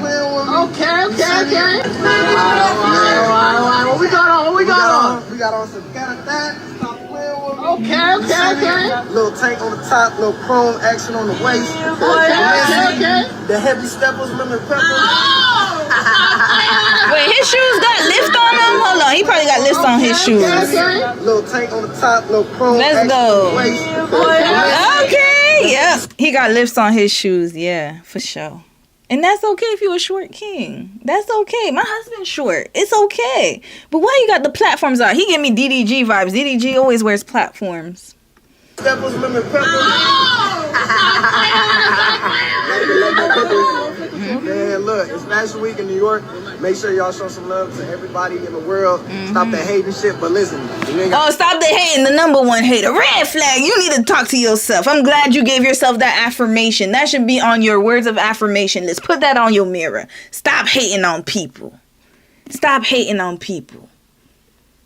That's what you need to do. Stop hating. No haters, you ain't popping, so stop playing with me. Talk to him, man. Yeah, you need to stop hating on people, sir. Okay, what else looks did she have? I didn't even watch it. Okay, look at, oh my God. Oh, the music. Just, oh Lord. Nick is a lucky man. She's beautiful, look at that. And not just physically, she just has everything. She's the whole package, y'all. Cierra, you can't imitate this. This is why you're not winning. You can't imitate this. And instead of you just, bowing out gracefully and just being like, you know what, take your accountability, move on. I'm not saying that you can't have people forgive you, but what I'm saying is I don't like how you came off in that interview as if you're entitled to it. No, ma'am. No, okay, another one with Serena, Alandria, and Nick. I'm sorry, y'all. I'm watching these because I've never seen these before. That's why I'm watching them. They're so cute together. Oh my God. I'm so happy for her, y'all. This is what love is supposed to look like, y'all. Supporting each other. Look at that. She's happy. Look at her. That's a real smile right there. It's genuine. It's genuine. I don't like how he holding her belly though. Sir, you trying to do something? Yeah, no, I know that pose. But that's okay. I get it. I know you're thinking about the future. But hold on, slow down. Let her do her modeling career first. Please, and get married too. On top of that. Yes, I said it. Look at, but anyways, that's what she wants too. So look at that.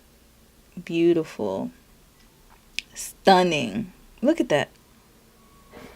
Look at that. Let's keep going. Let me see what I missed. Oh, Serena and Cordell. I love them. I love them. They're so cute together. And I love Cordell too. He's such a good guy. From my observation, my opinion, I really like Cordell. And I love Serena too. Okay, Serena. Let's go, sis. Okay. Dang, she even dyed her eyebrows too. You know what? The look is different. It's very unique. It works for her. I'll just say that. Don't y'all do that. Y'all can't do it like Serena did. A lot of y'all anyways. But she pulled it off really well. That's a fashion look right there. I don't think it's for every day, but it's a fashion look. Alexander. Sis is walking Alexander Wang? Oh, y'all said let him hold her. Look, nah, I don't like the... Whenever guys start wrapping their arms around, like, oh, no, I already know you plotting. You plotting. No. Don't get your arms around my belly. Stop plotting. He been plotting. Y'all saw how he was holding the little girl, the little baby, when he was like, oh, yeah, that could be us.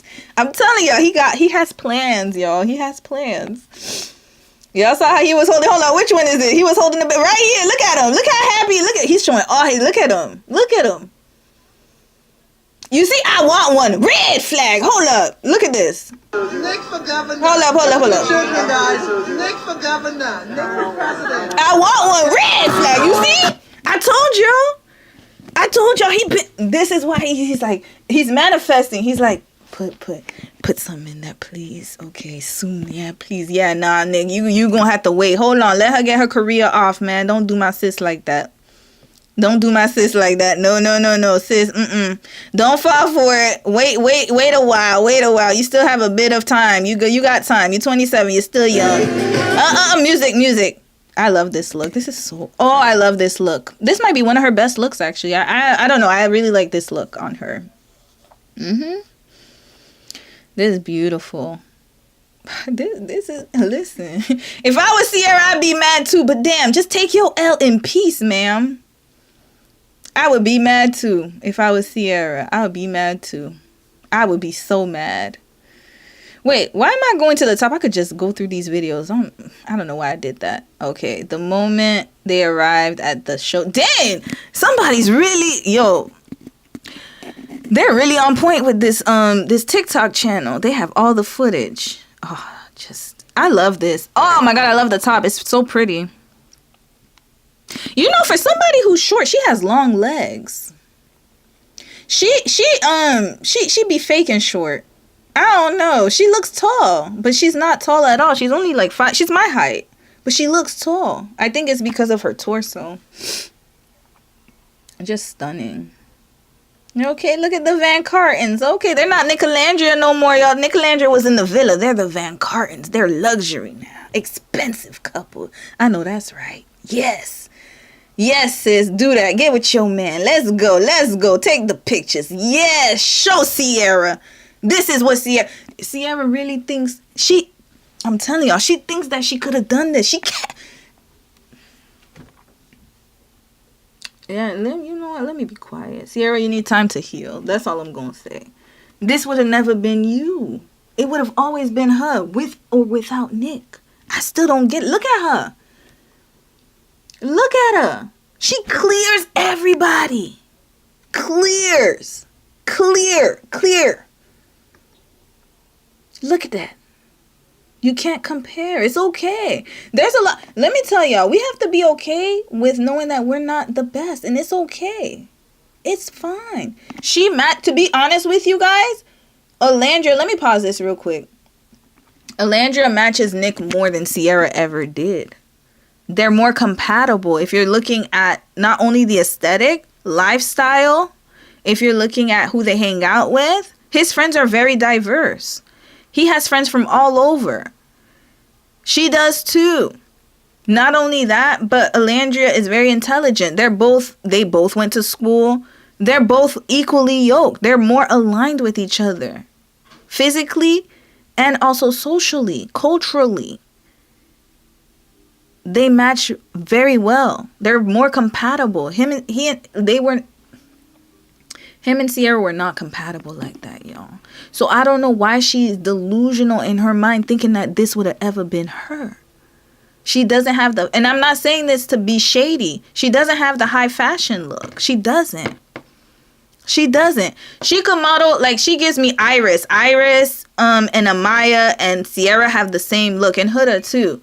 It's not the high fashion look. It's more like, I don't want to say this because that Fashion Nova maybe, but nothing's wrong with Fashion Nova. What's wrong with being a Fashion Nova model? Like Fashion Nova more like print magazine look, or catalog look. That's the look they have. Skims. She needs to do that.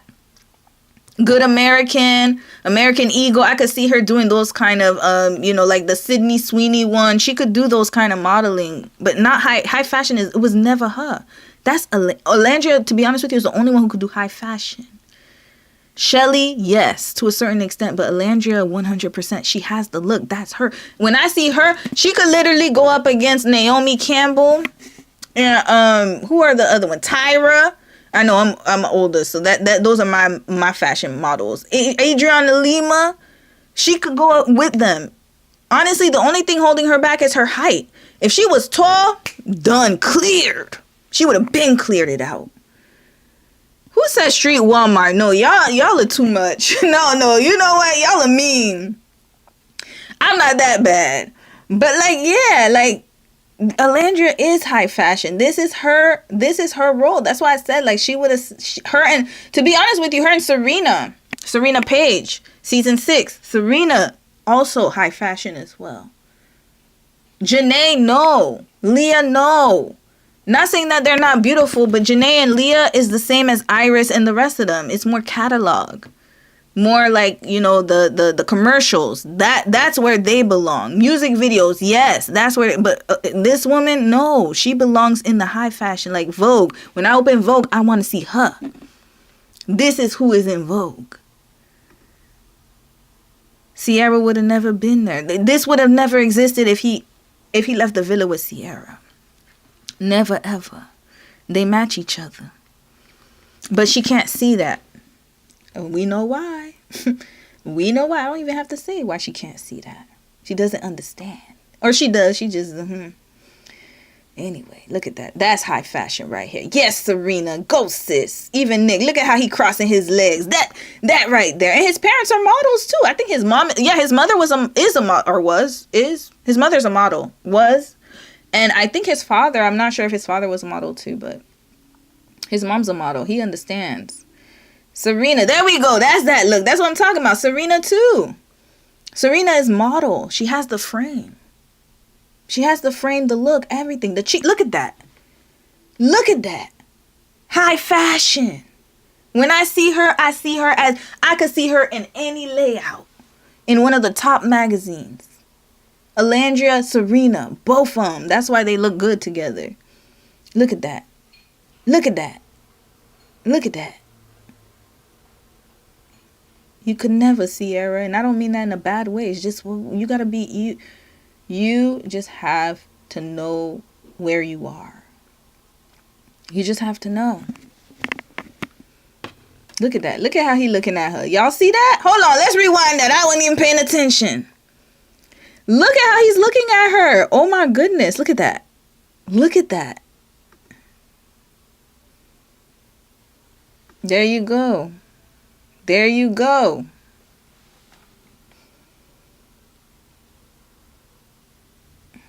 There you go.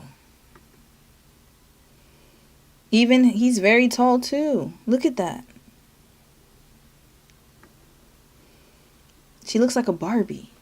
Literally. Literally. You know, when I used to have Barbie dolls and I used to play with my little Barbie dolls, that's the Barbie right here. She's not a Cabbage Patch doll. She's a Barbie doll. Look at that. And I'm saying this as me. I would be considered a Cabbage Patch doll. Like, you're so cute. This is high fashion. Look at that. Look at that. Yeah, you know why I'm giving Alandria this airtime? Because I spent too much time on Serena. We need a palette, not Serena, sorry, my lord, Cierra. I spent too much time dissecting Cierra's own messy behind. That's why I need a palette cleanser right now. I need a palette cleanser. Here we go. Wow, they took a lot of footage. I really love this outfit on her. Look at that. Whoever styled her did a great job with this one. Oh, they talking here. Okay, let's listen. Off-white show. Oh, okay. Hey, yo, we're the Van Carthens. And They're the Van Carthens. Okay, they let us know. All right. We're not going to call y'all Nicolandria anymore. Let's go. Oh, wow. Very beautiful. Okay. Anyway, I'm happy for her, y'all. There we go. That's what she's jealous of, y'all. Look at that. And I bet you she's stalking them right now. Alandria, don't let them know your location. Nick, you better keep that under wraps too. You guys have stalkers. You have stalkers. Were they in the cafeteria? Oh, they were in the cafeteria. That is so cute. Okay, they went to a school. Look at them kids. Okay. Wow, this is... I've never seen this for Love Island, y'all. This is insane. They have a whole fandom. I've never seen this for a Love Island contestant. Ever. Ever. Ever. All right, we done cleansed our palettes enough. I think we're clean now. Nick, don't start. Let me see what this is about. Oh, that's his Snapchat. Okay. Okay, there we go. Oh, music. That's beautiful. Oh, that number is really nice on her. White? Her stylist has been doing a great job. Okay, there goes Shelly. Oh, okay, she did True Religion. Let's see what the look like. I gotta find. Okay, she's just talking. Cordell. Okay, we're done now. All right, we did our palette cleanse. All right, let me read a few comments and then we gonna get to our next video, y'all. We gonna get to our next video because this is about jealousy, y'all. People who are jealous when you move on and you move forward in life. They know, they know how to PR, y'all. They know how to PR very well. Devonda Pittman, since you voted, good. I'm glad you voted for the right people. Yup, your vote mattered. My vote mattered. Yup, I'm proud of her. I'm happy. I'm happy. Margaret, all right, I hope that's a college. I think that's high school. They look young as hell. They probably just passed through, though, y'all. They passed through. That photo was giving Gossip Girl, Blair and Chuck, Upper East Side. Yes, that is who they remind me of, y'all. That is. Rosa said Nick is mesmerized by her star power. He knows that she is an it. Yeah, of course he knows. Everybody knows. Everybody knows. You said she needs to work on her walk. She's too stiff. Yeah, she's not a model yet, y'all. She needs time. She's going to get there though. She needs to practice, but she's still good. I think she still did really great for her first time. And it could be nerves too. It's her first. Y'all, this is a first for her. She's from Alabama. You gotta remember, she's from a small town in Alabama. This is no joke. This is huge for her.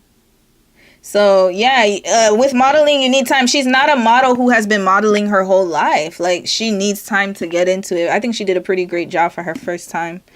Yeah. There's a next one. What next one? Oh yeah. Oh, we got 3 videos, y'all. Hold on. What time is it? 4 hours. Yeah. Usually my live streams are 6 hours, so I'm gonna be done in 2 hours. Yeah. And then whatever we don't finish today, we gonna finish tomorrow.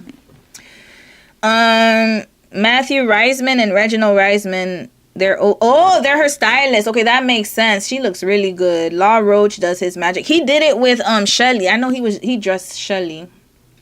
The Reismans told her to contact them, and they've been her stylist and Taylor, and I love her team. Yes, she needs to stick to that team. And whoever did her makeup in New York before the reunion, she needs to stick to that person. She needs to stick to that person expeditiously. So now the next video is very short. It's not as long as Cierra's. Cierra's took longer than I thought because she was just lying all over the damn place. But this video, again, I'm showing y'all how people are reacting to Nick and Alandra. So now, remember, they move the goalposts every time. So the first one, and not just Nick and Alandra, it's people who look like Nick and Alandra. Anyone who's in an interracial relationship, especially if you look like me or darker. Even if you're biracial. Okay, I lied. From biracial to darker. Let's just say that. Because somebody mentioned in the chat, FKA Twigs, Meghan Markle, they're all getting the same treatment. So let's not kid ourselves. So now, when you see a couple like Nick and Alandra, they're very public, y'all. Everybody's seeing it. So remember, when they got out the villa, oh, it's fake. Debunk that. Second thing people would say is, oh, he's going to leave her. It's just until the reunion. He's going to break up with her. Hasn't happened. The cheating rumors came out this week. Debunked. Because he followed somebody after Greek Fest. And they were like, no, I was there with my boyfriend. He followed both of us. Debunked. Next, they're going to say, oh, you should be scared. You shouldn't date anybody. No, like, don't date outside of your race. It's too scary. Oh, these men don't really want you. They just want to use you for a short time. And then after that, they're going to find who they really want. Now we're at that part. Okay, the fear mongering. We've gotten to that category. You know how they have like the 6 stages of culture shock? I think it's 6 or 7. This is going to be the 6 or 7 stages to when somebody is trying to keep you in the bucket. Remember, you're crabs in a barrel now. So they're going to find every opportunity to guilt trip you. If that doesn't work, no, first is the jealousy. The jealousy always starts first. Then the guilt tripping. Then after that is going to be the anger. The anger is going to come in there somewhere. I'm probably not in order. The anger is going to be in there somewhere because they're going to be upset that you're not following the protocol. And then the fear mongering. So I believe the fear mongering comes first. Yeah, it comes somewhere in the initial stages. So we're at the fearmonger stage. Here we go. So this is a video I saw online. I think it's very important. I actually didn't watch it yet, but I'm interested because the title is very interesting. That girl from yonder. Hey sis, I didn't even see you here. I wasn't paying attention to the comments. Glad you're here. You should do a case study on FKA Twigs and Rob Pattinson. Something for the interracial dating girlies. We need more case studies. Yeah, I know. Okay, you know what? Let me add them to my list. Y'all, I have a whole list. My problem, to be honest with you guys, is unfortunately, I have the job that I have, y'all. That's what's holding me back. That's what's holding me back from publishing a lot of case studies. It just takes too much time. As far as editing goes, filming doesn't take much time, actually, because I talk a lot. So y'all already see. Y'all see how smoothly I could talk here. It's the editing and also the, it's a lot when you have a job, unfortunately. Jobs always be hating, cock blocking and hating on you. FKA Twigs, I'm going to add them to my list. Hold on. And Robert Pattinson. But I'm consistent. At least once a week you're going to get a case study in the membership. We're almost done with the Lily and James case study. And then, once a week. So Jeannie Mai's going to be done in 2 weeks. Probably before October. I'm gonna wrap it up in like 3 parts, probably 3-4 parts, hopefully, and then we'll move on to. And then I'm gonna hold every time we finish a case study, another poll. FKA Twigs and Robert Pattinson. Okay, let's write that. I wrote that on my list, y'all. That's why I have a whole. This is all case studies, y'all. Y'all done gave me so many future case studies. Literally, I have so many. So many. Thank you. You're welcome. So does it seem this Nick guy treats Alandria as his dream girl? Yes, absolutely. Compared to how he treated Cierra and Belle Dasha, yes. Yes, I can say that based on what I've seen and the patterns of what I've seen. Absolutely, yeah. He treats her very well. But now the problem is that, you see, this is the downside of it, is because it's a hard topic, y'all. Okay, let me keep it real with you guys. So the issue is that there have been a lot of men of other races who have capitalized on black women and the state of dating, right? And so the problem now is that they're comparing him to Kenny and all the other men who would use black women to build up their platform. And Loken too, we saw it. However, the character of how they treated the women they were with is completely different. But people cannot see it. All they see is the race, right? But not the character. The patterns are there. I've done case studies on white, black, Asian. Last week I done drug a Korean man. I want to try. I'm probably gonna do Indian next. I have to get through it. But either way, they all have the same pattern, right? So you can tell when a man is really into you and invested in you, and when he's not, and when he's using you, and when he's not. And the reason why I do not believe that Nick is using Alandria is for the simple fact that, one, he doesn't need to. That's number one. But also number two is that it's mutually beneficial to the both of them. Usually when a man uses you, it's only beneficial to him, not you. He's never going to do more than what he needs to. He's always going to do just enough. Just to keep you there, but not enough to truly invest in you. Remember, Kenny didn't even want to move in with Janae. Didn't even want to live in the same place as her. That's a big red flag. Not because he had religious beliefs. I could understand if he had religious beliefs and was like, yeah, no, I don't believe in living together before marriage. I could understand that, but he just didn't want to live with her. He didn't want to be around her unless it was filming. And he was a different person when the cameras were on and off. That's what they'll always say. They'll always say, hey, he was a different person when the camera was on. He was different than when the cameras were off. Remy Ma and Papoose. Black love couple, not even interracial. Remy Ma said that. She said when the cameras were on, he was different than when they were off. Kenny and Janae, same thing. It's a pattern, y'all. It's a pattern. And you're going to see it with the Genie Ma and Jeezy. Y'all going to see that. That's coming up. Same thing. When the cameras are rolling, different. It's a different person. Yep. He been hustling. That's what I'm saying. He doesn't need it. And to be fair, to be honest with you, he's a handsome white man. He could do it on his own. I'm telling you, they would have been fine alone.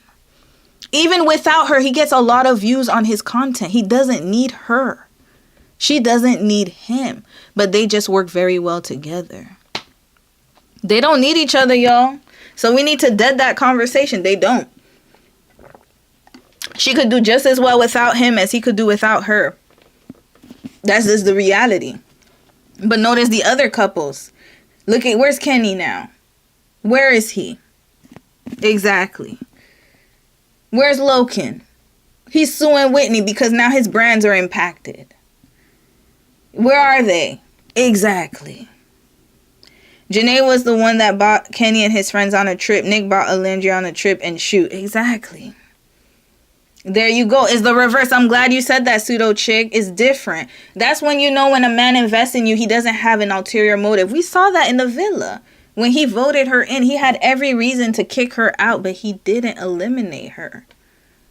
And y'all telling me he don't like that girl? That was the only sign I needed to see. After I saw that, I said, yeah, he's a goner. Cordell and Serena, same. Everybody was telling him, break up with her, go with Dea. They even forced him, tried to force him to leave Serena. He said no.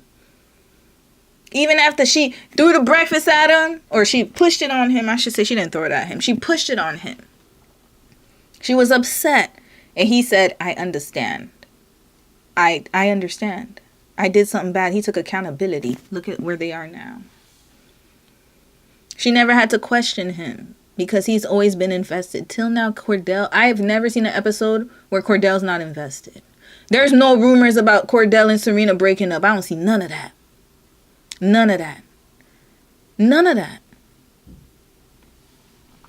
But when it's an interracial couple, it's different, right? Right? Okay. Yeah. Everything Alandria in 2 weeks, she gets what she wants. Absolutely. And it should always be like that. And that's the thing. Like, I never have to question my husband and his motives because I know who he is and how he's treating me and how he is with me. From the beginning, it's never changed. It's been consistent. Whoever y'all saw on the camera is the same person you see off camera. Both. When you guys see him, and if you guys know us in real life, because I know some people who watch me know me in real life, the same Dom you see outside is the same Dom you see in the house and vice versa. The same. Remember, last week I asked him. I made sure to say that because I was like, hey, am I the same person in the house? He said, yes, 10 times worse. I'd be amped up all the time. But my personality is the same. It's consistent. Alandria is the same. Her personality is consistent. And Nick, as much as I don't like his people-pleasing way, his personality is consistent throughout. That's why I could identify. And Cierra, her personality is consistent throughout. She's never changed. Everyone has a core of who they are. Their core essence doesn't change. It can get worse or better, I get it. But who you are, the core essence of you is always going to remain the same. Yes, you can change your idea, change your mind, change who, like what you're around, your environment. But I'm saying who you are, like how you operate is what I'm saying. Taylor tried to get rid of her too. Yes, the nuns. Yes, they are. The nuns are something else. No beg. Exactly. Thank you, Rosa. I need to pin this. No begging, no pleading. You never have to beg for a man's attention if he really loves you. I never have to beg. Never. Every time, like I said, whenever I go out, if my husband is out somewhere and he knows, like, he'll call me right away. Be like, hey, honey, I'm going to be late today. Don't worry about me. I'm going to be a little late. Blah, blah, blah. Every single time. Never fails.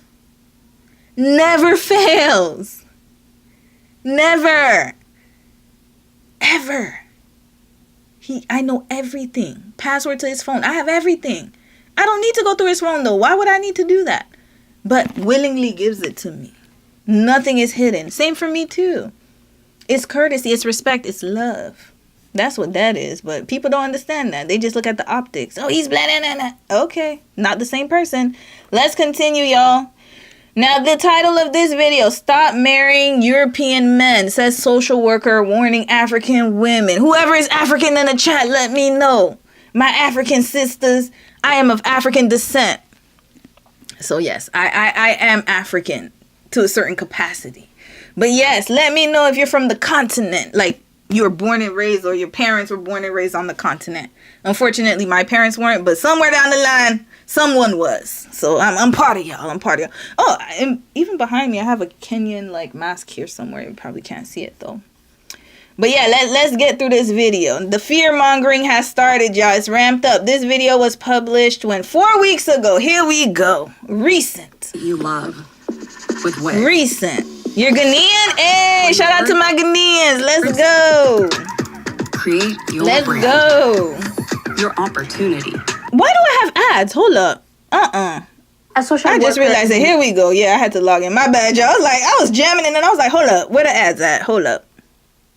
African descent, born in France. Hey, I need to do an ancestry DNA test. But, you know, they had the whole controversy with the leaked DNA. That's why I'm scared to do it. I think I'm going to do it through like a reputable DNA site, like the National Geographic or maybe a hospital or something.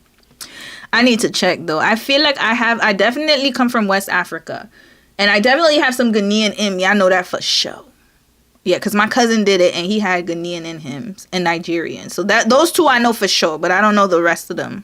Warning African women from dating. Oh, wait, let's go back. Hold on. A social worker is warning African women from dating European men. And shout out to the Congo. She's giving her own reasons. I want you to watch it first. We'll come back and talk about it. My beautiful sisters from East Africa, especially from Kenya and Burundi, this video is for you. Hold up. She specified Kenya and Burundi. My Kenyan ladies, y'all let me know if y'all in here too. Niece, I'm a social worker. My name is let me go back. Sorry. Especially from Kenya and Burundi.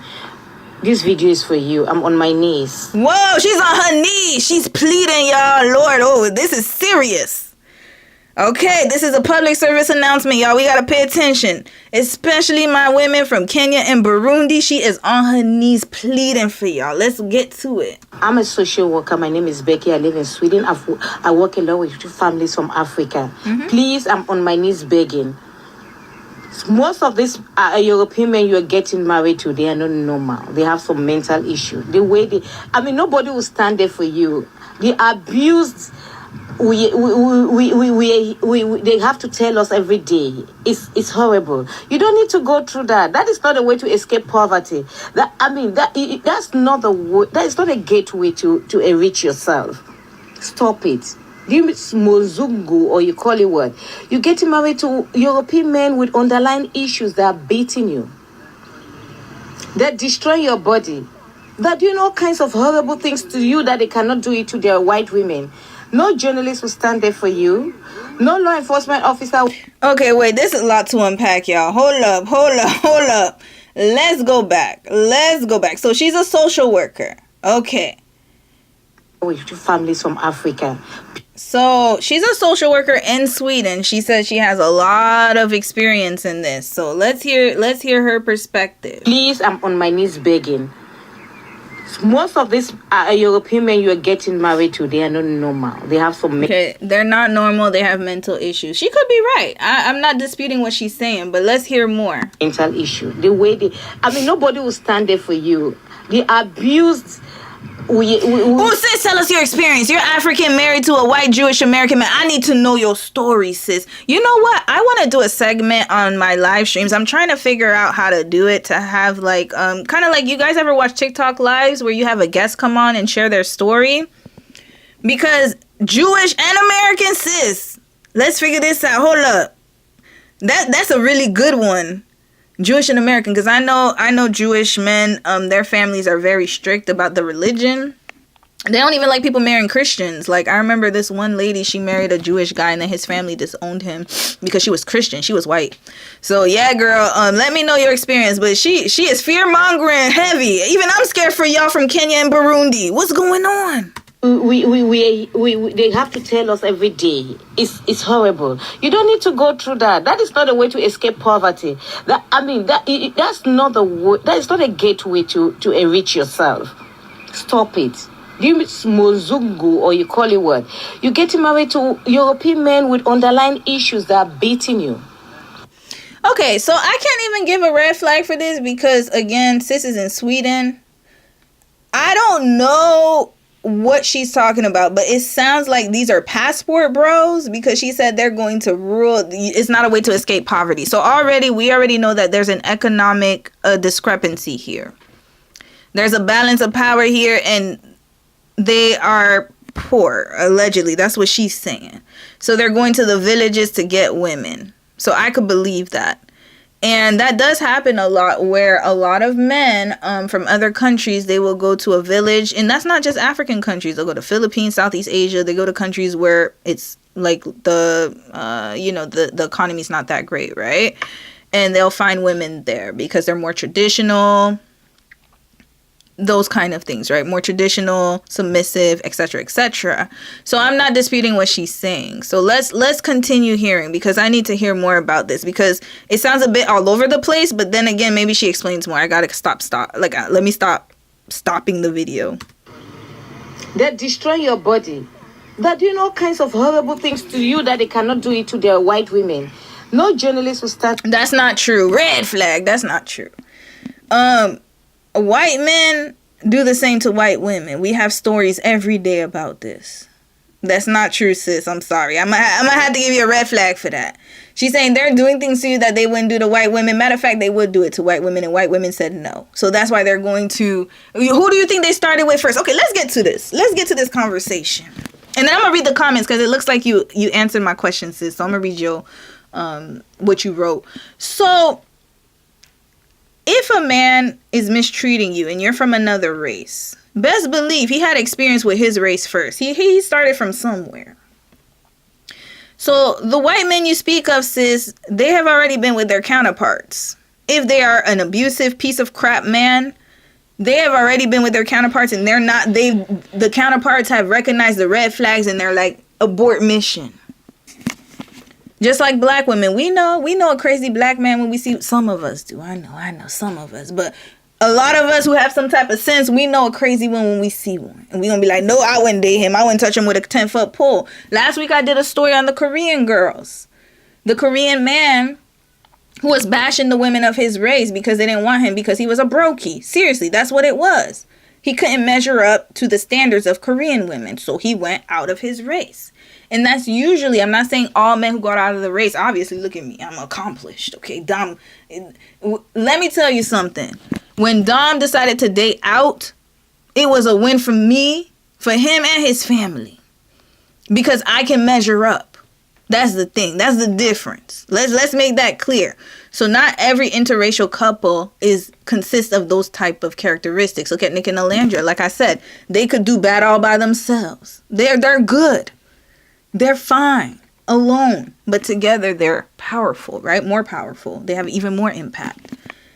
So, ma'am, she said they wouldn't even do it to the women of their race. They have. And they didn't succeed. This is why they go out. Those type of men. That's why. The passport bros. That's why. They had no success. The girls said no. We don't want it. So that's where I have to kind of give her the red flag. All right, let's go to Sis's answers. Okay, you made a Jewish husband. I'm Ghanaian with an Italian Canadian. Hold up. I have a lot of you guys in here. That's amazing. What? I'm going to need to do like an episode of experiences. What is going on here? Where a person go up on live and they can stay anonymous if they want. Yup, they can. My husband isn't religious. Oh, okay, that's why. Yeah, he isn't religious. I know a lot of religious families. They don't play about that. Even Christians too. So you didn't convert. Okay, that makes sense. Yeah, it's so crazy. A lot of Jewish men marry outside of their race. Yep, a lot. It's not the first time I've heard a lot of, especially like a lot of them marry black women and Asian women. As a mental health professional, this is so unprofessional. Yes, and she's a social worker. Dom's a social worker too. He was a medical social worker. He's not a social worker anymore, but it's very unprofessional. And then she's not, this is a thing. She didn't generalize, which is great. I'm glad she said most. But she's not giving stats. You know, especially when you're giving numbers like this, you have to be very careful. You have to give statistics. There has to be statistics and letting us know what type of mental issues she's encountering. Like, what is it? What are you talking about? She's not giving us, she's just generalizing a lot of things. And I'm really interested to hear what else she has to say. Sylvie said, I agree with her to a certain extent. I saw the types of European men she's talking about. Yeah, that's why I said I agree. I think that they do prey on women who are, like, there's nothing wrong. I know what she's talking about. She's talking about the men who go out to find women in rural villages or areas because there's, again, a balance of power here, a power dynamic. They have more money, more resources, and so they think that that woman is going to be subservient to them. This happens quite a lot. However, those cases are specific and unique, and that's what I'm talking about. It's a specific type of man who's seeking a specific type of woman. And usually it has to do with economics. This is why I always say you have to be financially independent. So then you don't have that type of man. Because, hello, there's men in America who date American women. Men in Canada who date Canadian women. And they will have that same mindset. It's all about power. This is why it's good to be financially independent. If you're a stay-at-home or work-from-home mom, there's nothing wrong with that. But make sure you have some money set to the side for yourself too. It's all about power. That's it. There's a lot of men. I could even do a case study. There was this one woman. She was a Mormon wife, a trad wife. And her husband, same. It sounds just like him. Sounds exactly. It's not just, and that's my thing. It's a character. So again, this is why it's very dangerous to put it on race. Oh yeah, these European men dating these African women. Yes, that's a segment. But it's not just the European men that have this characteristic, is my point. It's a behavior. And it's seen in all different types of men. All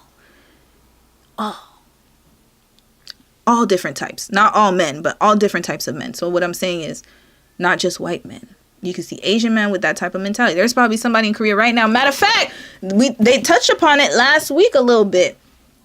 When Dawn was a social worker, there were a lot of Vietnamese women being trafficked. That's what we're going to call it. Or not trafficked, imported.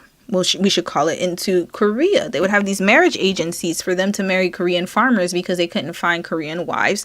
Because a lot of Korean women didn't want to work in the rural area. They wanted to go to Seoul, get an education. And so they would import women from like Vietnam and other Southeast Asian countries. And a lot of those men had that mindset. So that's what I'm saying. It's a mindset. It's not just found in white men. So that's why what I'm trying to say and what I'm trying to express is that we have to start looking at people and their behaviors and not just categorizing it based on race, because you're going to see all types of the same character within and amongst different races, right? There's a type that seeks out visible minority women from lower social class to manipulate, etc. That's true. Exactly. So that's what I'm saying. If they can't find women in their own country, what she's talking about, like I said, is the passport bros. I can already tell. Is the ones who, or the marriage, they used to call it the male brides, mail order brides. That's what they used to call it. So it would be like men who couldn't find women in their own country because the women were had a little bit more, I don't want to say sense, because it's not about sense. It's about just they were more educated, right? And so they understood that this was not a benefit to them, and so they didn't want them. And so what would happen is they would always go to another country where they would be like, where women would be easily impressed by the money and the power and the status, and this is what happens. So it's a type of behavior. They will seek immigrants here too. Yup, they do that. It's all about control. Exactly. Same type of man is the same type of man. And I'm glad, Sylvie, that your family's diverse. It's actually really good to hear. I'm glad to hear more positive experiences, because this is why it's good to hear different stories, because she's talking about, again, a segment of men. And we've all encountered those type of men. But I just don't like that she's saying don't marry European men as if they all operate the same way. This is where I have a problem. And I would have the same type of smoke if she said don't marry African men or don't marry Haitian men. Even though I will say, Haitian men, you gotta be careful a little bit. But that's not to say that you can't, because my family members, all of them are married to Haitian men. I'm the only one who married outside of my race. Me as a woman. I have another cousin who married a white man. I married an Asian guy. We're the only two. And then there's another one who married a white guy, but they're divorced. That's it. All the other women in my family, black men, Haitian, and one is African. That's it. So that's what I'm saying. Like, yeah, they're married to them. That's what I'm saying. Like, it really depends person to person and character. All right, let's continue. And for you, no law enforcement officer will give you justice. No court will give you justice. No. She's right about that. That is very true. But sis, that also applies to us here too. It's just women in general. They don't take us seriously. I remember I did a case study on someone who had a restraining order. And I don't remember if it was a case study or a live stream. But yeah, they don't respect women. Like, a lot of law enforcement, I'm not saying they don't protect us. It really depends on the country, but the laws aren't as enforced as we would like them to be. How many times have you heard a woman having a restraining order on a man and then he unalives her? That happens everywhere, sis. It's not just with European men. So but I understand her message. I just think that Again, like it's a specific message. It's a fear-mongering message, I should say. But you should be wary of all men. All. Because she's saying it as if it's only European men and that African men wouldn't have the same issues. When I could tell you, baby, it's the same everywhere. So that's why I said you got to be careful with just generalizing all the time. Because you can find that character in any type of man. Any man will take sides with you. Instead, they will take advantage of you. They are removing your children. The so-called partner is beating you. They're doing all kinds of things with your body. We need to stop. I mean, we cannot go so low. We need to stop this thing. I mean, the complaints are so enormous. So many complaints. I feel sad what my African sisters are going through in the hands of European men. Kenyan sisters. Red flag. Okay, so this is where I have to give her a red flag. So you feel bad about what they're going through at the hands of European men. And that's valid. But, however, I'm adding double negative. They're going through the same thing with men that look like us too. Hello! And this is why the whole, like I said, the black love argument, it doesn't work. We are unalived by men of our own race at a higher rate than any other race. At least in North America.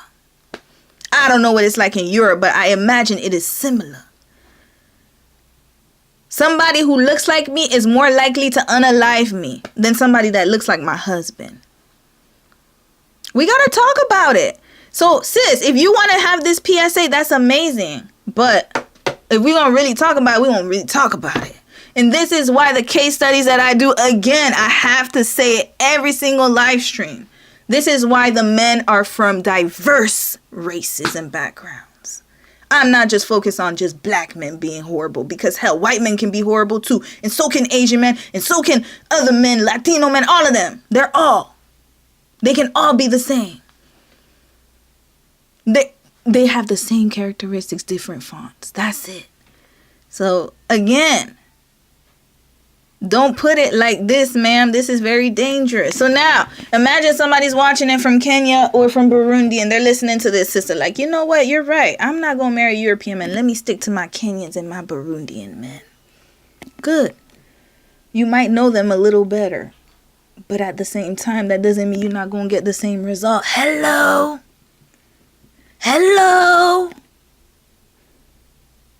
It's all about character. You could find a Kenyan man and Burundian man with the same type of attitude as this man. Mentally ill and everything. Please, if there's an NGO, try to talk to them.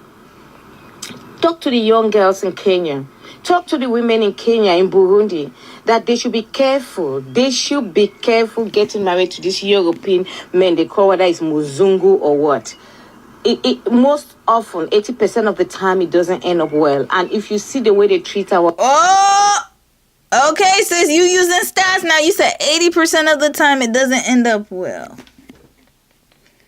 I need somebody from Kenya in this chat. Who's Kenyan here? 80% if you marry what did she call him, a Mzungu? Is that what they called? She said 80%, y'all. So yes, I agree with her. We do need to teach our daughters how to choose better, how to vet better. I agree with her on that. 100%. But that's with European, black, and all. Every single man. So that way you can recognize the pattern. You need to have pattern recognition. That I agree with. But sis, 80% of these marriages fail? Okay. Then which ones are successful? Because you're saying don't date European men. Okay, they're not going to do that. Cool. Who should they date then? Who? Let me know, sis. Because it's gearing to me like you're trying to tell them to stick with the men of their kind. I just did a case study on James and Lily. James is a Kenyan man. If you're part of the membership channel, let me know what type of character this man has. I'll wait.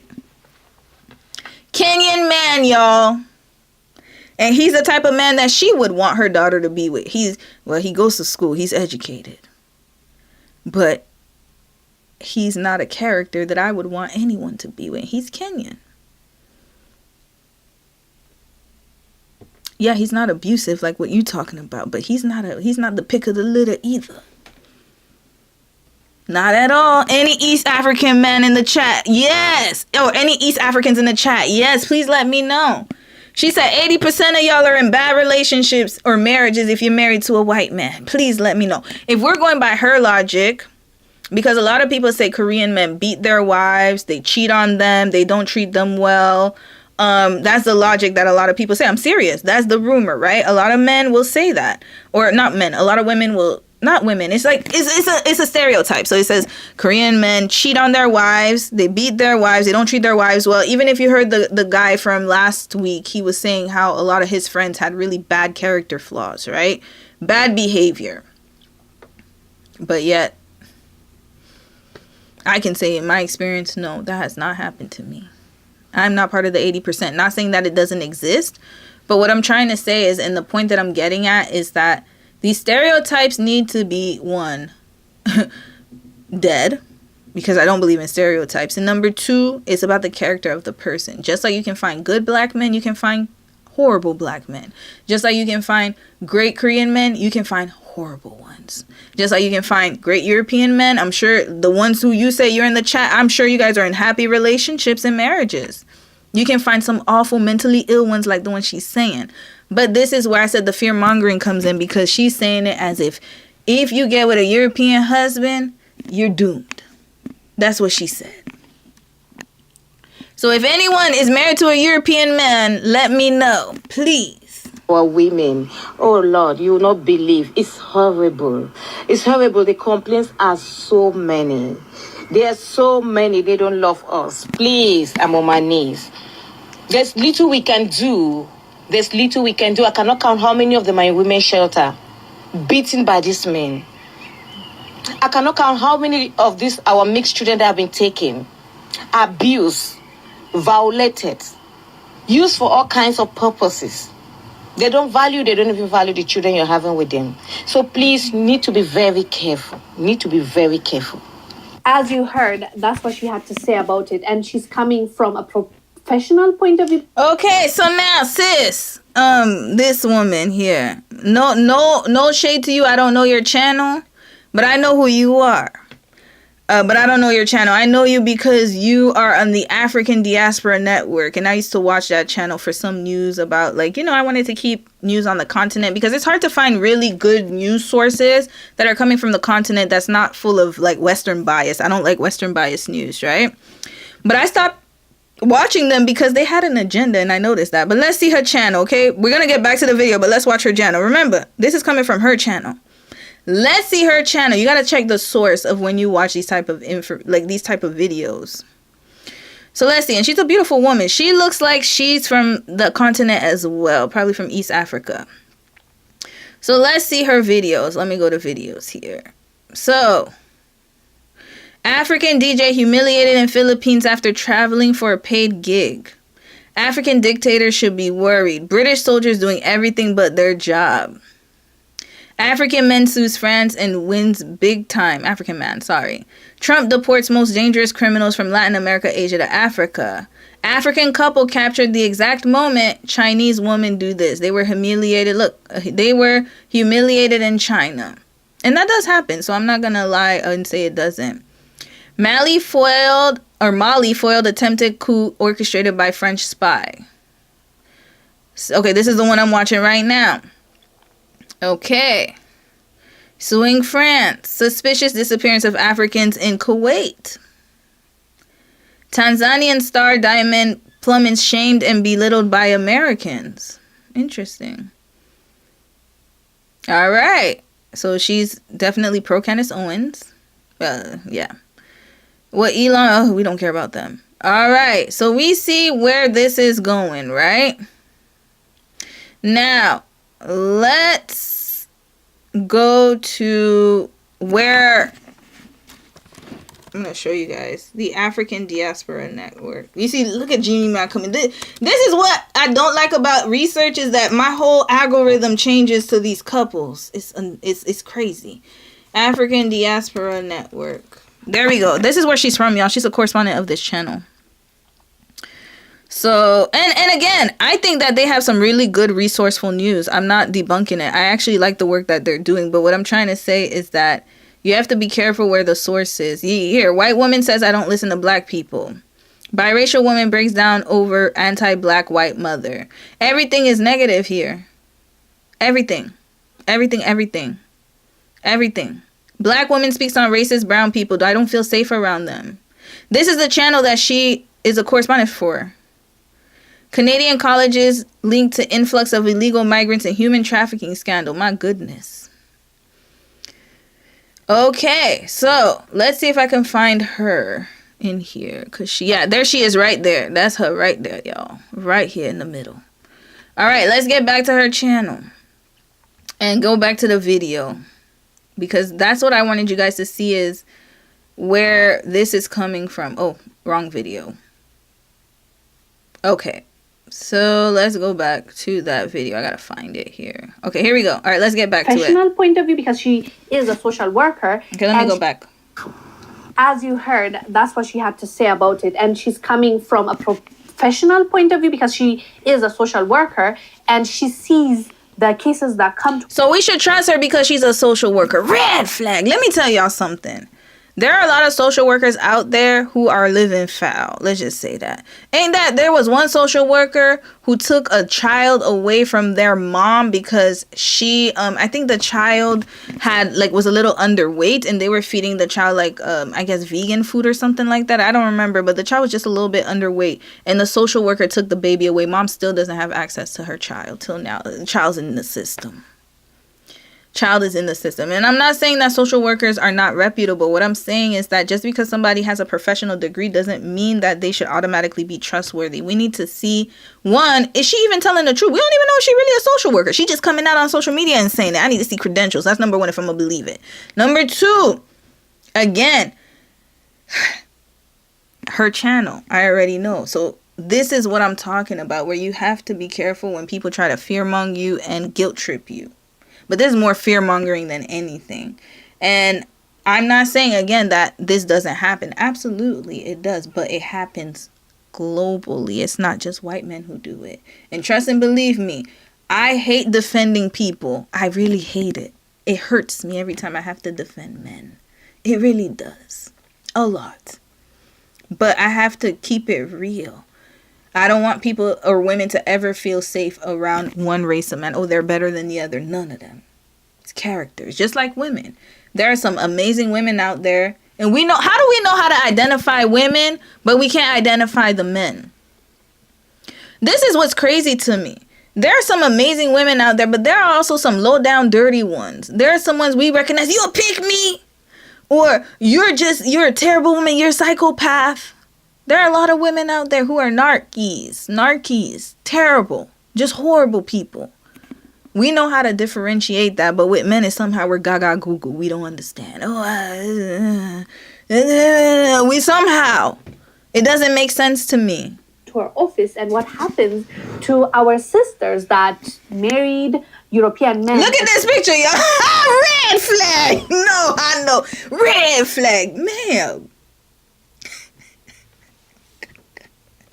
Hold on, y'all who are married, because I'm not married to a white man. Y'all let me know. You married to a white man.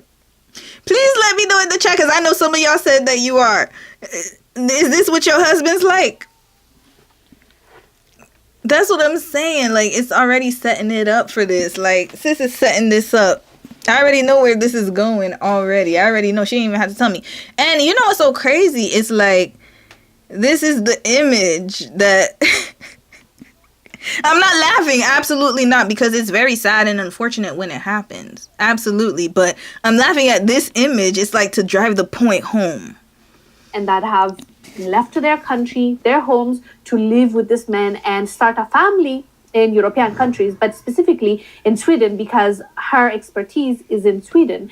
And I watched this video and it made me really sad, but it also reminded me of a story I covered a few months ago. Guys, after everything that has been happening in Sweden lately, I am not surprised. You know, this guy, they're saying that, oh my God, he was mentally ill. That's why he did what he did. If this person was a Swedish or was an Arab or an African, they will call us terrorists right away. That is very true. She ain't lying about that. She's right. Now, what I need to find out though is these men who are getting the women from rural countries, I feel like they're getting sold off. That's what it sounds like, because it sounds like there's no relationship. It's like a transaction. And of course, this type of situation is going to happen even more in those type of relationships. So that's what I'm saying. Like, call it for what it is. Just say women, like she said it, women who are trying to escape poverty to go to Sweden. It's a certain type of woman. And also, who is allowing for them to be taken? They obviously, because y'all let me know, because some of you guys are from the continent. You guys have like bride price still, right? Hold on, what country? Does Kenya have a bride price?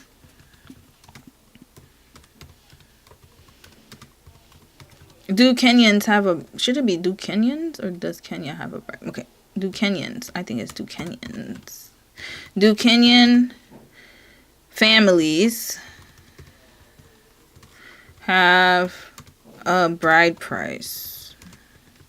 I forgot what it's called. There's a certain word for it. Okay, y'all go. A dowry. Thank you. That's the word I was looking for. Dowry. Do they have a dowry? So it sounds to me more like a socio-economic problems. Because who's selling these women off? Red flag. This is who you need to be targeting. So first of all, it's already wrong for the European man or the Swedish man to go. And first of all, it's not just stop. You remember the lady said specifically European men. No, you should just say Swedish men. That's number one. But whatever. It's neither here nor there. But how are they getting access to this country in order to sell to get the women to pay for them? How? But then we want to focus on Whitey because that's what it said. We want to focus on Whitey. But there's a bigger problem at play. Who is selling these women off? How are they getting sold? Or if they're getting sold, because remember, it's a dowry, they got to pay. How are they meeting these men? Who is the matchmaker in between this? There has to be a brokerage somewhere. Who is doing this? Crickets. You think these men just go out of nowhere and just go to Kenya and be like, okay, I'm going to pick that one? No, they can't do it. There's either a website or some type of, there's a connection going, and most likely it is somebody from that country. So who is providing that? Who is giving them access to be able to do this? This is where we need to have a conversation. Because if this is happening, and I very well believe it is, because it is happening all over. We see this happening in the Dominican Republic, in Brazil in particular. Not Argentina, there's another country. Brazil, Dominican Republic, not Costa Rica. There's another country. I can't remember it in my head. But in Latin America, it happens a lot. Especially in those countries I just named. And we have to get honest about it and be honest. How are they having access to the women? Where are they meeting? Because you have to get approval from your family. If it's a rural family, it's probably very traditional.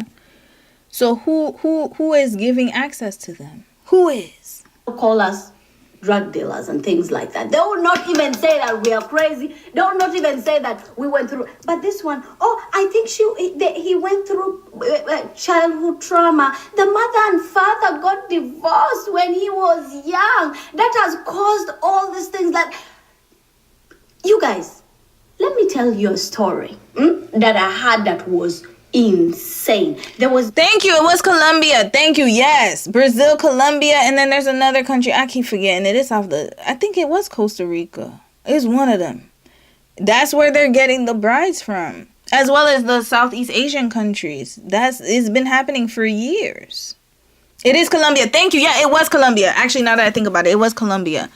Yes, it's been happening for years, y'all. For years. So how are they getting access to these women? This girl that I met, she was an African girl. She was from Ethiopia. And she was married to a Swedish man. She came here. She had 2 children with him. But this guy was treating her so bad. She finally started saying, like, I want to have a divorce. Absolutely. Okay? The guy first refused. She struggled. Finally, when she got the divorce, she was supposed to leave the house, guys. She was packing her bags to leave the house. she told me like, oh, this guy told me the last day, like, let's go out, let's do shopping and stuff. We come and cook just to say goodbye. They go, they do shopping, they come back home, everything is okay. She's in the kitchen folding things like that. The guy went on her back.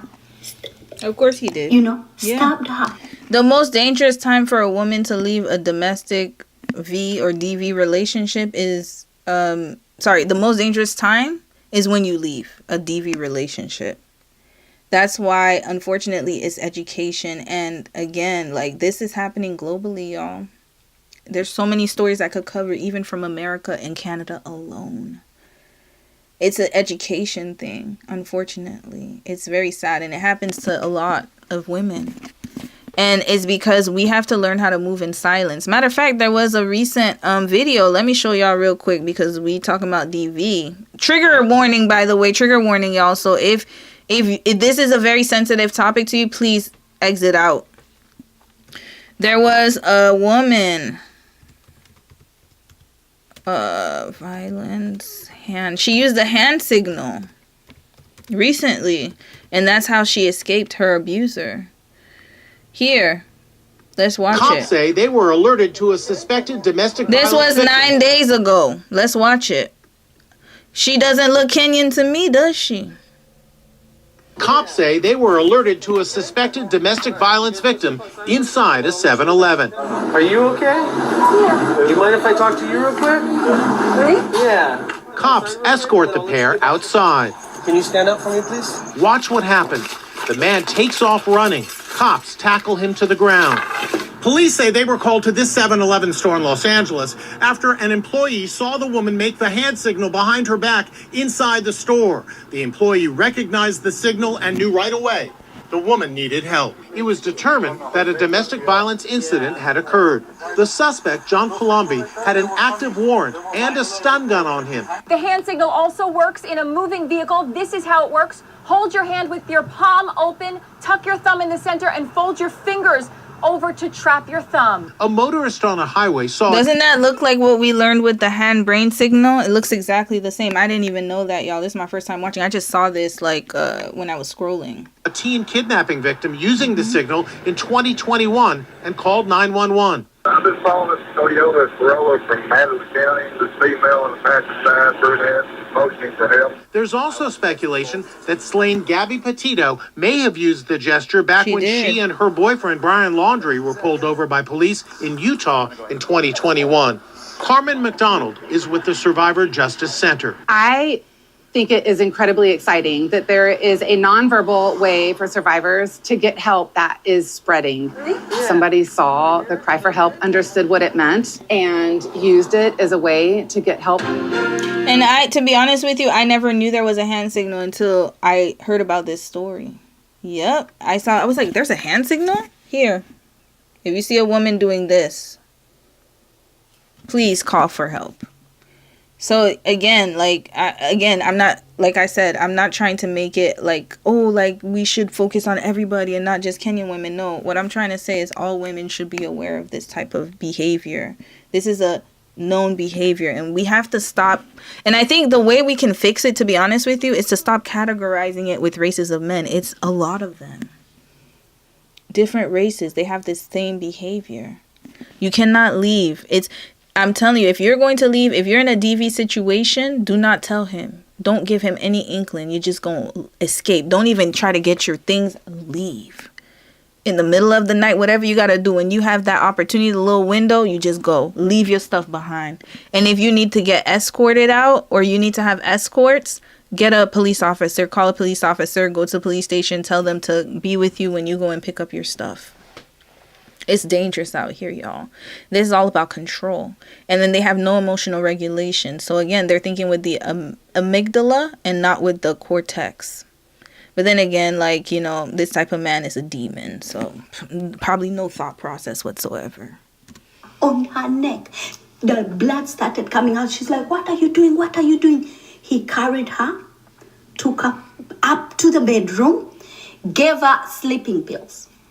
gave her sleeping pills, but she managed not to take, she pretended that she took the sleeping pills, but she didn't take it. The guy had everything prepared in the bedroom, the plastic bag laid out, all these tools for going and, burying somebody. So she lays there, she's pretending, she still have blood coming out, she's pretending that she's asleep. She's just praying to God, let this be my one chance to escape.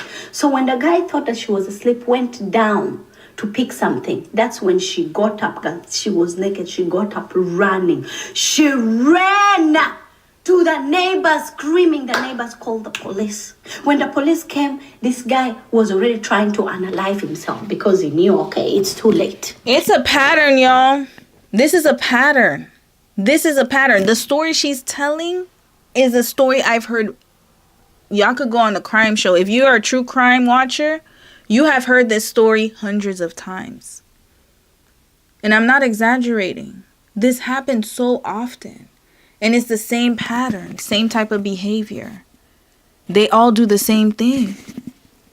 It's something that needs to be studied, y'all. And I know it's being studied, but I feel like there's more that we need to do about this. There needs to be a whole research department for this. I know that there's a lot of domestic violence centers, but I feel like there needs to be a course taught on this in schools everywhere because they all exhibit this type of behavior. All of them. All. And I'm talking about across races. I can show multiple videos where this lady's story is repeated. Guys, they arrested the man for attempted murder, put him in prison for 2 freaking years, guys. 2 years. He came out, and guess what they said? They said that he has a right to see his children. Oh, they do it in America too, and Canada. Absolutely. Let's play it, y'all. Who else watches true crime? Y'all talking to me. I know a lot of stories, y'all. There was the man who kidnapped daughters. Let me put homeless because he was allegedly homeless. Here, Travis Decker. All right. Let's use his real name. This man right here, y'all. This man right here. How an active dad ended up he did. He unalived his 3 daughters. Beautiful girls. Look at them. Look at them. Let's watch a segment here. We're going to watch the news segment. Travis Decker.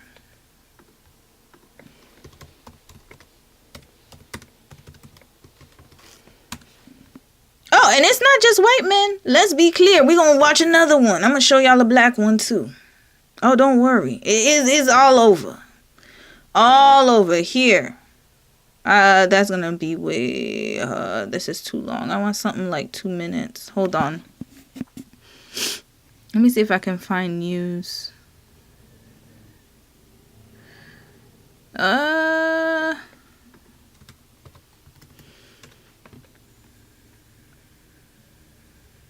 This is too long.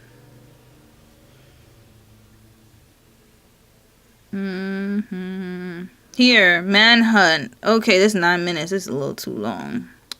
I'm trying to find a short video.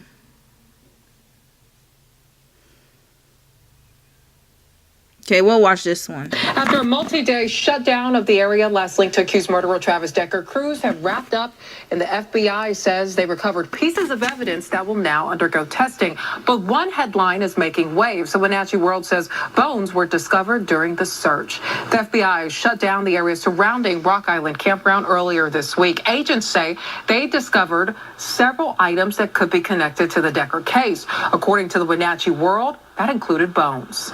He shared that the FBI found bones in the 200-mile-acre area that they searched at the Rock Island Campground off of Icicle Road near Leavenworth. According to Sheriff Morrison, earlier during the search, they found remains of what appeared to be an overdose victim.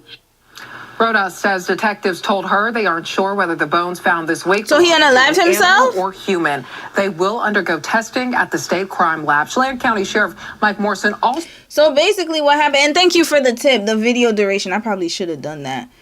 you know what he did? He had a custody agreement, even though their mom was like, he's dangerous. First of all, he had no home. He was homeless, practically living couch surfing. She said he's abusive, dangerous. She put a restraining order out on him or something like that. And she didn't want him to have access to the kids. And yet the courts gave him the right to see his children.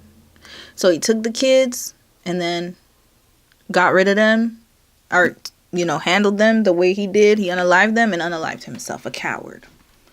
Now, let's talk about this college student.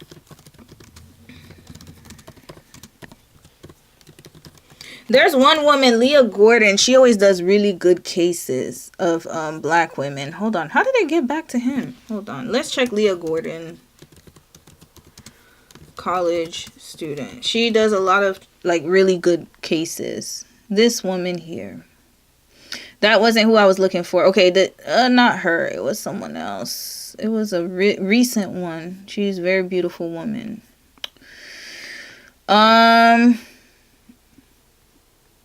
But let's look at her. Yeah. Oh, no. This was by the roommate. Let's look at...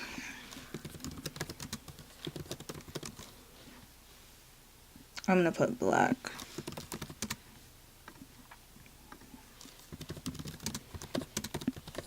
If I can't find it, I'm going to go to a certain YouTube page that I go to all the time. Here we go. No, that was 5 years ago. There was one that was recent. Actually, I'm going to do the filter like you told me, sis. So, let's say this month. I want to see the most recent one. It was it her? No. I don't remember who it was, but y'all, the patterns don't lie. Here, let me go to the ladies channel. Black Girl Unlost. We're going to look for her. I really love her channel, by the way.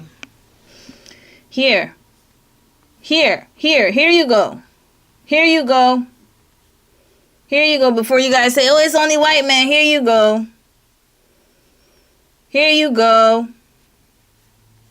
Here you go. There you go. Here. More. More. More. Here. It's a pattern. It's a pattern. How about the woman, tourist, killed in Japan? Here you go. There's one woman. I think she was from Brazil. I don't remember. Hold on. I believe she was Brazilian.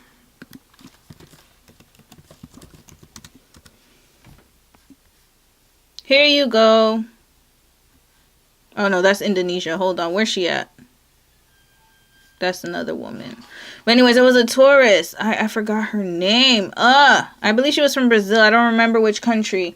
But she was unalived in Japan. Maybe this is the one. No, that's two Japanese nationals. No, I'm gonna find her. Hold on. Let me go on Google. Tourist killed in Japan. Let me put female, because maybe that'll help the search. Here we go. That's her right here. Brazilian F1 superfan's death in Japan stirs nationalistic debate on foreign crime. So she was unalived by a man of another race, not a Japanese man. I have to make that very clear. But she while she was touring, while she was visiting Japan, y'all, she was a tourist. Gone. And the man's nationality, I believe, was a Sri Lankan man, an unemployed Sri Lankan man. Here we go. Korea. We're not even going to start on Korea right now.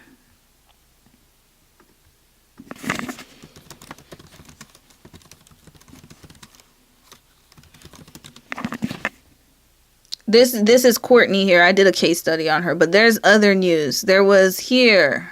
There was a Korean woman who was unalived by her boyfriend just recently. These are all foreign women, but here, maybe this one. 4 days ago. Yeah, here we go. Former baseball player beats Busan gangster's wife until her bones break. Yeah. This happens all the time, y'all. There was a recent one where the woman,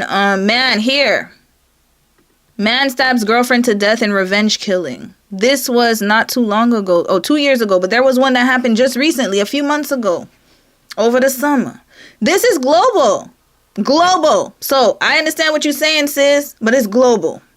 Global. Even the men in your country. All of them. Now this poor woman has to always take the kids to meet this guy, leave the kids with this guy, her kids, after the guy tried to do what? To murder her. And what did they say? They said like, oh, I think he's a little bit mentally ill. Something went wrong in his life. That's why he did what he did. Guys, this place! I am afraid. People have stories. How sad is it that this man tried to unalive this woman, even though they have kids together, just because she wanted to divorce him. And after his trial failed, he tried to do it, but it failed because she survived. He was still given custody. She still has to meet with him. She still has to... Happens all the time. She still needs to give her kids to him half the time. And I'm not saying this is right by any means. That's a red flag on our judicial system. But then what do you expect? If we have, and this is why I really can't stand when people say, oh, you women have so many rights. Yeah, then how come we don't have the power to change laws? Look at who are your chief. Let's go in here. What country y'all from?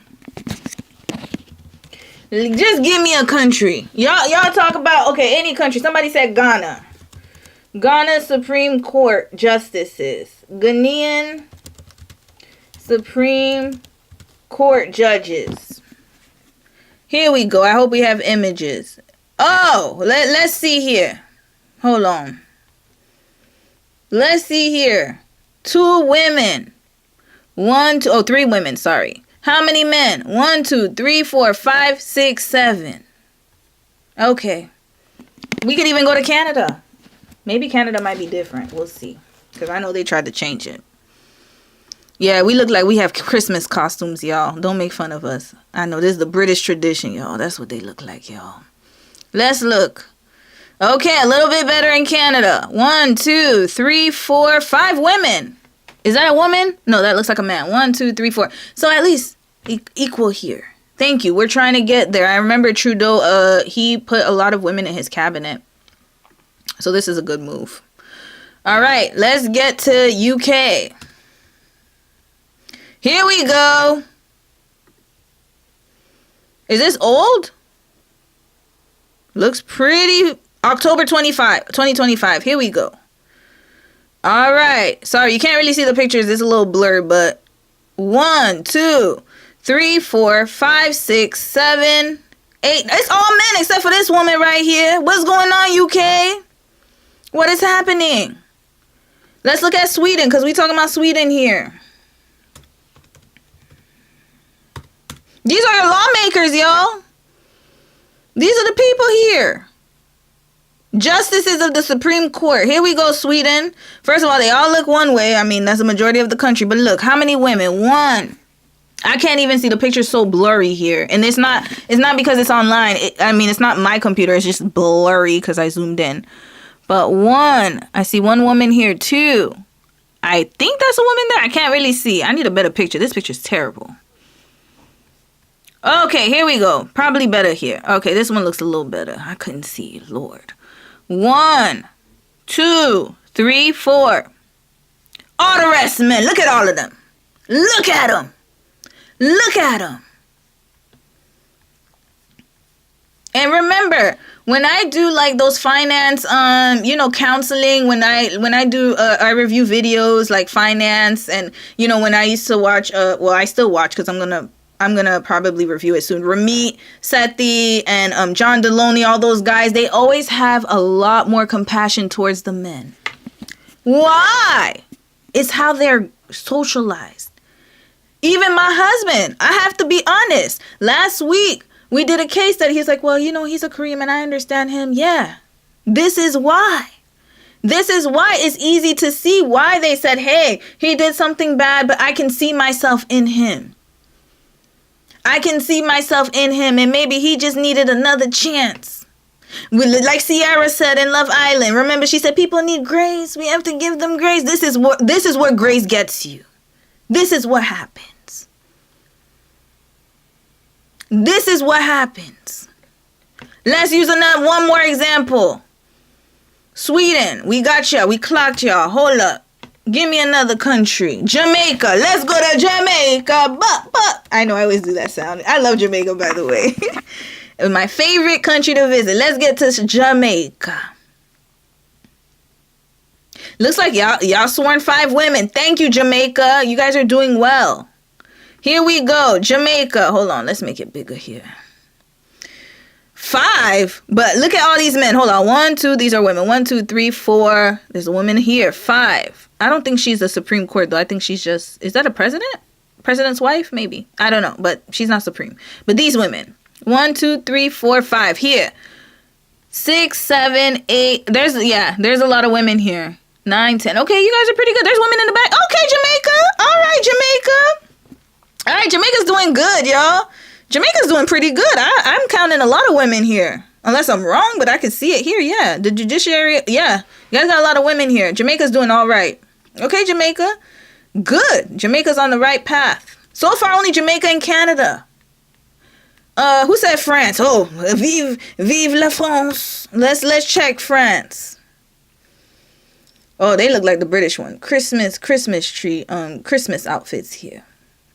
These are French. Okay, constitutional law. Is this the ones? Why they look like the Canadian ones? Hold up. Yo, we're really not that different. Okay, this is France. This looks like France here. Yeah. Okay, France's Supreme Court. Here we go. Okay, y'all got some diversity. Yes, France. What's going on? That's what's up. 1 woman. 1, 2, 3, 4 women. 1, 2, 3, 4, 5 men. Not bad. Not bad. Not bad. Could be better, but not bad. That's actually pretty good. Okay, France is good. France is doing well. But it's still bad because the laws, I don't know what the laws are with the, you see, that's what we need more women in power. But unfortunately, okay, so we have another problem. What if the women are more male identified? Then we gonna have another problem. How do we know those women are really going to seek the benefit, like the betterment of women, or if they're just gonna follow the system? India. Oh, y'all got countries here. Let's do India. I'm very interested to see what's going on with India. And then I'm going to check Korea too, because Korea I could tell you right away. Oh, India, here we go. Why I keep doing that? Here we go. We got 1 woman, y'all. Red flag, India. What's going on? 1 woman? 1. Every other country had at least 2 or 3.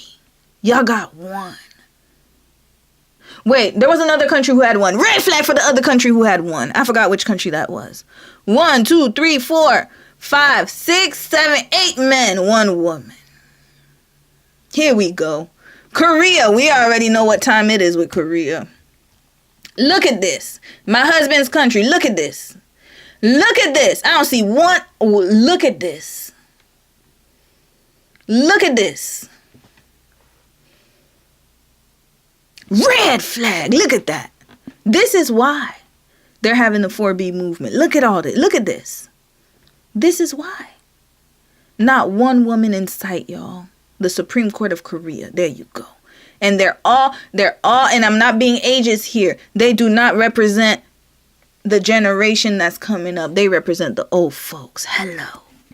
This is why. So again, look at the Supreme Court. These are the people that uphold the law. Remember, the top law in the country of the land is the Supreme Court. And look at how it's being represented. This should scare you if you're in Korea right now. This is scary. This is scary right here. This should give everyone nightmares. Oh, my husband. Oh, Dom's in the chat. Honey, what are you doing here? This should scare you, honey. He's in the chat. I could hear him laughing too. This should scare any woman. If you're in a country where the lawmakers look like this, run for your life. Seriously. This, you know you ain't gonna get no justice here. It's not gonna work. Or at least you'll get partial. One more country, y'all. Let's do one more. Oh, 5 hours of streaming, yeah. Oh, welcome. This must be your first time. Last week I did 10. This must be your first time here. All right, hold on. Let me go to the comments and see what other country. Korea's doomed. Absolutely. 100%. South Africa. This is a good one. South Africa. Let's do South Africa, y'all. South Africa is a really good one because I know there were a lot of issues with gender-based violence there. Let's go to South Africa. Here we go. This is Facebook. Hold on. Yeah. Let's see. Hold on. I got to make sure it's accurate, though. Supreme Court. Okay, I see a woman here. Hold on. Let me see a picture here. This is the Supreme Court in South Africa? Hold on. These are all of them. No, this looks more accurate. Let's see. What year was this? Hold on. I don't want to go on Facebook, though. I'm scared. Okay, here we go. Okay, this is South Africa here. All right. It's all on Facebook, too. Okay. 1, 2, 3, 4 women. I see one standing here. I don't know if she's part of it or not. The rest are men. Let me check another one. Hold on. That might not be accurate. Let me check when this was posted. The other ones, I could see the Supreme Court, it was official, but this one is a little tricky because I don't want to get Facebook sources. So, okay, here we go. This is accurate. All right. So what year was this? What would the judges wear? No, these are old. This is 1998. Okay, this is old. Let me put 2025. Sorry, y'all. I should have put 2025. Here we go. Okay, there we go. This is more accurate. All right. This is it right here, y'all. South Africa. Okay, so we have 1, 2, 3 women. All the rest men. I think that's a woman right behind there. So I'm going to say 3 or 4. Might be a woman. I cannot see. Red flag, South Africa. You're outnumbered. There's too many men here. You got a red flag. But at least you're not the worst. India. Second to last. There was another country, 1 woman, unacceptable. Korea, shame on you. Shame on you, Korea. This is ridiculous. It's 2025. 2025. Look at this. 2025. And then homeboy wanted to come last week and talk about, oh, it's economics. It's the economy. Look at this. This should scare everybody. This is ridiculous. America, I didn't get to you yet. Let's get to America. Oh, USA, yes. 100%. USA, here we go. Here we go. This is America. How many women? 1, 2, 3, 4. How many men? 1, 2, 3, 4, 5. At least it's almost equal. But we know whoever is the odd one is going to have the power. I don't know who the veto power is. Who is it? This is crazy. This is crazy. Let's continue. Imagine knowing that someone tried to unalive you, end you, and you still have to deal with them.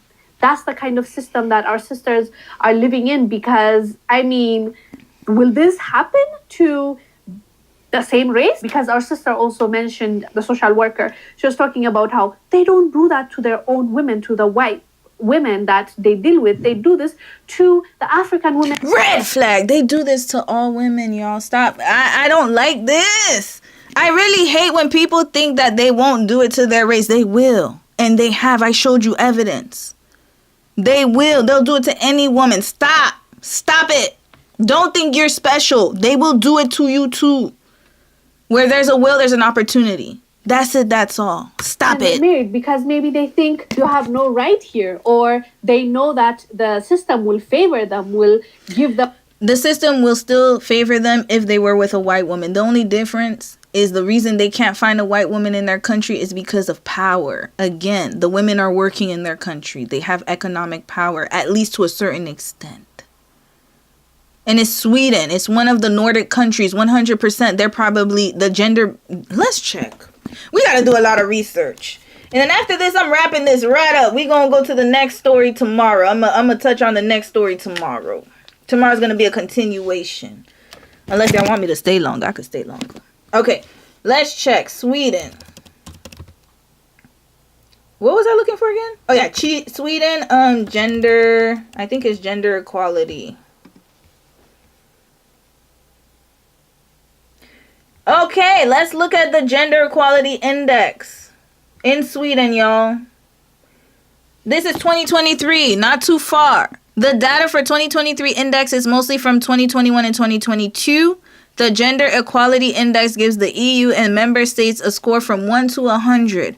A score of 100 would mean that a country had reached full equality between men and women. Here's the index. Sweden is at 82.2. Green flag. At least it's close to 100. This is why he can't do this to a Swedish woman. Not because she's white. That's why I said stop. It really irks me. This is why I get angry. Stop just looking at race. What Swedish woman is going to deal with his crazy ass?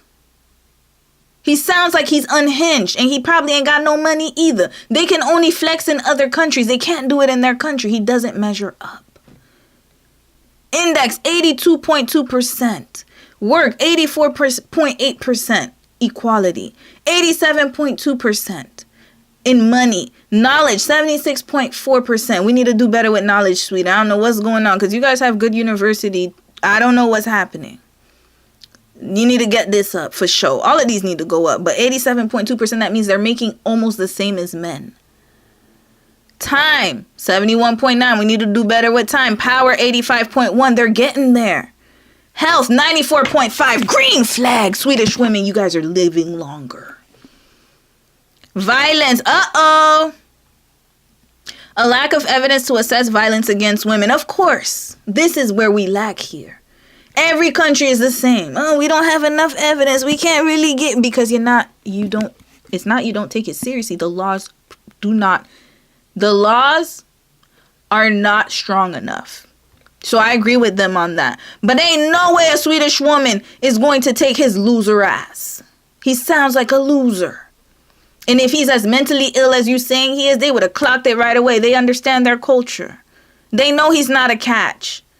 So stop just looking at race. This is why they won't marry him. He doesn't match up. She could probably make way more than him and do better than him. And then he's trying to make her subservient. She's like, who are you? You're not, I'm not doing that.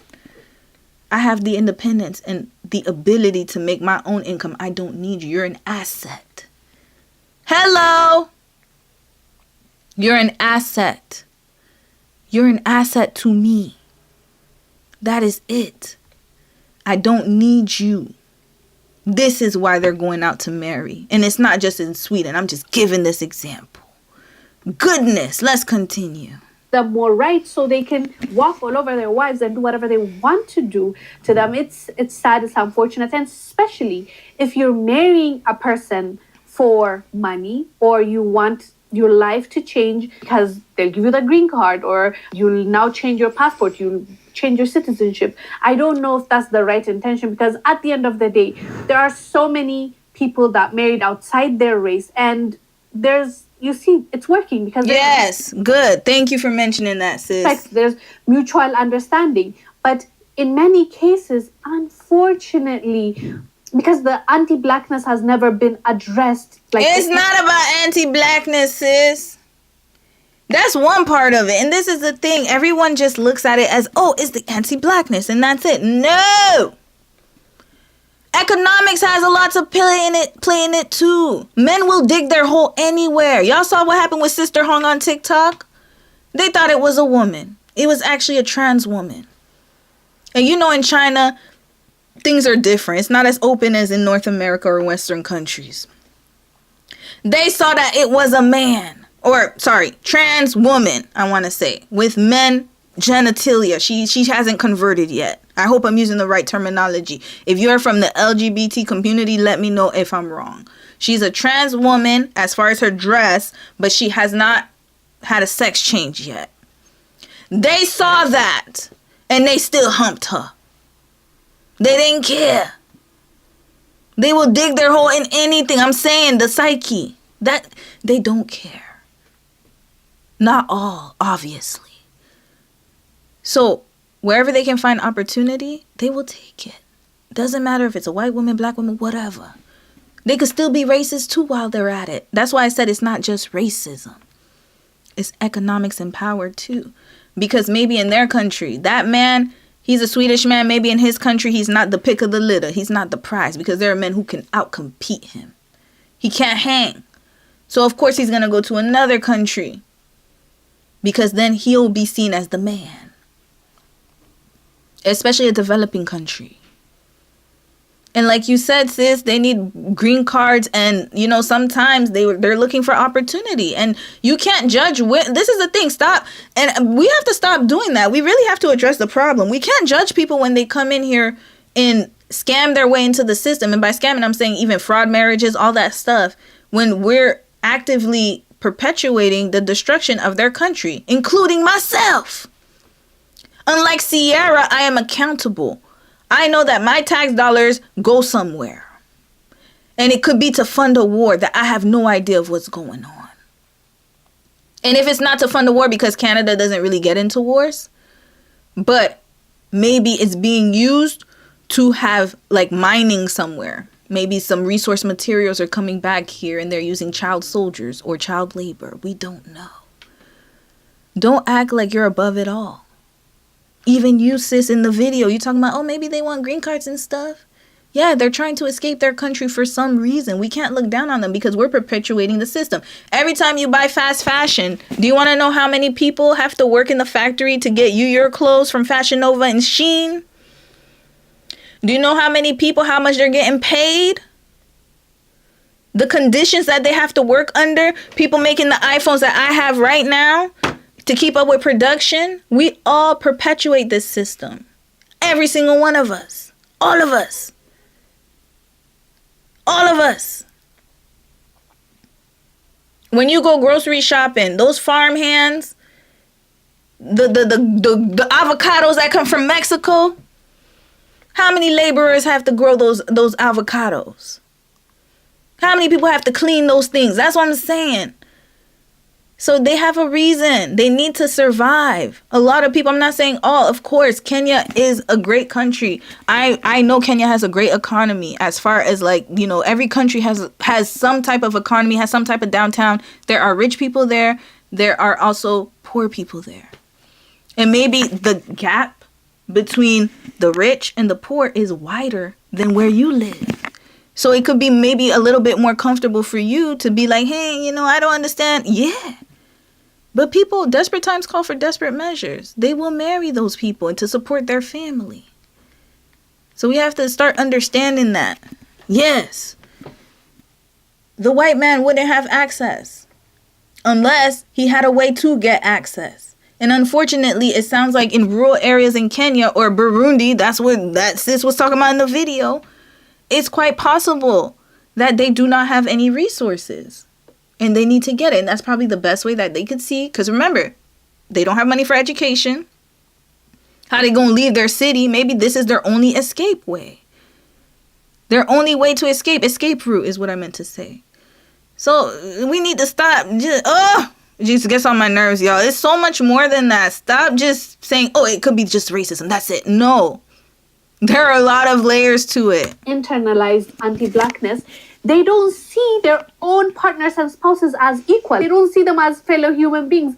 I don't even know why they would marry them in the first place. So it comes off as, I did you a favor by marrying you, and they mistreat you, and the system supports them on top of that. And to the point where they can unalive you and get away with it. It's very sad. So I believe if you're going to marry someone, make sure that you know them. Make sure that it's about their character and how are they going to treat you. Yes. See you as a fellow human being. Thank you. Very important. Why would you just marry someone because they might take you to Sweden? You see, this is why I disagree with sis. Actually, her channel's pretty good. I mean, other than the negative news or whatever, but that's besides the point. That's her channel. That's her niche. No, more power to her. I hope that if you guys enjoyed this type of content, please go subscribe to her. All love from here. She's a fellow sister anyway. My point is, why are you judging those people? They have a reason. We have to stop sitting on our high horse and acting like, oh, like, why are they doing that? Why are they coming in illegally? Da, da, da, da, da. If you were in that situation, you would probably think twice too. If it meant to feed your family and to make the generations, because you're thinking long term. They don't think about themselves. They think about their families, y'all. A lot of these women who go, they're still sending money to their families back home. They're not thinking about themselves. It's not a selfish move. It's a community. Maybe they're like, hey, you know what?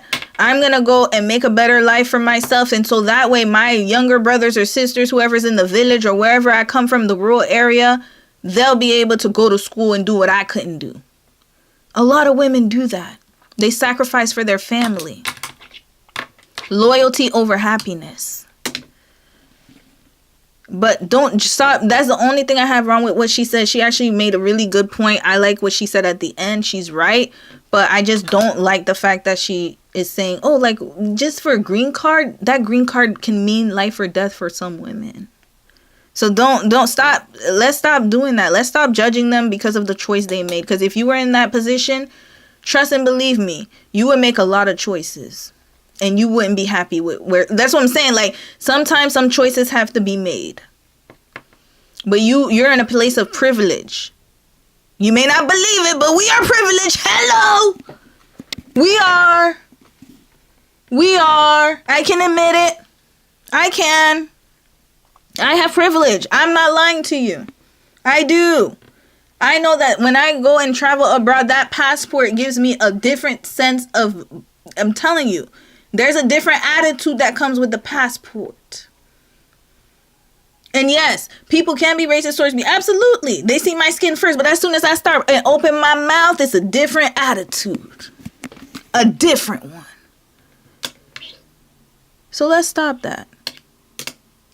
Let's understand and see where they're coming from, and maybe they didn't know. So I'm glad you guys are doing this PSA for them and to them, but let's not shame them for deciding to go to another country to marry a man to escape wherever they're coming from. Let's not do that. Is the risk worth taking? Is it? It is. I don't know, it is. You see, look at you. Look at your earrings, your hair. Look at how you're dressed, very immaculate. Look at where you're living. Water is a luxury. You don't even realize that. Let me tell you, if you have clean water and you have access to food, there's a grocery store right across the street. I don't have to farm my food. I could just walk outside right now, go to the grocery store. That's a privilege. Clean air, privilege. Privilege. Don't do that. And I'm not just talking to her, just any of y'all out there, especially now with the conversation going on in America with these illegal.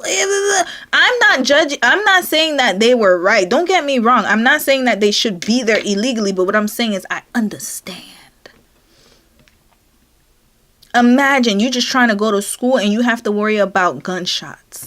America, you're feeling it right now. You can't even send your kids to some schools. You're scared. That's not a way to live. Imagine going hungry because you don't know where your next meal is coming from. You haven't experienced that type of poverty. I haven't either. That's why I can't talk. I'm going to shut my mouth. I can't judge sis for marrying that man from Sweden, a Mzungo, whatever you called them. I don't know her situation. But don't say, oh, I don't understand why she has to. I understand why. Sometimes you got to do what you got to do. That's it. Stop judging people for the decisions that they were forced to make. Especially when it comes down to economic equality and inequality. Don't do it. Trust me, I took a master's course on women and human rights. Women and human rights, y'all.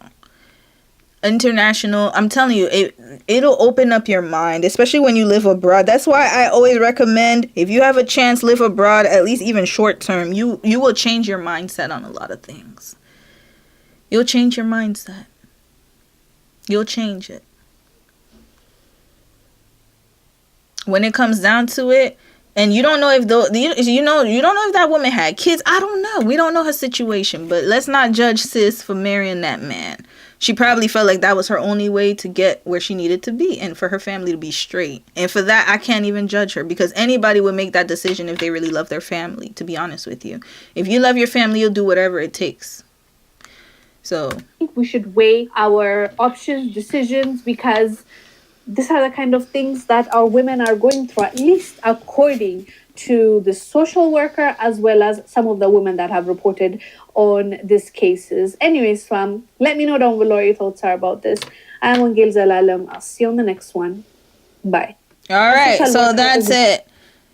Ooh, this one was a hard one, y'all. This one was a hard one. Yeah. Ooh, this one was hard.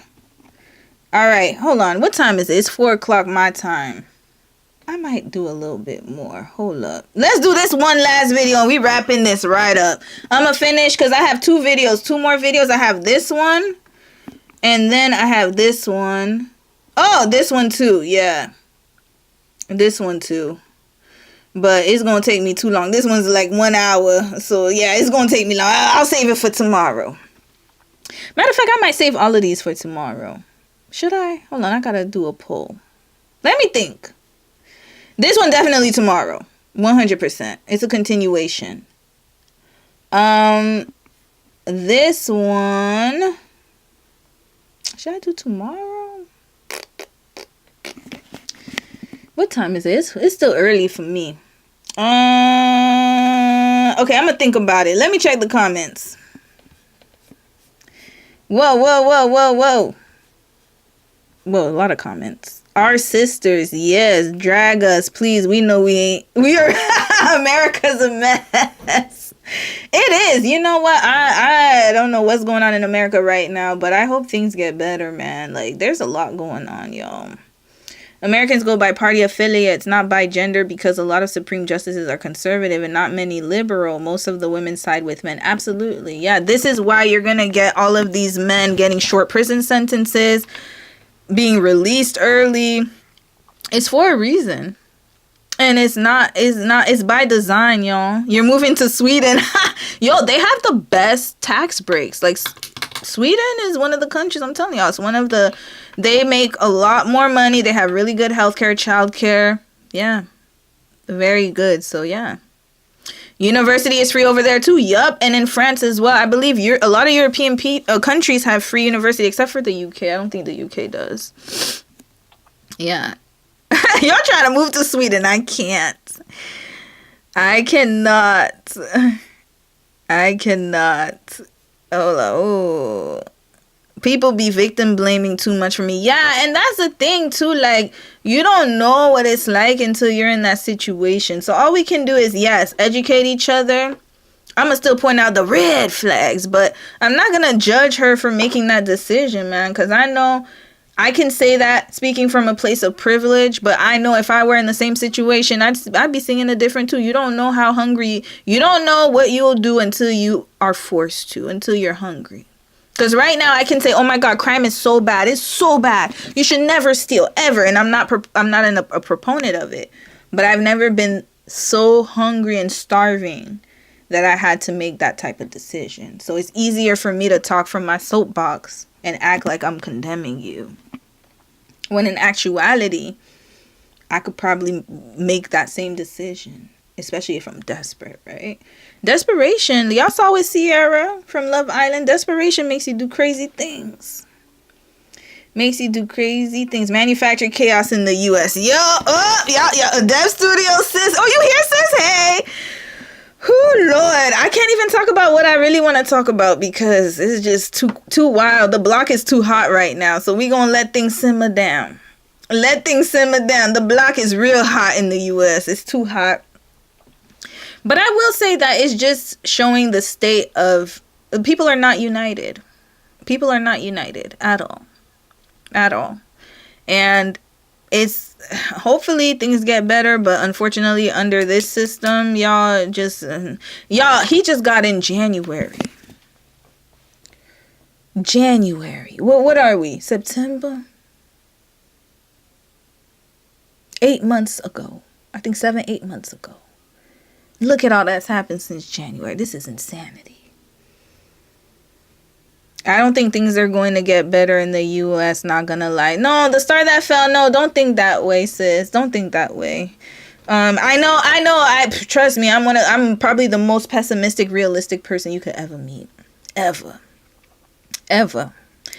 But I would like to think that maybe it's just temporary. Just wait them 4 years. Oh, y'all better hope Vance doesn't get elected. I mean, oh Lord, that's gonna be that's a tough this is gonna be a tough time. It's gonna be a tough time. You guys are gonna see some tough days. But guess what? We're all going through it too, even here. We're going through it too. But just at least our leadership is not as bad. Thank goodness. But economically speaking, we're all going through it. Everybody's going through it.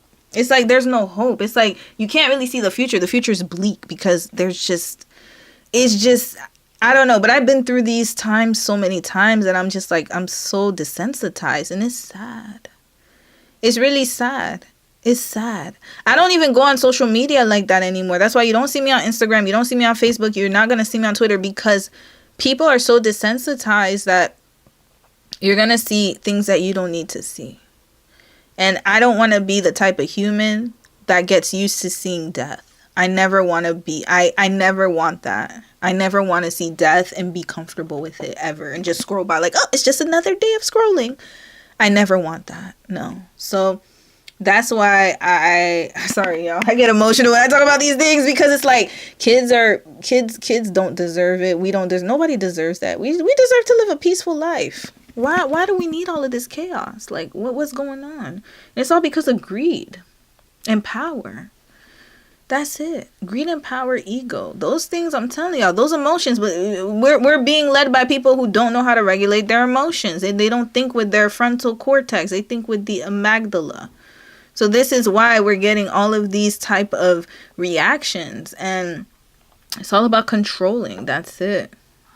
That's all. Unfortunately. So, yeah. Romy is going to take decades to fix everything he's done in the U.S. I agree, CC Esther, 100%. It will. I'm not going to lie to you guys. It's going to take a long time.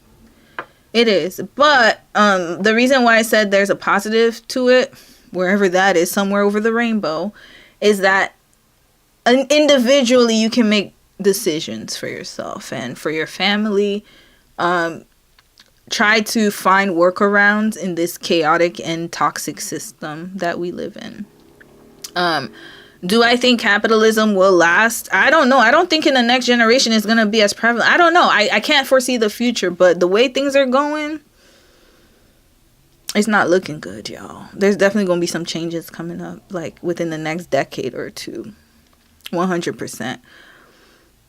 Probably until I might not even be alive to see those changes, to be honest with you. I'm talking about age-wise. So, yeah. Did you see in Georgia that they called ICE on South? Oh, you know what? Let's talk about that. Okay, I'll save this one for tomorrow.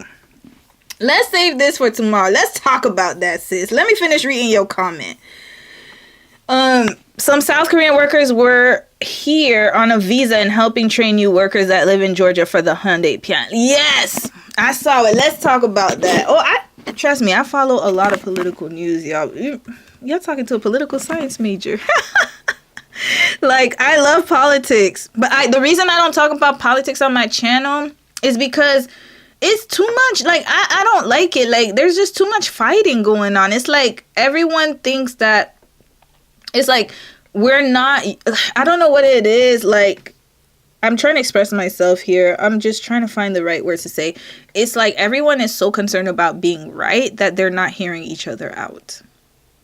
And I think the problem now is that everyone wants to be right so bad that they're not willing to listen to opposing points of view. And again, it comes with cultural awareness and awareness of different people. It's a skill you have to learn.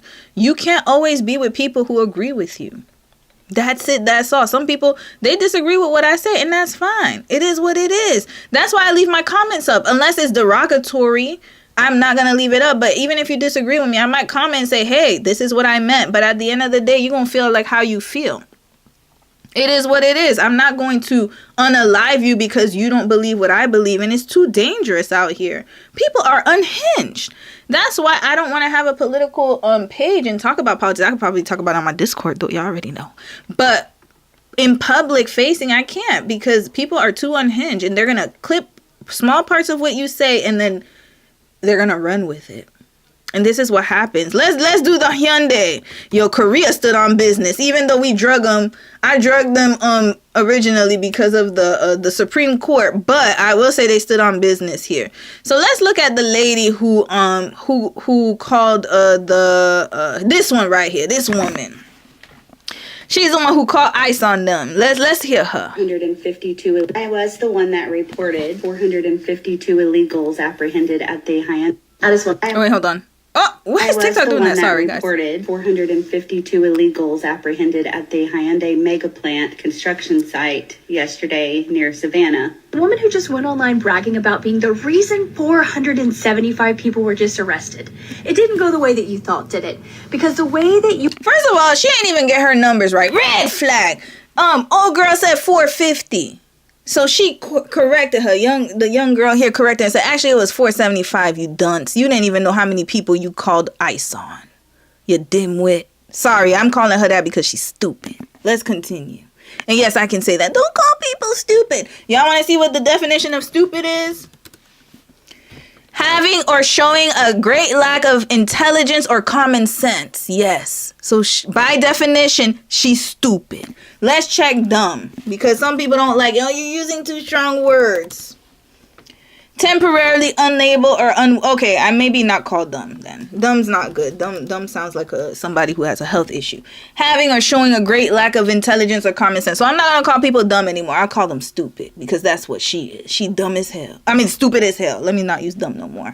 I learned something here. We're so happy to share with the world voluntarily that you were the one that contacted ICE, that got that unprovoked. Oh wait, oh you guys can't see? Hold up, my bad, y'all.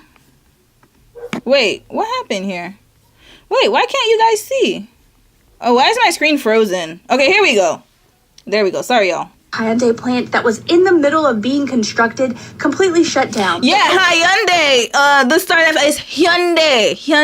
Or Hyundai? Hold on, let me ask Dom. Let me go call him right now. Oh, he's in a... Honey, how do you pronounce Hyundai? Is it Hyundai or Hyundai? Hyundai. What about Kia? Gia. There you heard him. Wait, can you come here and say it? Can you come in the room and pronounce it? Do you want to? Come here. What did you say? Can you pronounce Hyundai? Hyundai. And Kia. Kia. Okay, there you go. All right. Many people calling Hyundai. Yeah, she said Hyundai. Because D-A-I. Yeah. But in Korea we call Hyundai. Hyundai. It's because of the Korean word supposed to transfer to English. Mm-hmm. Then it just looks like that, but in Korea it's R-E, so Hyundai. So like a Y. Hyundai, like D-A-Y. We don't pronounce I. Oh yeah, so yeah, Hyundai. Yeah. All right, there you guys. You got the Korean national here teaching y'all how to pronounce it. Hyundai. Yes, where Star that fell. Exactly, Hyundai. Over 400 people arrested, most of them being Koreans, which you seemed kind of confused about until you realized that Hyundai is owned by Koreans. She didn't even know the difference between Koreans and Mexicans. Red flag, because you know she was targeting ICE for the Mexican. Oh, the bad illegal Mexicans. Couldn't even tell the difference. Not only that, she thought the U.S. owned Hyundai. Hyundai. American? This is what happens when you stuck on stupid and stupid is stuck on you. Low education, low vibrational. When you hang around dumb, no, I don't want to say dumb anymore. When you hang around stupid people like you and they keep reinforcing, yeah, girl, call ICE on them. Yeah, do that. This is the result. They had so many people from other countries here was because they knew they were going to have to train Americans to do this job. So I'm going to tell y'all about what's going on in Korea. As much as I have to drag them for their legal issues, when it comes to technology, they are light years ahead of us. China too. China and Korea are not okay. Somebody said it perfectly too. They said that China is in 2025 and the US and Canada and Western countries are in 1970 when it comes to technology. Koreans, by the way, they were the ones who came up with the semiconductors. You know you need semiconductor. Let me show y'all. Semiconductors. What's a semi? It's any class of crystalline solids intermediate in electrical conductivity between a conductor and insulator. So let's see. Countries with the most.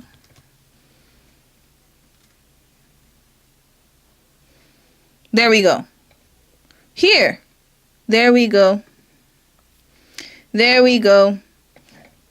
There we go. And you need it for electric vehicles. A lot of the technology we use uses that, by the way. Let's see. Here. The most. 5 countries with the most semiconductor manufacturing plants. Japan, 103. United States, 95. China, 81. Taiwan, 80. Germany. And Korea is in there too. I don't know why they're not in there. Hold on. South Korea right there. They have it.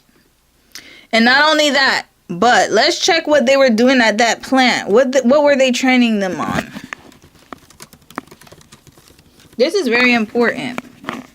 What were they training them on? So Hyundai says opening of rated plant to be delayed. Yeah, because they're about to pack it up. You ain't going to be disrespecting our workers, calling ICE on them like they're illegals. Pack it up. Go back to Korea. Don't do business in America right now. It's not the time. Go back to Korea. Build Korea up. Keep building Korea. Go to other countries that will respect your workers. Because these people have no type of sense. I'm not talking about all Americans, by the way. I know a lot of you guys are really good people. I'm talking about the idiots like this woman right here. Let's check the definition of idiot. A stupid person aligns with her. She's stupid and she's an idiot. A massive immigration raid at a Hyundai plant in the U.S. will delay its opening by at least 2 months. They're not going to open, y'all. I promise y'all. They're about to shut that junk down. Right now, they're checking their resources and seeing how much they done wasted. That's all that is. And trying to figure out a way to pack it up and move it back to Korea or somewhere else. Or they're probably looking at Canada. Hello, Korea, you could come to Canada. Go build us some factories. We need it. The raid has raised tensions between the U.S. and Korea, where many of those detained were from, with the South Korean warning. Wait, where many of those detained were from. What? The raid has raised tensions between the U.S. and Korea, where many of those detained were from. Y'all, people be using AI something. Like, the sentence doesn't make sense. Or is it just me? Anyway, I know what they meant. Where many of those, they were from South Korea. That's what they were saying. But Lord, that sentence is weird. With the South Korean president warning that it will discourage... What? The South president...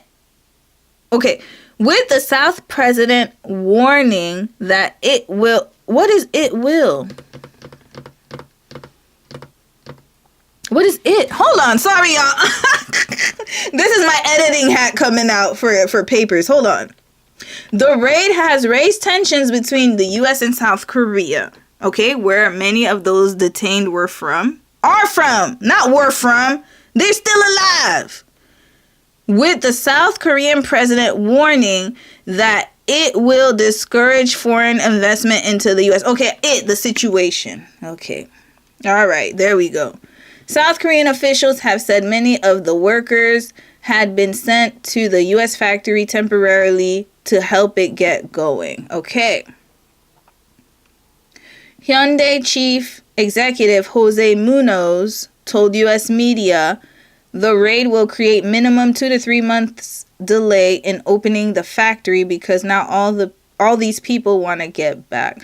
They're not coming back. What part? What's not clocking? They're not gonna come back. Koreans are very prideful. One thing I will say about Koreans is they are extremely prideful. Urinara. That urinara blood is thick. They do not like disrespect, especially from another country. They hate it. You cannot disrespect them like that. That's a violation, y'all. And that's any country. Imagine you send your citizens to go work and help your country out. Give y'all jobs. And then here you calling, got your bozo woman here, the idiot of the year. Dummy, I don't want to call her dummy. Stupid person of the year. She calls ICE on them because she's nosy and she's stupid, uneducated. Doesn't even know what's going on in the plant. She just saw a whole bunch of men, probably thought they were Mexican, and decided to call ICE. That's what that was. And y'all know how ICE goes. You know how ICE gets down. They just be pushing people. Oh, we heard there's illegal coming in like this. And now look at what's going on. You're losing money. Being racist is very expensive. Racism is extremely expensive, y'all. The raid in the state of Georgia was the biggest in U.S. history. 470-something people. 475. Leading to the detention of 475 people. 475. Including roughly 300 people from South Korea. So they had workers from all over the world. So this is not just Korean government getting active. It's going to be also other people. Because you ain't going to treat our people like they're criminals. U.S. immigration officials said the workers were not authorized to work in the U.S., while South Korean officials said it's commonplace for Korean firms to send workers to help set up overseas factories. I don't know. How did they get in the country then? Let me tell y'all something. So you see, this is why this is so... okay, I'm going to use better words. Elevator words. This is why this is ridiculous. It doesn't make sense. South Koreans cannot go to the U.S. without a visa. They need a visa. They cannot just enter the U.S. like Canadians. They can't just get to the border with their passport and be like, here you go. How do I know? This man right here, I'm married to him. He'll tell you. You have to apply for a temporary visa, like a ETA visa. You got to apply for it. And then you have to submit documents and paperwork. How did ICE not know this? Red flag, you're stupid. How do you not know what's going on in your government? You can't look stuff up online? How did you have 475 people to be exact, go through immigration? And they needed an ETA visa. They needed authorization. Who authorized it? You see, this is one. And by the way, guys, I used to work for Canadian immigration when I was a student. I was doing a it was called the Federal Student Work Experience Program. And I worked with immigration. Trust and believe me, you cannot get in the country if you require a visa. South Koreans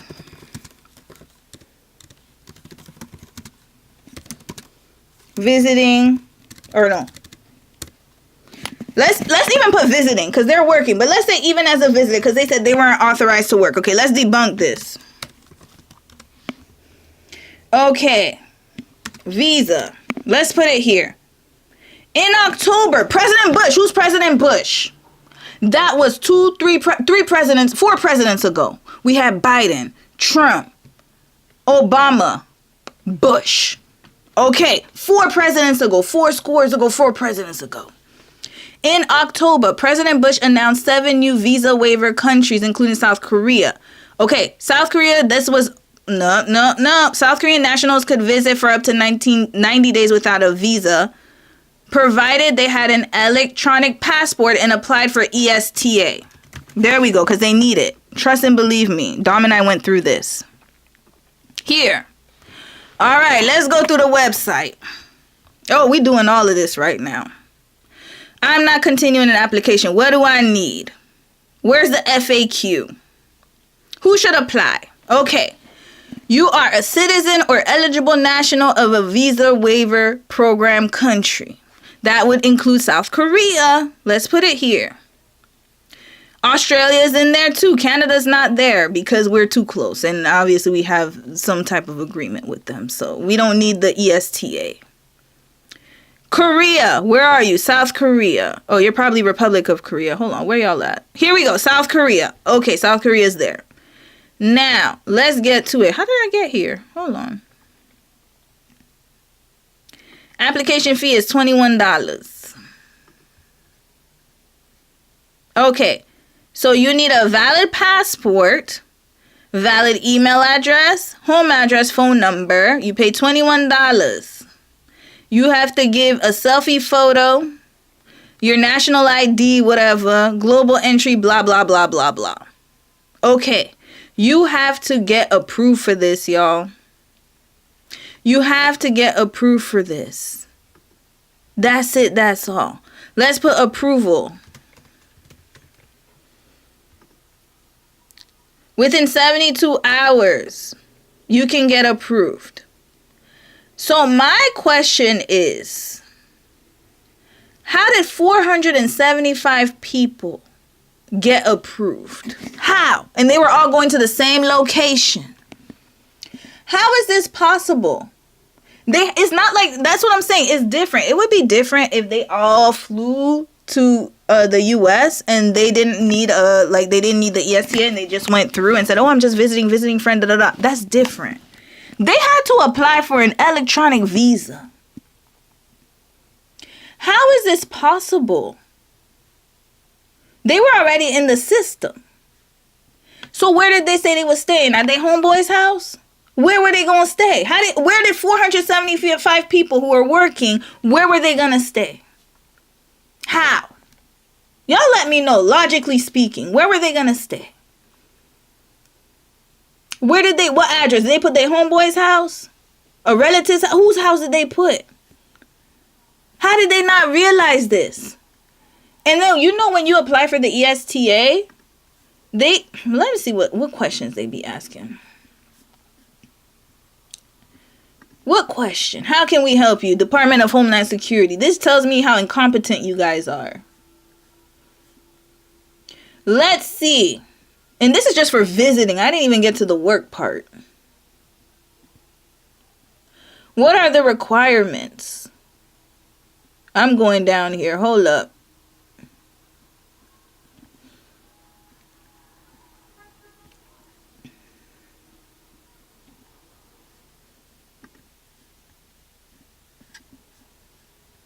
Sorry, I'm reading. That's why I'm so quiet right now.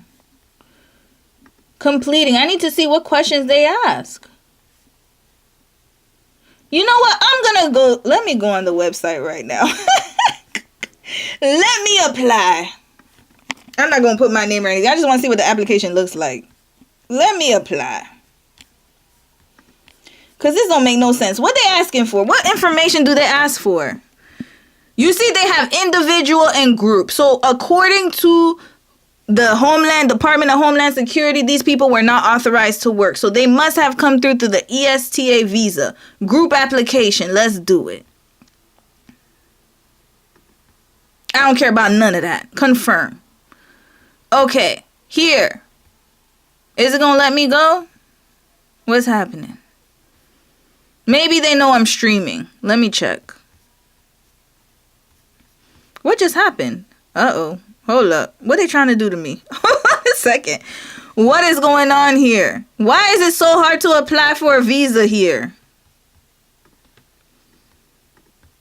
This is... Okay, here. Create a new application. Group.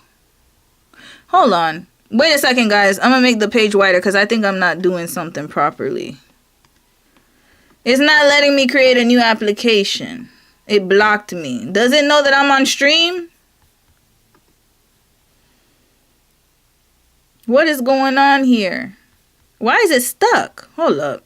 Something ain't right with y'all website. Did I do something wrong? One more time.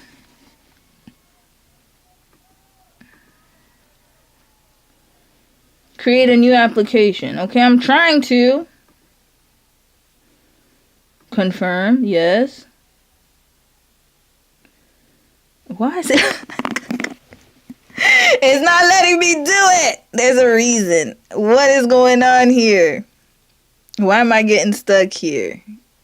Don't worry, I'm not exposing y'all. Alright, let me do an individual application. Let me try that. Same thing. How come I can't? You know what? Let me try this on my phone. No, they playing games. I'm going to find out if I could do it on my phone. Maybe because I'm streaming. They scared or something. I don't know. Their system's weird. ESTA. I just want to see what questions they ask. That's all. That is my goal. Really quickly. Okay, here. I confirm. I'm on my phone right now. Oh, I think I know why. Is it because I'm in Canada? No, it's not even working on my phone. What is going on? Even your Homeland Security website is janky. Y'all go on the website. Let me know if you guys can go on the application. Why can't I access it? I should be able to access this. This is some janky. Okay, here we go. I got it. Okay, it worked on my phone. All right. So these are the questions they asked, or they ask. Here, how many people? It has a whole bunch of numbers here. All right, I'm going to put 15 people. No, it was 475. So how did they fit 475? Hold on. It goes up to 31. So what? Did somebody apply and they divided the people or something? They ask for your family name, first name, organization. So they ask you where you come from and your name and where you work.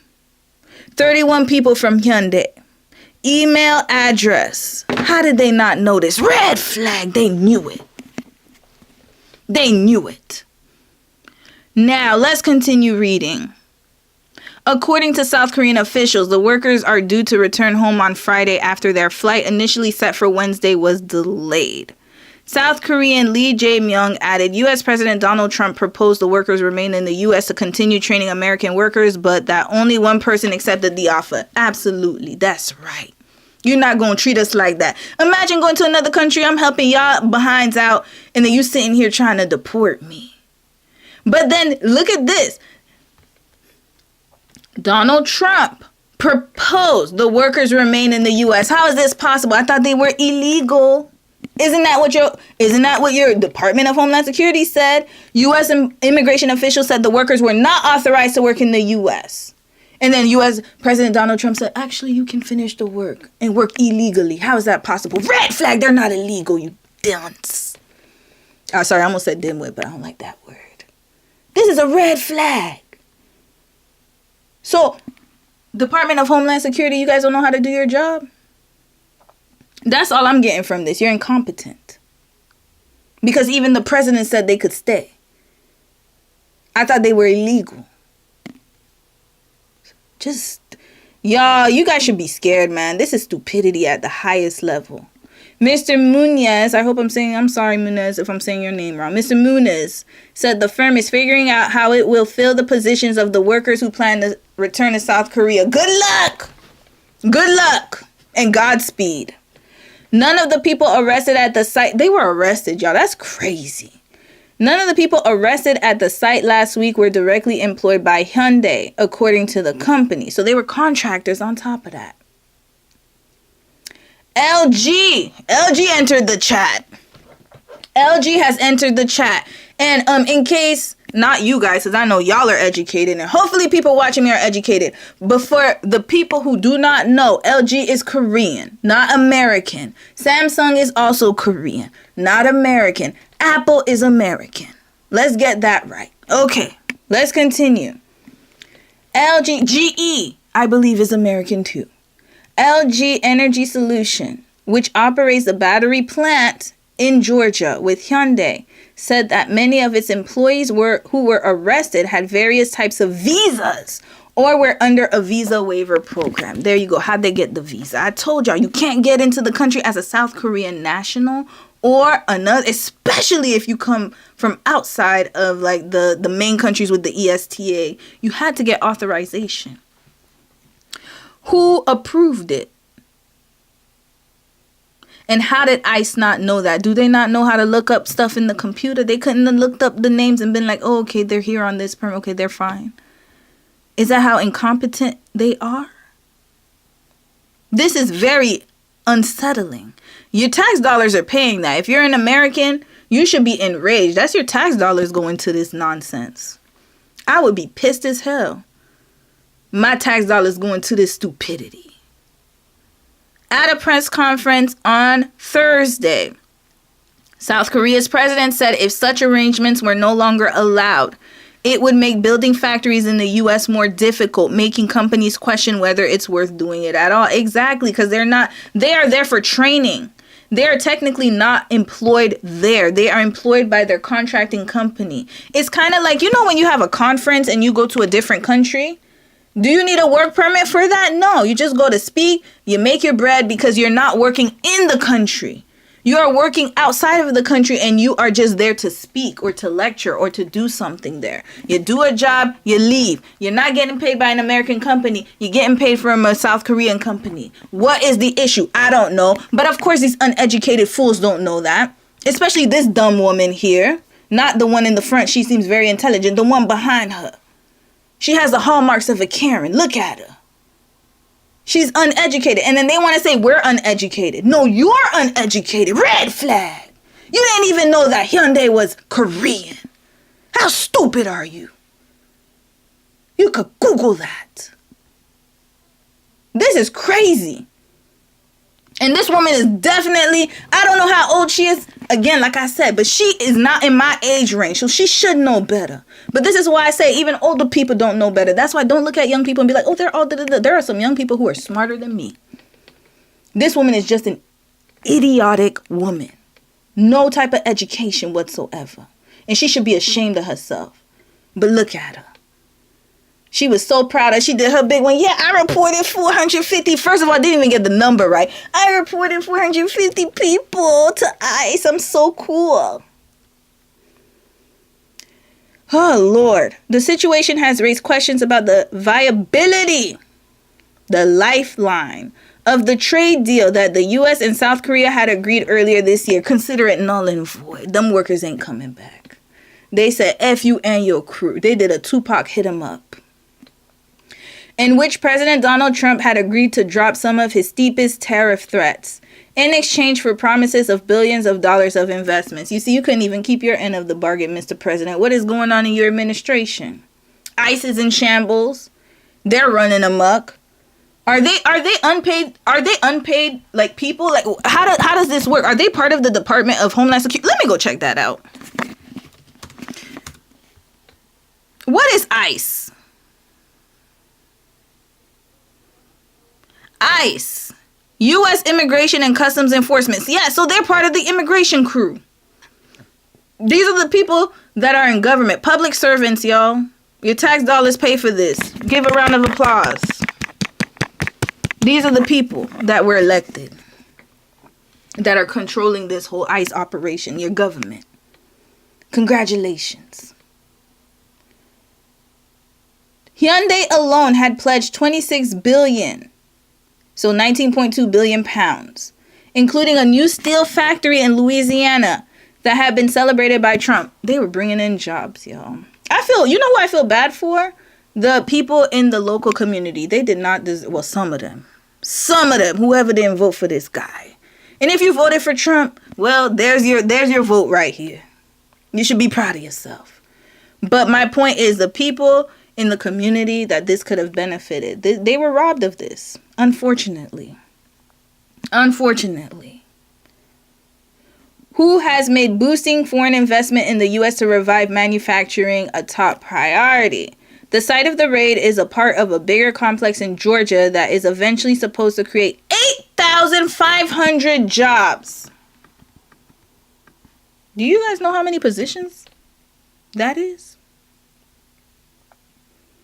You no longer, wherever it's in Georgia, this is the reason why. This lady, go thank this lady right here. She did that. She did her big one. Look at her. She's very satisfied. Look at her mouth. They all look the same, huh? Same hair and all. Look at her. This is the reason that lady cost you guys 8,500 jobs. Because best believe the Koreans are not coming back. I don't know which country they're going to have to call to replace them. But Koreans are not coming back. They're going to say F you and your crew. And had been hailed as the largest economic development. Listen. Hailed as the largest economic development project in the state's history.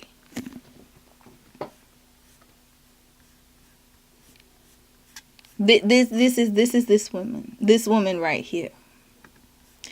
This woman right here. That was the one that reported 452 illegals apprehended at the Hyundai mega plant construction site yesterday near Savannah. The woman who just went online bragging about being the She's reason bragging. 475 people were just arrested. It didn't go the way that you thought, did it? Because the way that you were so happy to share with the world voluntarily that you were the one that contacted ICE, that got that Hyundai plant that was in the middle of being constructed, completely shut down. And over 400 people arrested, most of them being Koreans, which you seemed kind of confused about until you realized. Because she thought they were Mexican. Hyundai is owned by Koreans.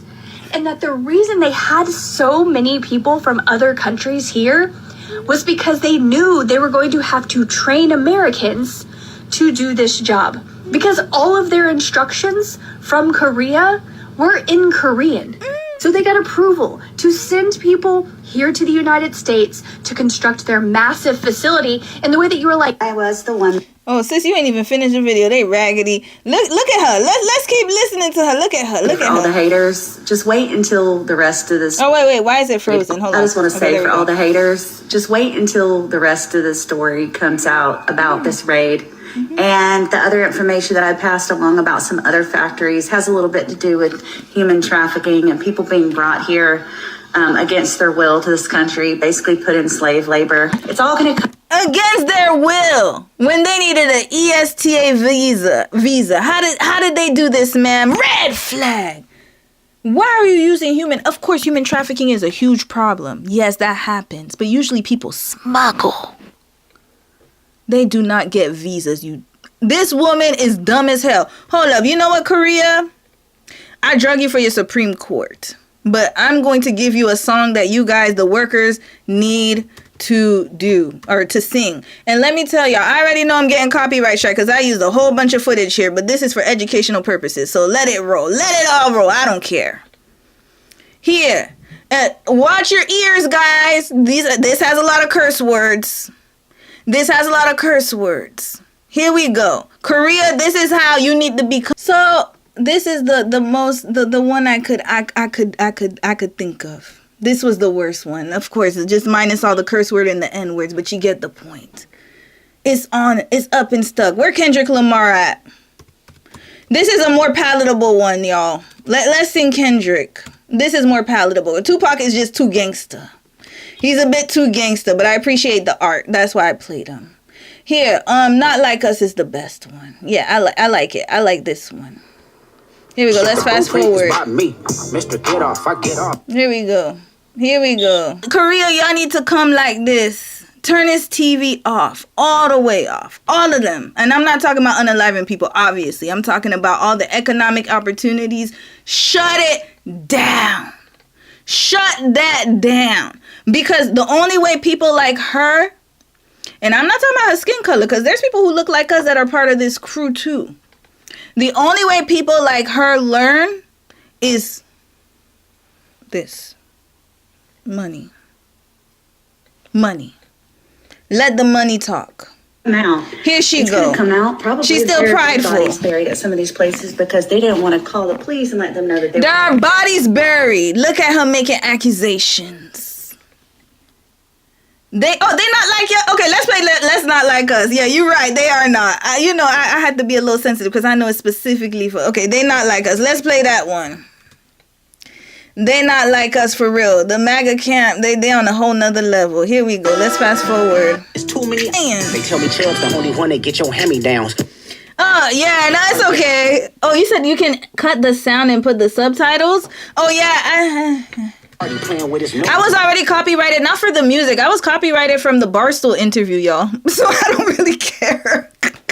Most of my content is copyrighted because, like, it's hard to know. Even the color purple I had a copyright. So what I do is after the stream, I just cut. Go sit down somewhere. Hiring illegal labor. Go sit down somewhere. But imagine being mad. I didn't have anything to do with the Korean aspect of it, but I don't like modern day slavery. That is not okay. But imagine being someone who reported your neighbor for not covering their face up in 2020 or because they left their yard during a curfew. First of all, ma'am, you see, this is why, the logic, man.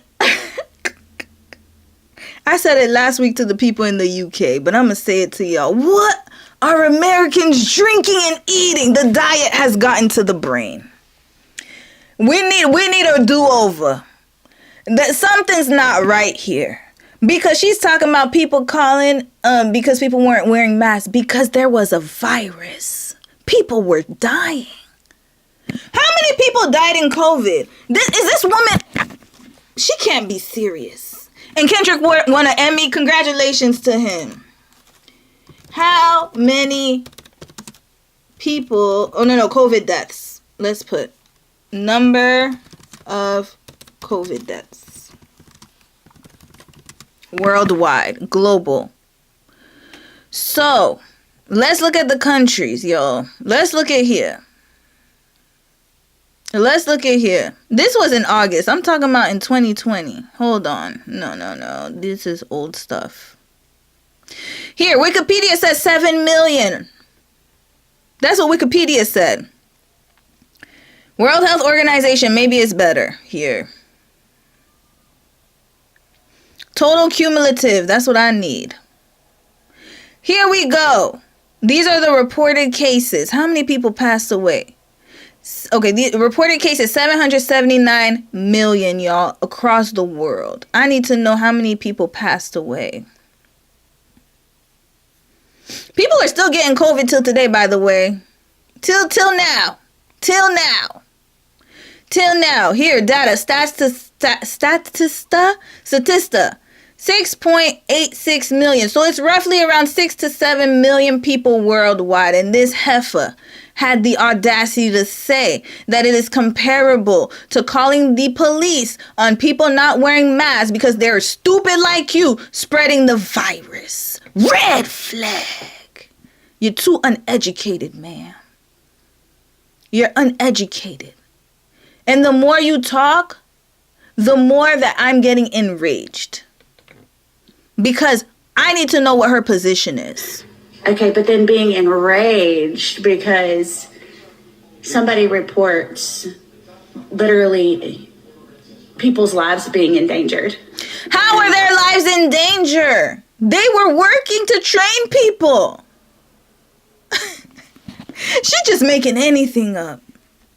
She's making anything up. And this is, and again, you know what? I'm going to say something real quick. Before, this is the last story I'm doing, by the way. I'm about to head out probably in half an hour. This type of woman. That doesn't make me a racist. That red flag. What is a racist? I'm tired of this. Racist. Characterized by showing what? Prejudice, discrimination, or intent. 100%, because she saw their skin tone, their tan, and then they have a different facial features, and she discriminated against them because, again, if these were European workers, she would not have nothing to say. So already we checked off prejudice, discrimination, antagonism. Yes, because look at you talking about they're doing human trafficking. You said that there's bodies everywhere. You making up all that. Based on against a person or people. It was a group of Korean people. So yes, ma'am, you are a racist and a bigot. Because obviously you don't know the definition. So I'm going to say it for you because you're very slow and you're dull-witted. You have a thick brain. It's not enough to hide in that head there's no space in between the ears. So somebody like me has to educate you, even though you think I'm uneducated. That's the irony of it all. Imagine I'm educating your ass. A bigot. A person who is obstinately or unreasonably attached to a belief, opinion, or faction. That sounds like a bias. Especially one who is prejudiced, so you already checked that off. Against or antagonistic, sounds just like racism. Toward a person or people on the basis of their membership of a particular group. You're a racist and a bigot. Red flag. You don't even know what you are. And you're not smart, uneducated on top of that. And I'm sorry, but the people that align with me agree with me. And that's what matters. And everything that's going on is what I voted for. This country needs to be cleaned up. I just want to say for all the haters. Yeah, it needs to be cleaned up. All right. That's it, y'all. This is her. Here, let's watch one more clip. Woman who just went online bragging about being the reason 475 people were just arrested. It didn't go the way that you thought, did it? Because the way... Wait, I like you, sis, but I want to hear somebody different. Oh, where we at? Oh, this Korean news. Okay, hold up. Let me hear from an Asian person.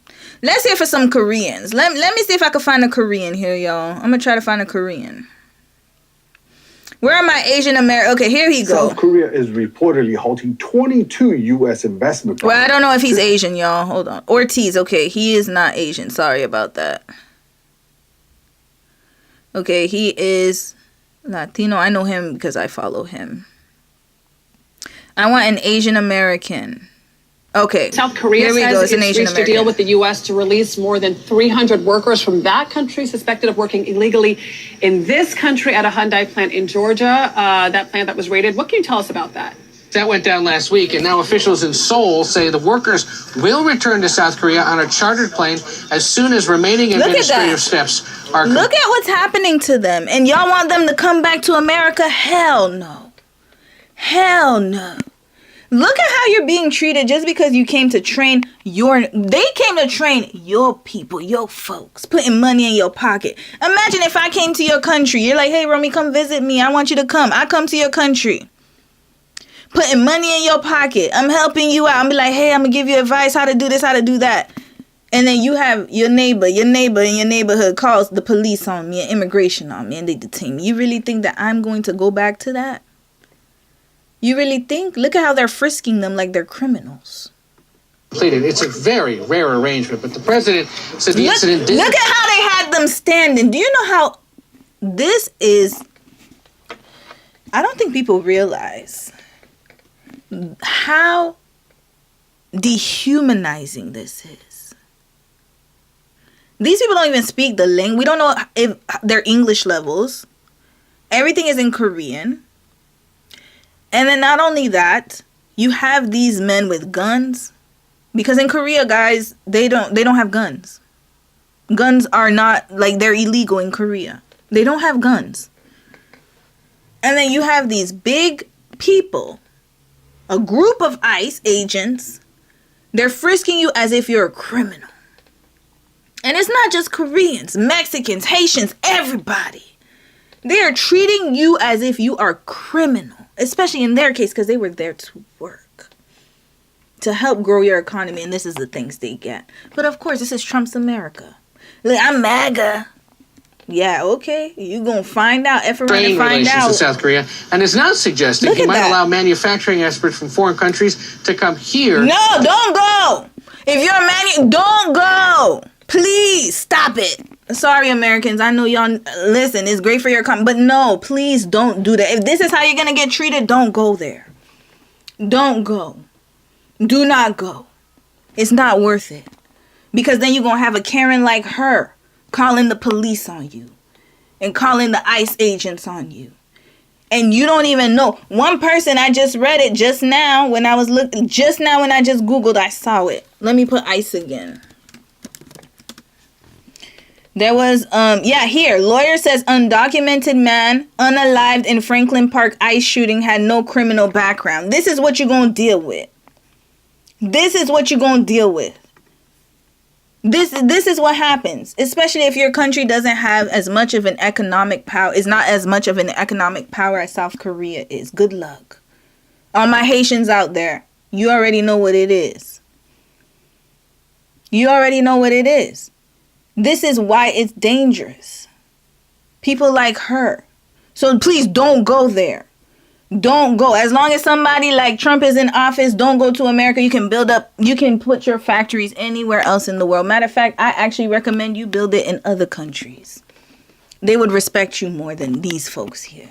Train American workers. White House Border Czar Tom Homan said on Sunday to expect more such workplace enforcement operations in the future. South Korea says it's reached a deal. Here we go. Let's South listen to Korea's this guy. government says it has reached a deal with the U.S. to release 300 of its citizens detained in a massive immigration. Hold on, there's too much music here. That's not even the right video. South Korea's government says... That's not the right video. Hold on. South Korea's government... Is it? TikTok is playing with me. Here we go. There are about 300 South Korean workers detained last week at an immigration raid in Georgia are a little closer to returning home after about a 6-hour-long journey from the detention center in South Georgia. They made it to Atlanta Hartsfield. 6 hours, y'all. They had to go. So wait, they were working. They got frisked. We don't know how many hours it took for them to frisk them. Everything. Then they got arrested. Then they were detained. Then they had to take a 6-hour bus ride to take a 15, 16-hour flight, probably longer, to Seoul. Red flag. All because this very smart woman, because she believes she's smart, called ICE. This is the after effect. And they're coming from Atlanta to Korea, so they had to lay over. Y'all do know there's no direct, as far as I know, there is not a direct flight from Atlanta to LA. Atlanta to Korea. So they probably had to lay over somewhere, either in Texas or Los Angeles, and then had to fly to Korea. This is the things they get for trying to create 8,500 jobs in order to protect themselves from the tariff hikes that your bozo of a president was putting on them. This is the exchange that they got. And then that's it. Oh, can they come back to work? Hell no. Who would want to work for you? Red flag. Don't nobody want to come back. Okay, one last video, y'all, and then I'm out. I'm tired of these folks. And then I'm going to read the comments. Hold up. Let's listen to him. I want to hear from a Korean person. I need to see what Korean people think about this. The Trump administration's immigration raid of a Hyundai facility in Georgia raising... It's Hyundai, guys. Hyundai. Fresh concerns for businesses when it comes to the labor force. Megan Casella in Washington with the latest. Megan. Hey guys, good morning. So this is a prime example here of competing priorities within the Trump administration. This one showing how the president's goals of a massive expansion of foreign investment and U.S. manufacturing could be at odds with his desired crackdown. So what she's saying, thank you, Miss Competing Priorities. Yes, she is correct. So basically what's happened is he was so blinded by his racism against Mexican people, he didn't realize that those same laws were going to mess up his business. So now when you have somebody like this, the other woman, the stupid one, who thinks that Koreans and Mexicans are the same, this is what happens. So she thought they were illegal. That's her, because in her mind she sees brown, they have a certain facial feature. Oh, they're illegal, they're Mexicans. Didn't even know that Hyundai was Korean. This is why this administration is failing. So now he wants foreign investment, but guess what? Nobody's going to do it. The countries that you want to invest, that have the pool, Japan, Korea, and China, China saw this and was like, oh, hell no. Down on illegal immigration. So this episode started on Thursday when 475 workers, mostly South Korean nationals, were arrested during an immigration crackdown at a Hyundai electric battery plant under construction in Georgia. Government officials have said it was the largest single-site enforcement operation in history and that hundreds of people arrested were living or working in the U.S. illegally. President Trump then took to Truth Social late yesterday. Oh, he did he?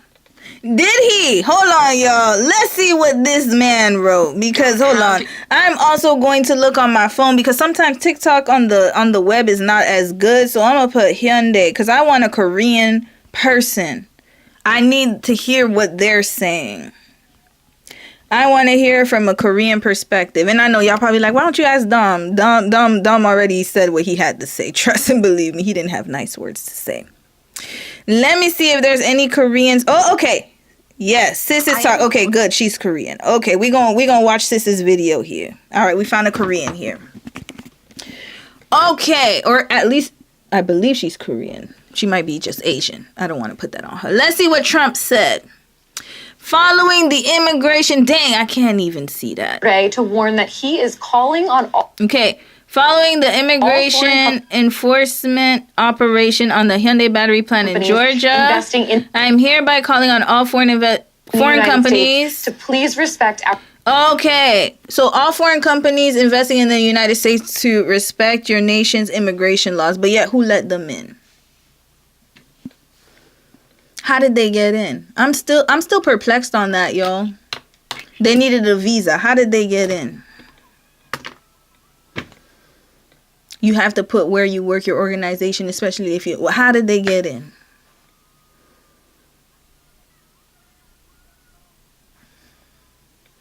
If you're... Let me tell y'all something. Your government. If your government is incompetent, I don't even want to know what's going on at the local level. If the top is rotting, if it's rotting from the top, best believe the whole fish is going to be rotten. It's unsalvageable. How are you a public service agency, especially dealing with customs and immigration? How did these people get visas? And y'all can't tell me, oh, they acted like they were visiting 475 people? How? How is this possible? They got authorization, y'all. And also, I don't believe that they needed a visa to train because they're not getting paid by an American company. It's always been like this. But again, when you have uneducated people in power, they don't even know their own laws. This is what's going to happen. Confusion. Our nation's immigration laws. He said your investments are welcome and we encourage you. Oh, so we want to spend your money, but please don't come here because we're going to deport you. Red flag. Legally bring your very smart people with great... Bring your very smart people. No, stay home. Build your countries. Stop coming to America. Stop it. Technical talent to build world-class products. And I'm sorry, it's not because I think America's a bad country. I know I'm telling you, I have brothers, I have family members, I have American family members. I'm just saying that it's not worth the treatment. It's not worth it. That's what I'm saying. Not because I don't believe America's a country that needs to be invested in. Obviously, I believe that every country should be invested in, but not at this cost. It's not worth it. Stay home. Stay home. Went on to say, what we ask in return is that you hire and train American workers. So that then raises the question, guys, of how many other companies building in the U.S. could be next on the target list. So take a look here. Construction is the top field by far for undocumented workers, employing about 20% of the... First of all, they weren't undocumented. You see, this is why I don't like some of this rhetoric, because they were not undocumented. They were there on a temporary assignment, completely different. So we need to differentiate that. That's number one. Number two, like I said, this is not going to be worth it. Undocumented workforce. Manufacturing is top 3, food services, retail, you can see the others. So all possible industries here where the White House could be looking for its next crackdown. And there is also, of course, the trade angle as well. South Korea, you'll remember, announced that framework deal just last month for lower tariffs on certain sectors, including cars and semiconductors, most notably. That was in exchange for Korea making major investments in the U.S., but none of that has yet been set in stone. So now this episode throws all of it in jeopardy. It is in jeopardy, y'all. And this is the thing. Let me play one more video. I got this woman's video. And let me tell y'all something. Even if the president of Korea is like, hey, I forgive you, the people not gonna stand for it. I'm just letting y'all know. Did y'all forget these folks? Hold on. Let me show you Korea. Hold up. Park Geun-hye. Even the President Yoon, the one they just packed up out of there. They packed him out. They packed him up out of there. Here, let me put protest. They do not play. That's one thing about Korea, I will say. They are very prideful. Look at those people that were protesting for their own president to be out. They're not going to stand for this disrespect. The disrespect was too loud. It was too loud. It's too public. The whole world saw this. This is embarrassing. And it's so embarrassing. It's very embarrassing. But yet again, we have the Karens of the world who think they did their big one. I saved America. Go MAGA. All right. More of the interview coming out. And it is so upsetting. They said during the arrest process, they were pointing guns, which absolutely... Hold on. So let me go to this young woman's page because she talks about it. Okay, let me go to her recent videos, Jenny. I told y'all, I knew it's dehumanizing. I already know. The way they were frisking them, I already knew. what time it was. All right, let's go through her stuff. These are the people coming back to Korea. These are the workers coming back to Korea.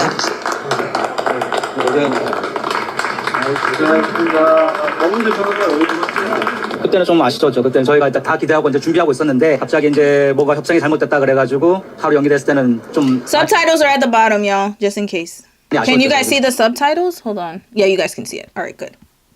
저희도 끌려갈 줄은 몰랐는데 일단은 전 인원들이 다 모여가지고 비자 분류하고. So here, we didn't. Okay, let me go back and read it in English because I gotta read this 다 too. 기대하고 이제 준비하고 있었는데. He's talking too fast for me to understand. I'm sorry. So basically, they heard negotiation went wrong. It was disappointing. We were excited. Yeah, absolutely excited to leave. Let's continue. I'm not going to pause. 네, I'm just 갑자기 going to go through 이제 it. 뭐가 협상이 잘못됐다 그래가지고 하루 연기됐을 때는 좀 많이 아쉬웠죠. 저희도 끌려갈 줄은 몰랐는데 일단은 전 인원들이 다 모여가지고 비자 분류. You see, they didn't even expect this.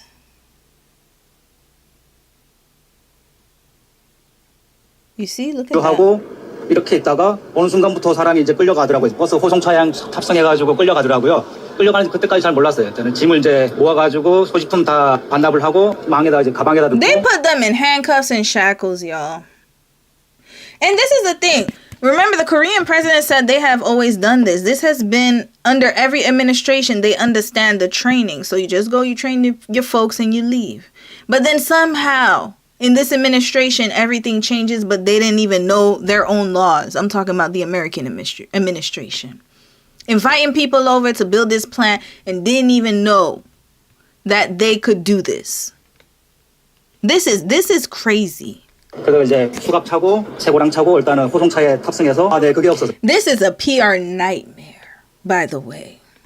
설명이 없이 그렇게 이송을 하게 돼가지고 저희도 좀 당황을 했었습니다. 그건 없었고 나중에 이제 변호사가 오고 영사관에서 왔을 때 이제 이렇게 좀 내용을 좀 알게 됐습니다. 저희한테는 일단은 내용이 좀 없어가지고요. 공문은 좀 있었다고 들었는데 확실치는 않다고 들어가지고요. 그리고 나서 이제 갑자기 이제 9시 반인가 장갑차랑 뭐 헬기랑 뭐 이렇게 단속을 나오더라고요. 일단은 단속 가는구나 해가지고 크게 생각은 안 했거든요. 이렇게 비자 문제가 없으니까 저희는.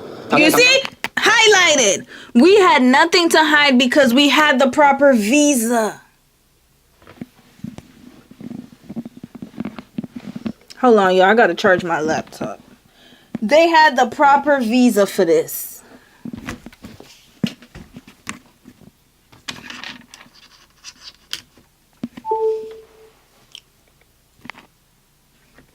They had to.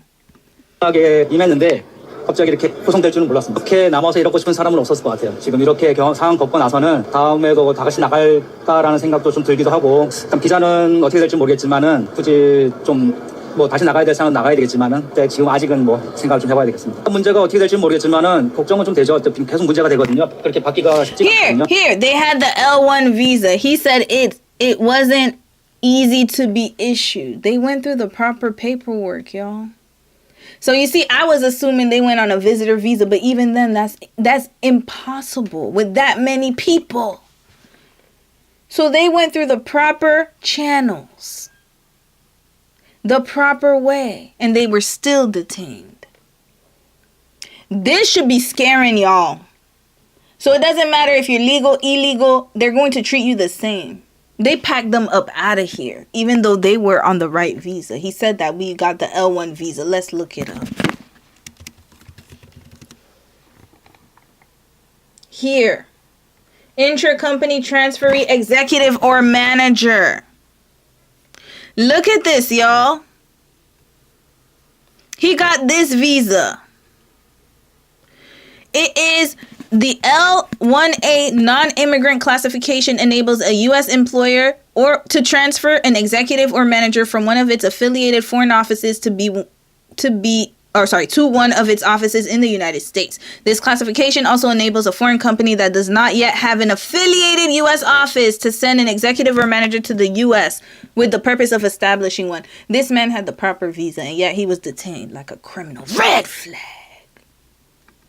인원은 한정돼 있는데 일은 계속 있기 때문에 출국이 좀 어려운 상황이죠. 처음에는 뭐 이게 장난인가? 뭐 이렇게까지 하지 이랬는데 이제 수갑 차고 하니까 이제 진짜 이게 큰일 났구나. 신입사원이 많이 별로 없었으면 못 버텼을 것 같은데 아니요?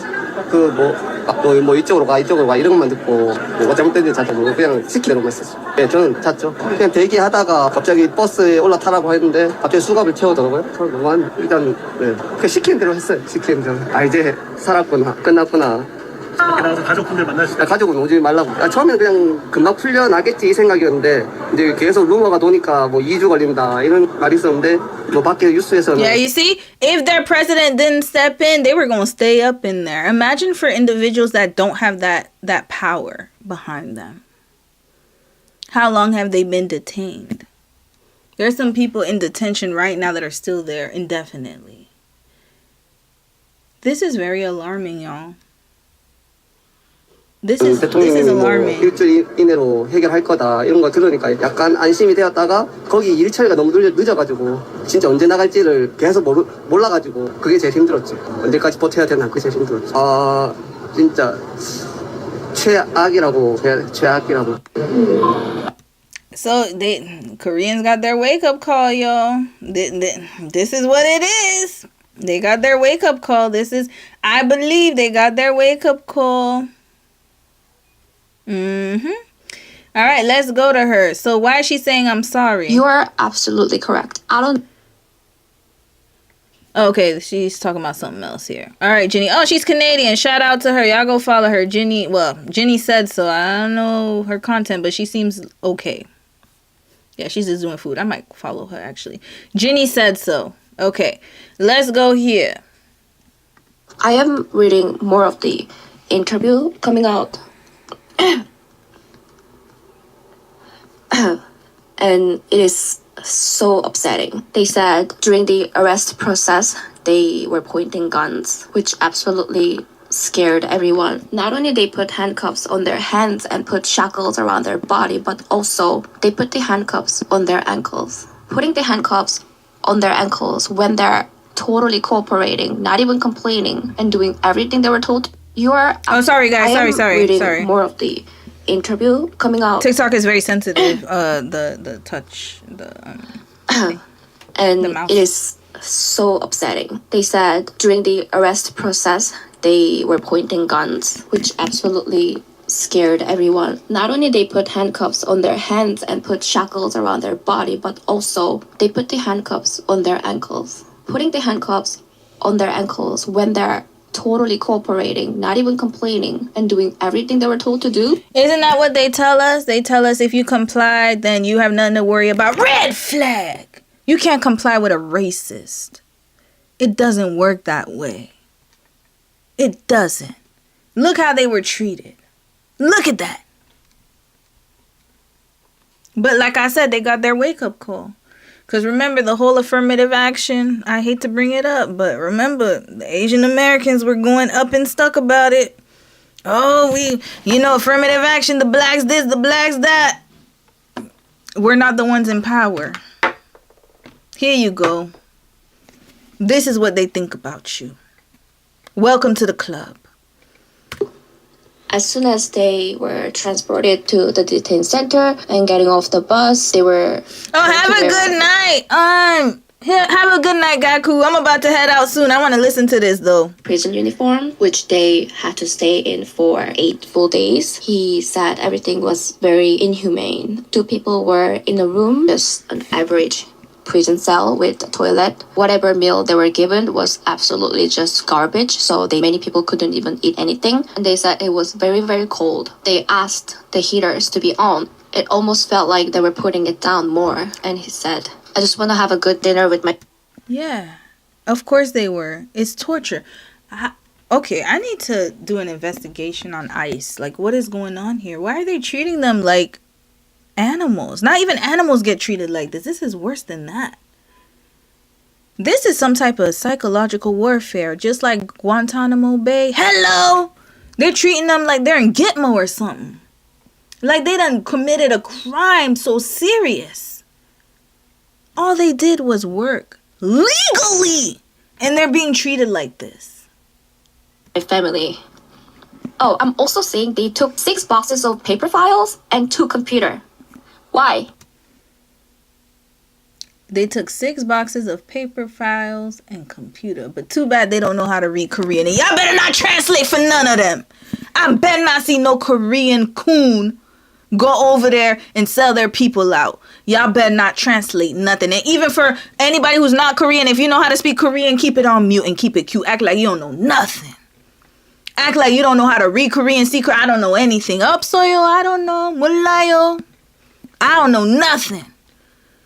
Do not help these folks. What was that for? Did you want to check people or did you want the data? I am reading. Oh, yo. Okay, I'm going to follow you, sis. You earned my follow. I love it. I like this. This is my type of content. All right, let's watch one more video, yo. That was the last one? That's it. Okay. All right. Sis had enough to say, and then she went right back to K-pop. All right. That was it, y'all. But let me read a few comments, and then I'm up out of here. I'll be back tomorrow morning. Probably a little later. I don't know. Probably 11. Yeah, we'll do 11, 11:30-ish. Maybe 12. I don't know. I'll see how I feel. But let me read a few more. Keep going, sis. Wait. Not today. Tomorrow, though, what I'm going to do is I'm going to finish and wrap up the videos we were supposed to do tonight. The 2 videos that I have 3 videos tomorrow, so we're going to wrap those up. Yeah, oh my God. Millennial fatigue, absolutely. I'm tired, guys. I'm exhausted. I thought, you know what it is? Like, I really thought that by this point in my life, things would get better. So I was thinking when I was younger, when I was 18, you know, we were going through this recession and all these things that were happening around the world, the uncertainty, economic uncertainty. I thought it would get better because I'm like, okay, the boomers are going to retire. Then it's our time to shine. Nope, they don't want to leave. They don't want to go. And I'm like, when are y'all go? It's time. They don't want to leave. And this is what's causing a lot of the chaos and division. And then you have people like that Karen. It's just crazy to me. Like, it's just, I feel like the world it's just, I don't know. Are we in a psychological experiment that we don't know of? Like, I feel like I'm in a simulation or something, for real. Like, when people say that, I really feel that way because I just don't understand. I don't get it. I don't get it at all. Oh, dang, I missed a lot of messages. My bad, y'all. At the Dev Studio, that might have been a plot to steal some of the technology and data. Bingo! Yup, that's exactly what it was. So that's why I said don't go there, y'all. Foreign firms, do not go there. Don't go there. I'm glad that this happened and the world saw it, so they're going to act accordingly. Please don't go there. Don't go there. Exactly. Wait, what did Rosa say? Rosa said, now they say sorry to black people. Yup, everyone was fine when it happened to black. Yup, on black people. What I love about this administration, everybody gets their wake-up call. Absolutely. That's true. Because it was happening to black people for the longest. But nobody would believe it or they just didn't care. Because it wasn't happening to them. And now that they got this wake-up call, they're realizing they put us all in the same boat. They're like, we don't care if you're black, Asian, whatever. You're not white. Bye. Your proximity to whiteness is not going to save you. This is sad. They had them sleeping in the cold, y'all. Didn't even want to. And then when they said they were like, they're cold, can you turn up the heater? They turned it down. These are the people you're dealing with. And then you want to do foreign trade with them? I think not. Yup. At the Dev Studio, there's definitely something bigger happening here. There is. And we got to be on guard. So it's wild out here, man. I mean, just take care of yourselves. Please do not interact with people as far as like if you see people are being shifty, they're unstable emotionally, do not get into arguments with them. If you're driving and there's somebody who cuts you off, just let them cut you off and go about your business. Don't even engage. Do not give them eye contact. This, I'm telling you, this new world right now, people are like, there's something happening here. There's something mentally happening. And I just want you guys to take care of yourselves as much as you can. Again, I don't want to scare anyone. I'm just trying to make you protect yourself the best way you know how. And protect your families too. So don't engage with a lot of people. Really learn how to emotionally regulate. Let people argue. If they think they're right, let them be right. That's it. If they believe what they believe, don't even argue with them. Just let them be. Let them live in their world. Because at this point in time, your beliefs can even get you unalived. As we saw, when did he pass away? Just a few days ago in Utah. By his own people. At that. And this is, again, a pattern. We can talk about that in the Discord. Anyway, y'all, it was great chatting with y'all. It was absolutely great chatting with y'all today. This was a great chat. I'm gonna change the thumbnail because we went another route towards the end, but I love it and I'm glad I can connect with you guys. So on that note, enjoy yourselves, enjoy your night. I will be back tomorrow morning to continue and finish the rest of the videos. Have a good night, y'all. Back to life, back to reality. That's what it is, Rosa.